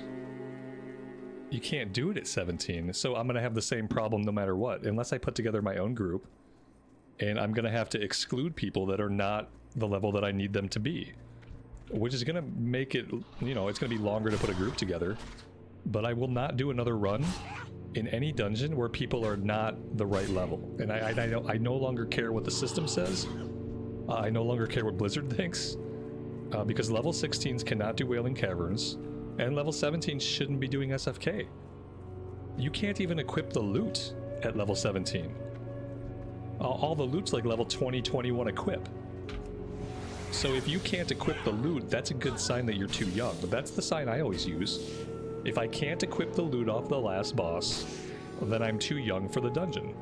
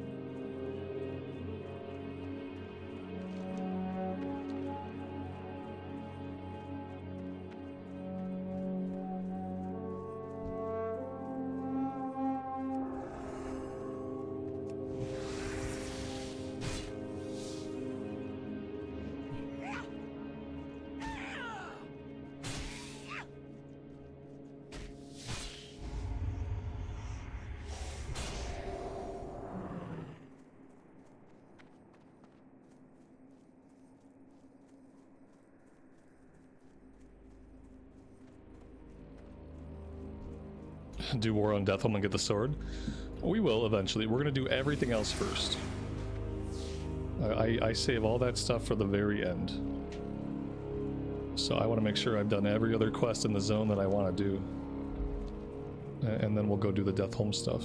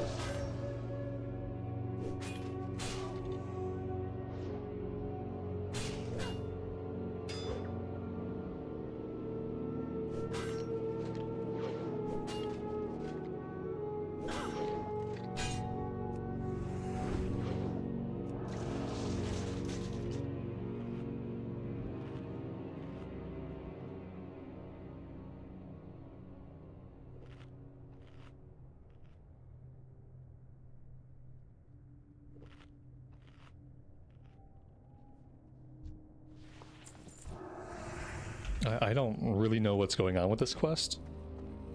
Supposedly we can get spinal dust from these guys, but we haven't gotten a single item, so I don't know if we'll do this one. We'll see what level we are, but we might skip it. We've killed a bunch of them, we haven't gotten a single item, so I don't know if maybe the quest is broken, or maybe we're killing the wrong guys, and we'll find that out a little bit later. Who knows?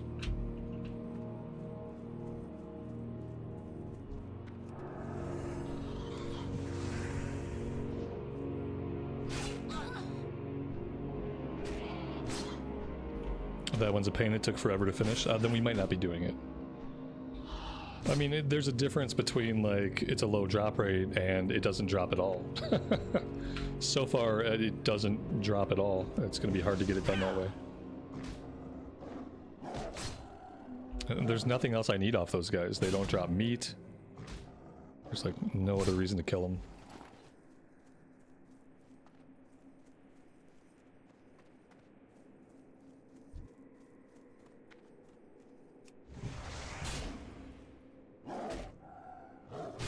I know there are, like, wizard-looking guys. Maybe the wizard-looking guys have a higher chance to drop the spinal dust. Although I think we only find those closer to Deathholm.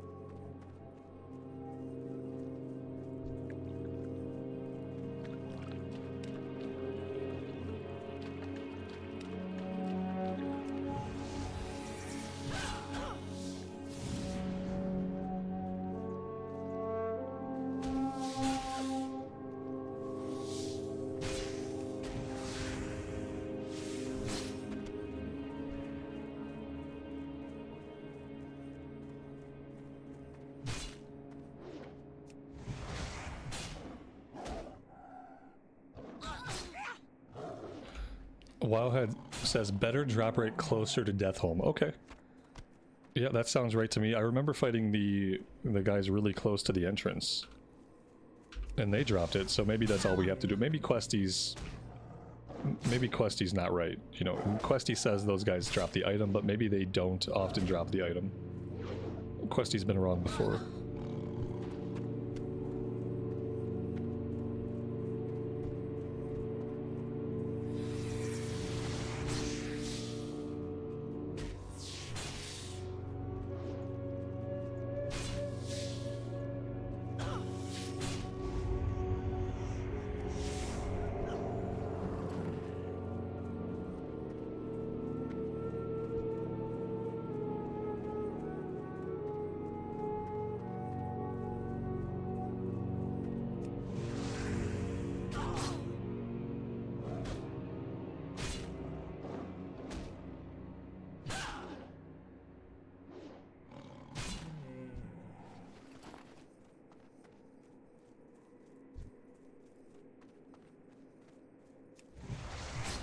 Yeah, we got really lucky on the respawns for these guys. It was slim pickings for a while, and then they all started to spawn around us.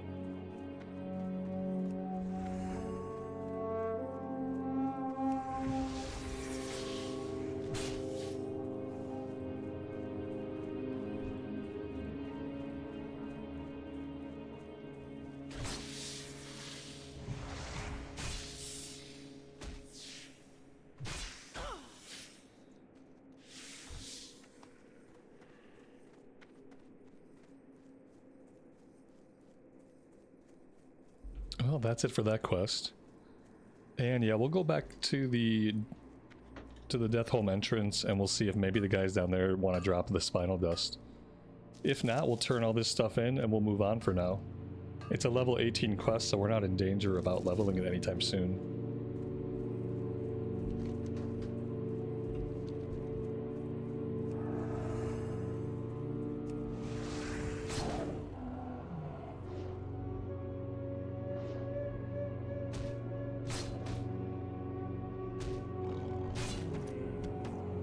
A green leather bag. 8-slot bag. I don't need that. I need some 14-slot bags. And that's what I really need.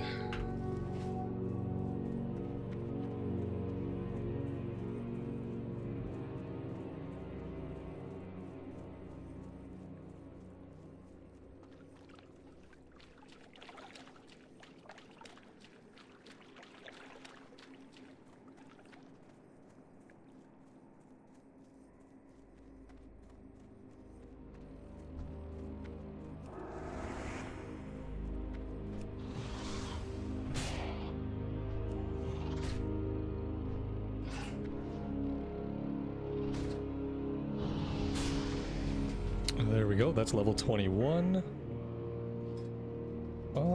So I think now we're probably going into Rets. Let's go with improved Blessing of Might. Oh, we actually have 2 unspent talent points, so let's put both of those into improved Blessing of Might. And let's recast our Blessing of Might.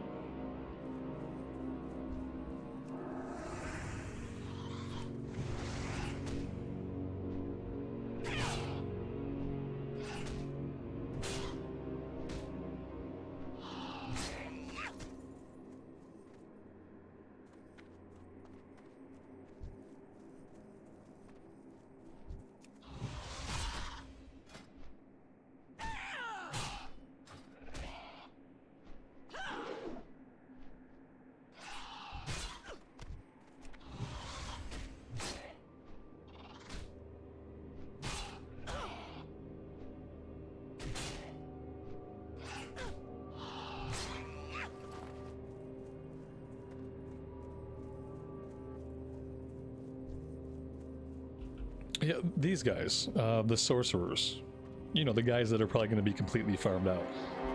Those are the guys that I remember it dropping off of. But yeah, it looks like finding living mobs down here is not going to be easy.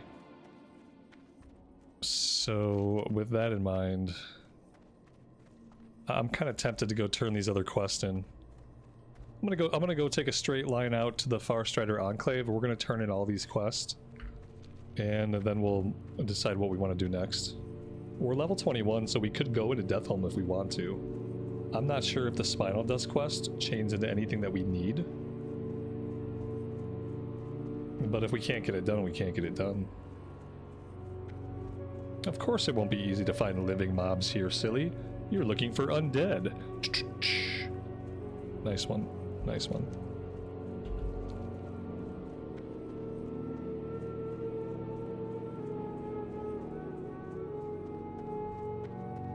The spinal dust is repeatable. Oh, that's right, because you get an item. You get like some kind of item that helps you deal more damage against undead or something. Something to help you in Deathholm, I think. Anaria Shola, stay the course.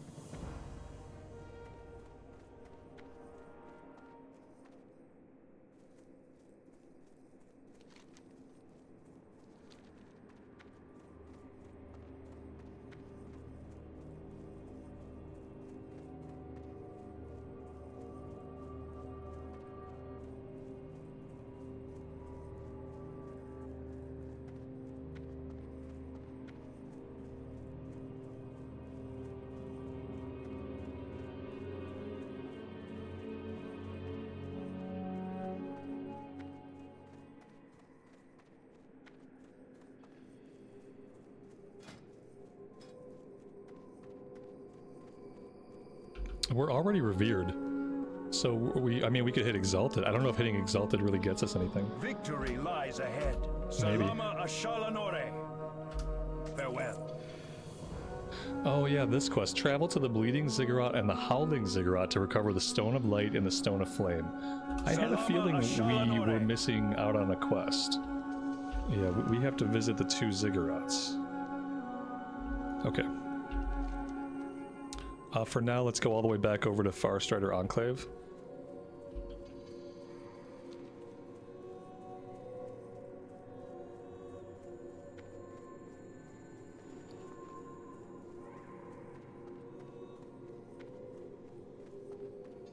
Yeah, we already have the Scourge Bane Drought. Increase attack power by 30 against undead last 30 minutes.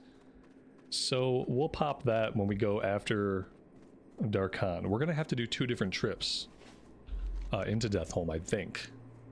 I don't think we can do it all at once. We have to do 1 quest, then we have to get a follow-up to kill the lieutenants, and then we have to go back to kill the lieutenants. Exalted for a cloak. Oh, I don't know. We'll have to check.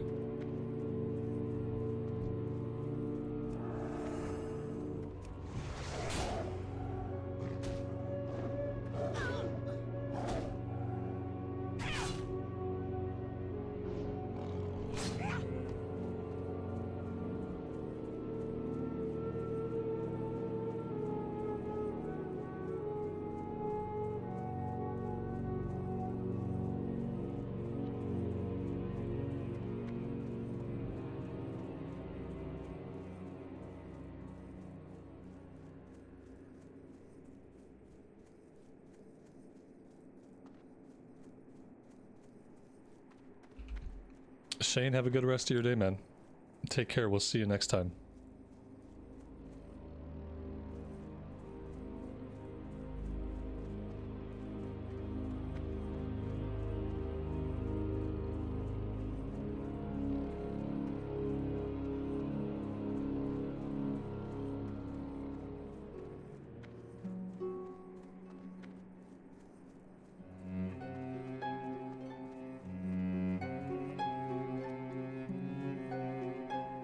Baladash Malanore. Remember the Sunwell.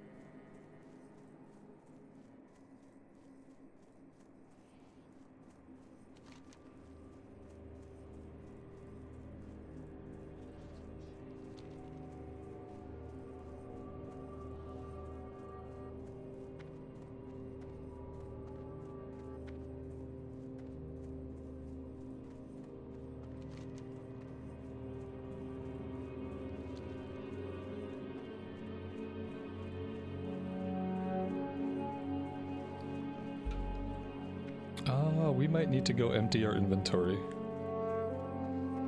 Yeah, let's head back to the city really fast, and then we'll go out and we'll do the pylons.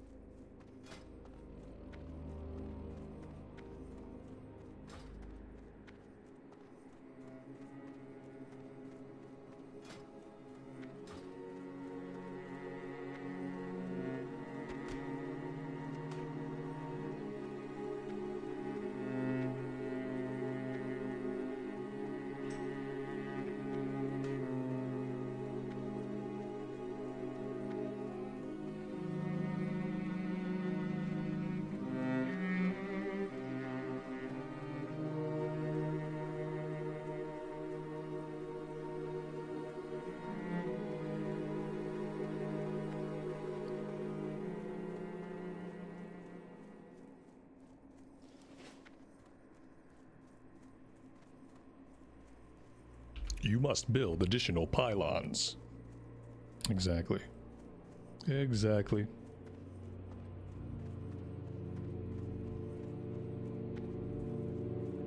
I am forsaken.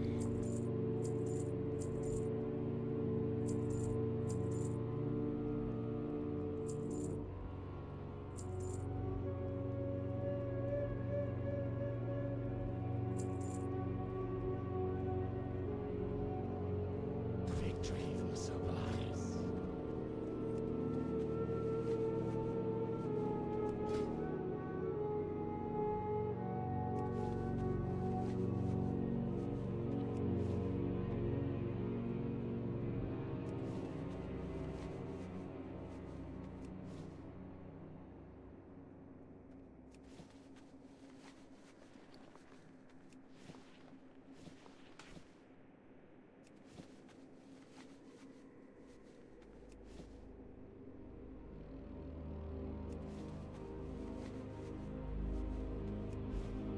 When can we learn heavy wool? I have no idea.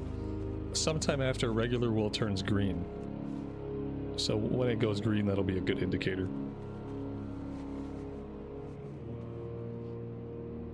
125 maybe?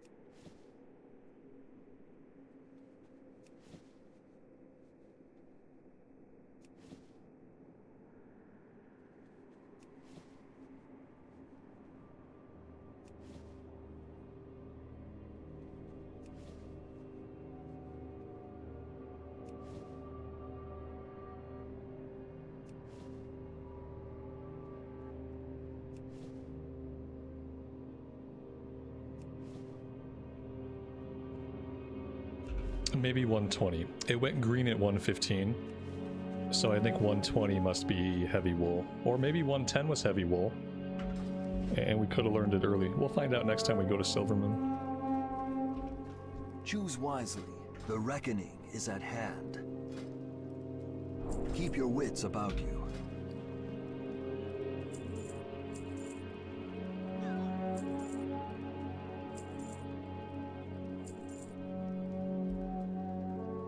Farewell.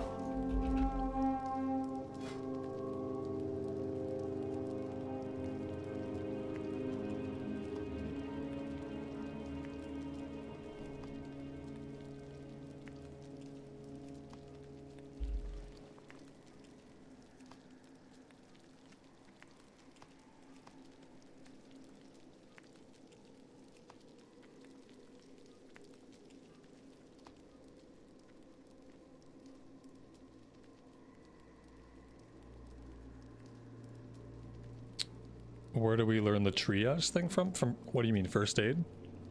First aid you can learn in a lot of places.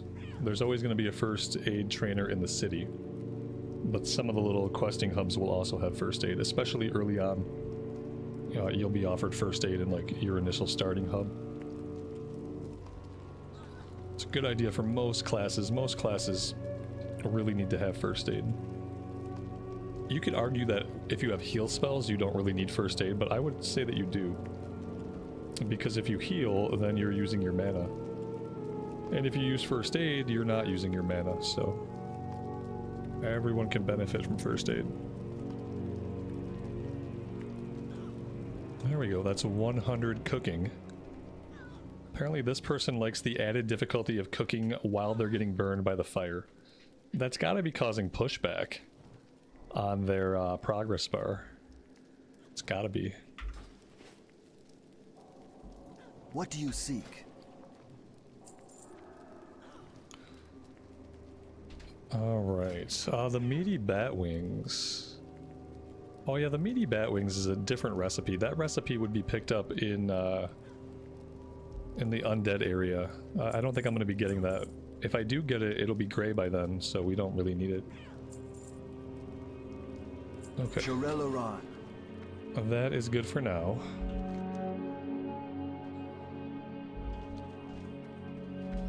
Alright, let's go to the Twin Ziggurats. And I guess we can do another sweep for Spinal Dust. I just don't know if we have any chance.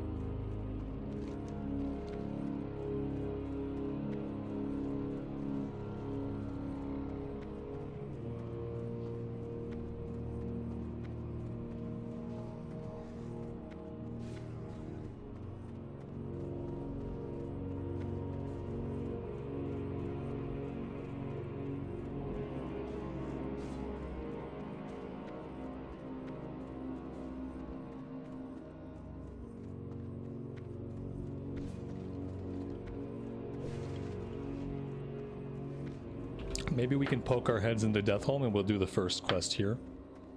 And if we do this first kill quest, that should open up the one to kill his lieutenants. And then we can go after him and his lieutenants in one fell swoop. I don't think the Spinal Dust is going to happen on this character.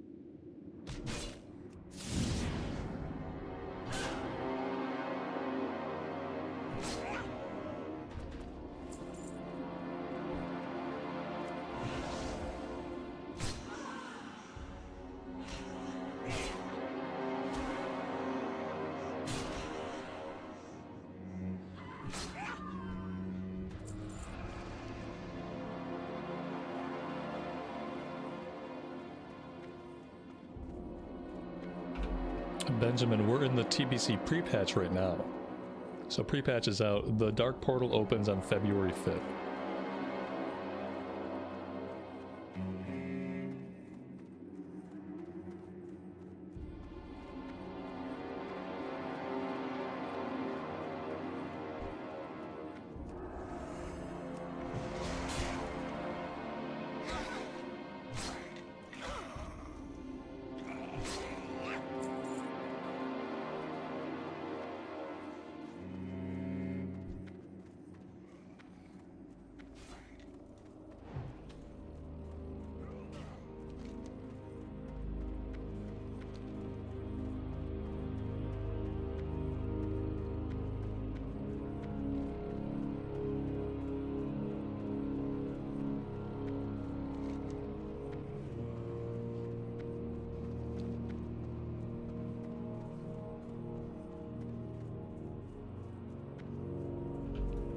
Does it make sense to start the pre-patch before the main patch?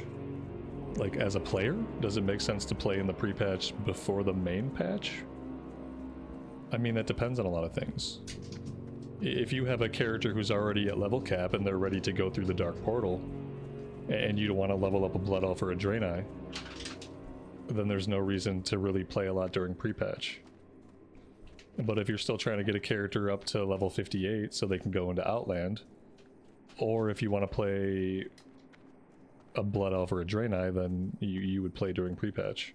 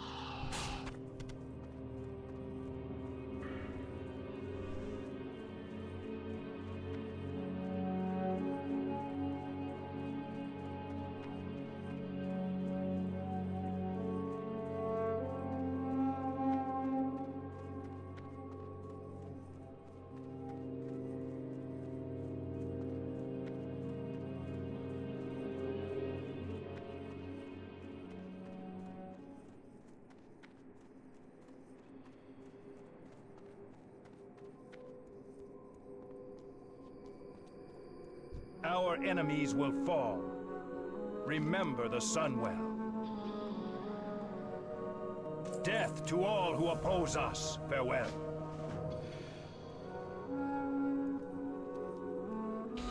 Aren't level 60 people farming 8 hours of Alterac Valley a day to get the honors and the AV badges? I mean, some people are certainly doing Glory that. to the Sindora. I think there's probably more people that don't care.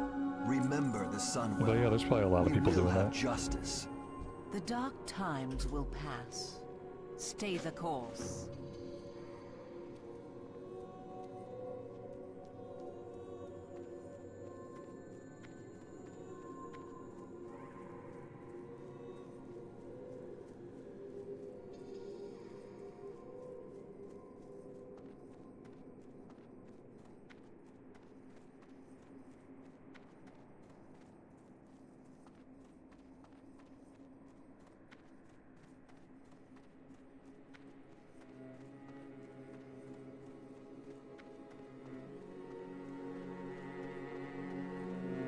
I mean, AV has always been AV, and the mechanics of AV have never changed. There have always been PvE bosses in AV. The problem is new people jumping into AV, they don't know how to do AV, and they don't know any of the boss mechanics in AV, and that aggravates the people that do. But AV has not changed. AV has always been that way. True story. The sword we got's a one-handed sword, but the important thing is we click it, we use it on Darth Ramar, and it weakens him. And then after we use it to weaken him, I think we can switch back out to our two-hander. Or we could just DPS him with a sword and shield. We do have that pretty good shield. So we could do it that way.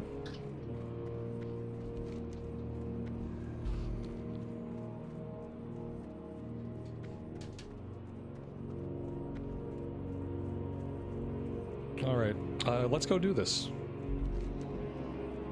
I think we're fine to go do this stuff. We gotta rescue some people, we gotta kill some lieutenants, and we have to kill Dark Ramar, or Darkhan. And then we'll get the two-handed sword. And then we'll basically be done here unless we want to beat our head against the wall doing Spinal Dust. We could do Knuckle Rod and Luzrian. Like the ring isn't that good, right? I thought it was a blue ring, but the ring isn't actually that good. So, you know, we don't have to do that if we don't want to.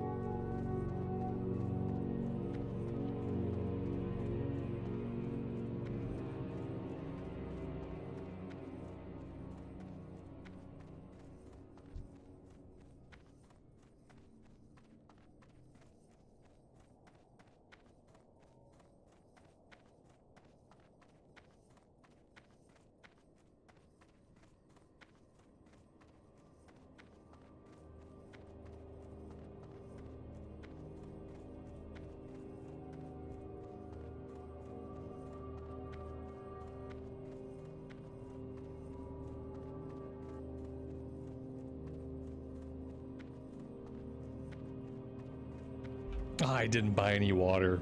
Gosh dang it. Oh, that's what I had to do. I knew there was something I had to do, something critically important to our success, and I didn't do it.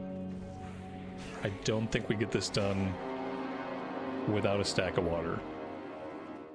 I don't think I can be mana conservative enough. I'll get done what I can, but we'll probably have to hearth out of here for today. Because I didn't bring water, so... Let's try to get the ones we can actually get.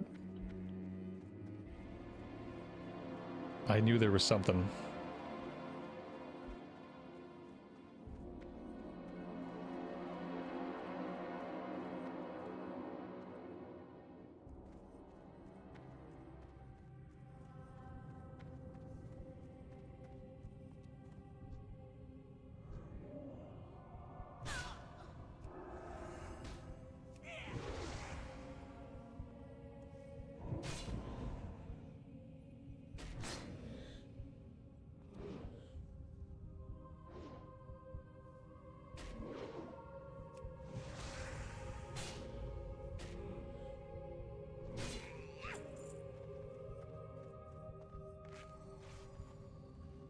Can we wisdom ourselves in? No. I don't want to do that. I'd rather not.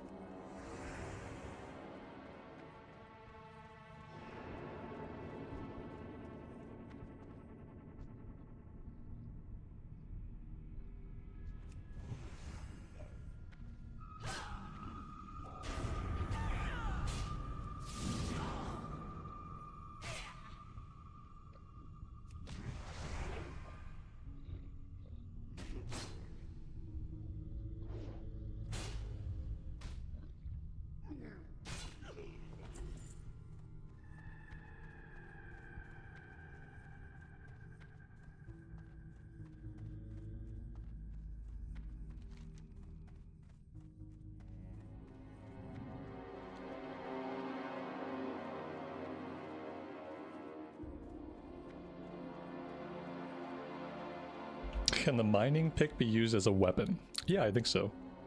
I think it counts as a one-handed axe.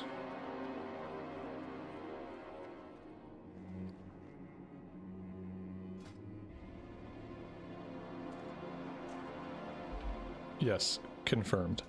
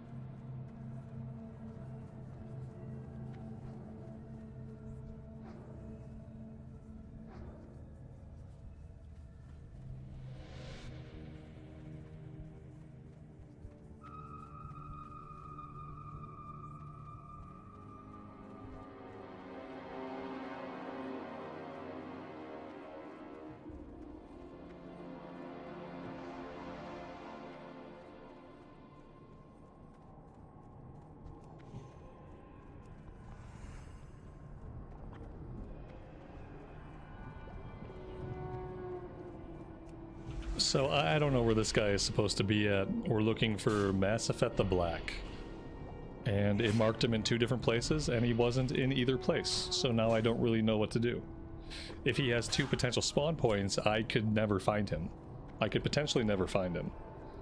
Because while I'm looking at one, he could be getting killed at the other. While I'm looking at the other, he could be getting killed at the one. So I don't know if this is going to work out or not. And so what I'm going to do instead is I'm going to go try to kill Darkhan. We'll probably need to find someone to group up with for that. And then whether or not I can find the lieutenant, I don't know. I'm not going to run back and forth between the 2 different spawn points. So yeah, we'll see how that goes.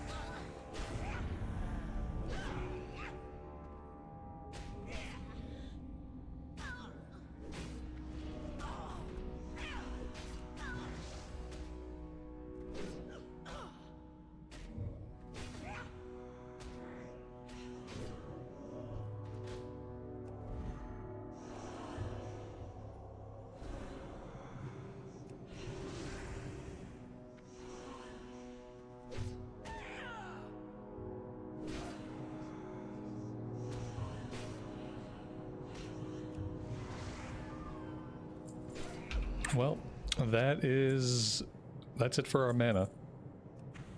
So we now have 0 mana. We can get our HP back, and that's about it. If I camp one spot, there's no guarantee that he's ever going to spawn in that spot. That's the problem. He has 2 different spawn points that he can spawn between. So he could spawn anywhere he wants.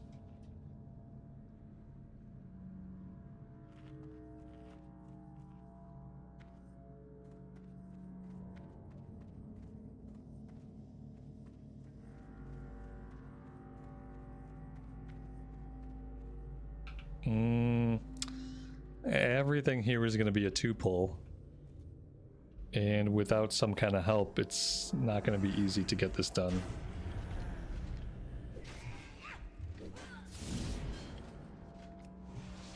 Especially since we don't have any mana. This guy's just gonna run in there. Yeah, just run in there, bro. Go for it.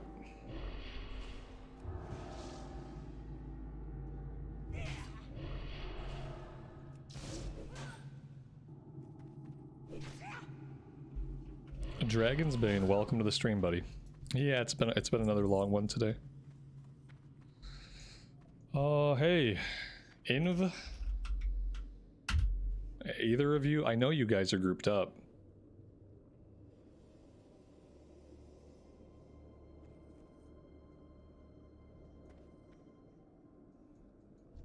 They are already in a group. That's why I asked them to invite me.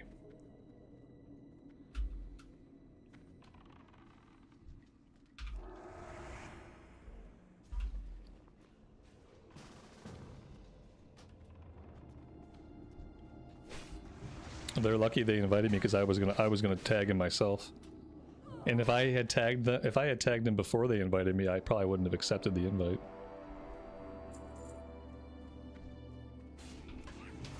Now we have to use our item on him.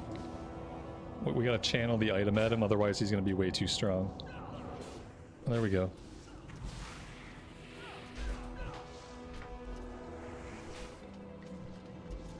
And we got him. And we'll go check one more time for the lieutenant, and we'll see if we can find the lieutenant.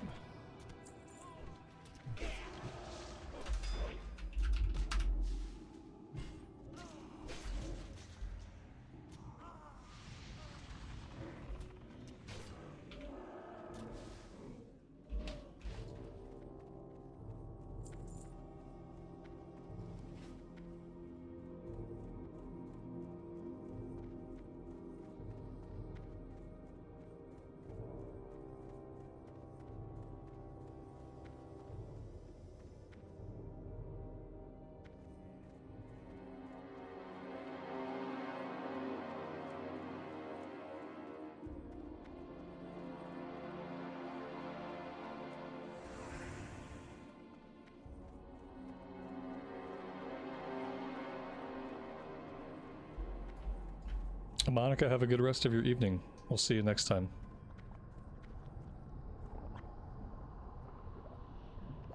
He's not in here. Like, I don't even know where he's supposed to be. Maybe he would spawn on the pedestal? If he was there, I'm assuming maybe we'd see him on the pedestal. But he's not there. There's no body. So let's go check his other spawn point. And then if he's not there, we might just get out of here. I don't know what the quest reward is. A decent shield. We don't really need the shield. I have a decent blue shield. Although maybe the stats on this one might be a little bit better. I don't know. Somebody pulled these two guys. Decided... Oh, it looks like he probably just killed the named guy. If I had to guess. Yeah, see, this is going to be basically impossible. I don't want to run back and forth and back and forth and back and forth looking for this guy.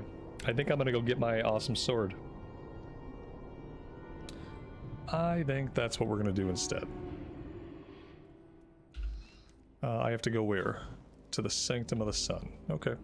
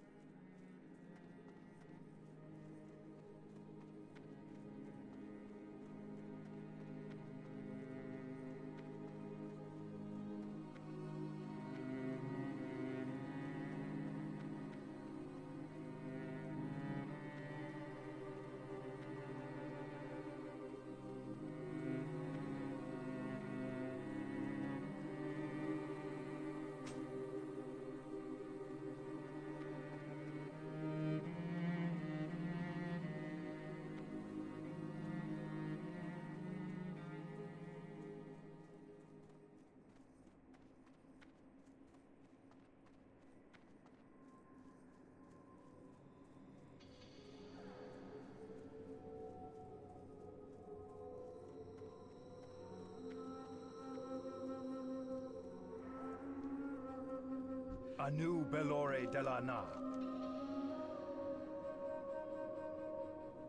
We will have justice. The reckoning is at hand. There we go. There she is. The product of all of our hard work.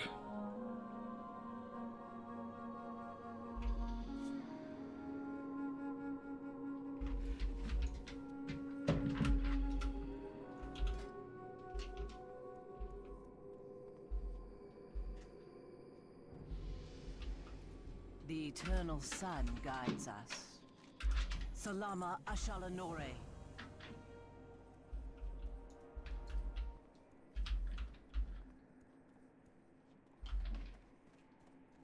I mean, and that basically wraps up the Ghostlands.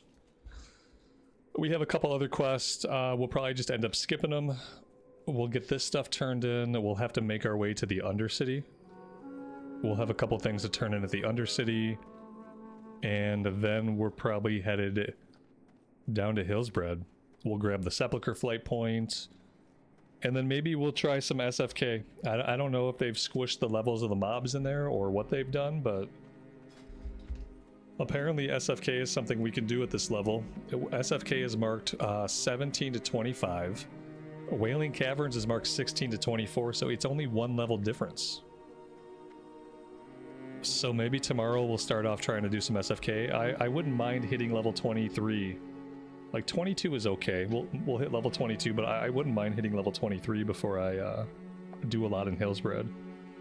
So I'll make sure that we grab the Shadowfang Keep quest from the Sepulchre, because there's at least one quest we can grab. And there's another quest, I think, in Undercity that we can grab. Can I get the fire enchantment on the sword? No, I mean, I'm broke. I could. It cost about 12 gold to put the fire re-enchant on the weapon, and I don't have 12 gold, so unfortunately this is probably going to be an enchant free run until I come into some gold, if I ever come into any gold. It's a good idea, though. Do we have any more class quests here? We have a class quest, but I don't know if I really care about it. You guys should know how I feel about class quests. I don't really care for class quests. If they're mandatory, like to get the resurrect or to get rogue poisons, I'll do them. If they're not mandatory and they don't give a great reward, usually I'll skip them. But we'll see. Anyway, guys, I am out of time for today. I need to go eat dinner. Thank you all very much for hanging out with me and for all the support. I really appreciate it. We'll be back tomorrow. Probably around 11 o'clock noon my time I'll come on. And I'll try to get us out into Sepulchre at least so we can start off with some Hillsbred and some SFK. Love to see you guys then. Until then, take care of yourselves out there and take care of each other. And we will see you back in Azeroth again very soon. Bye for now.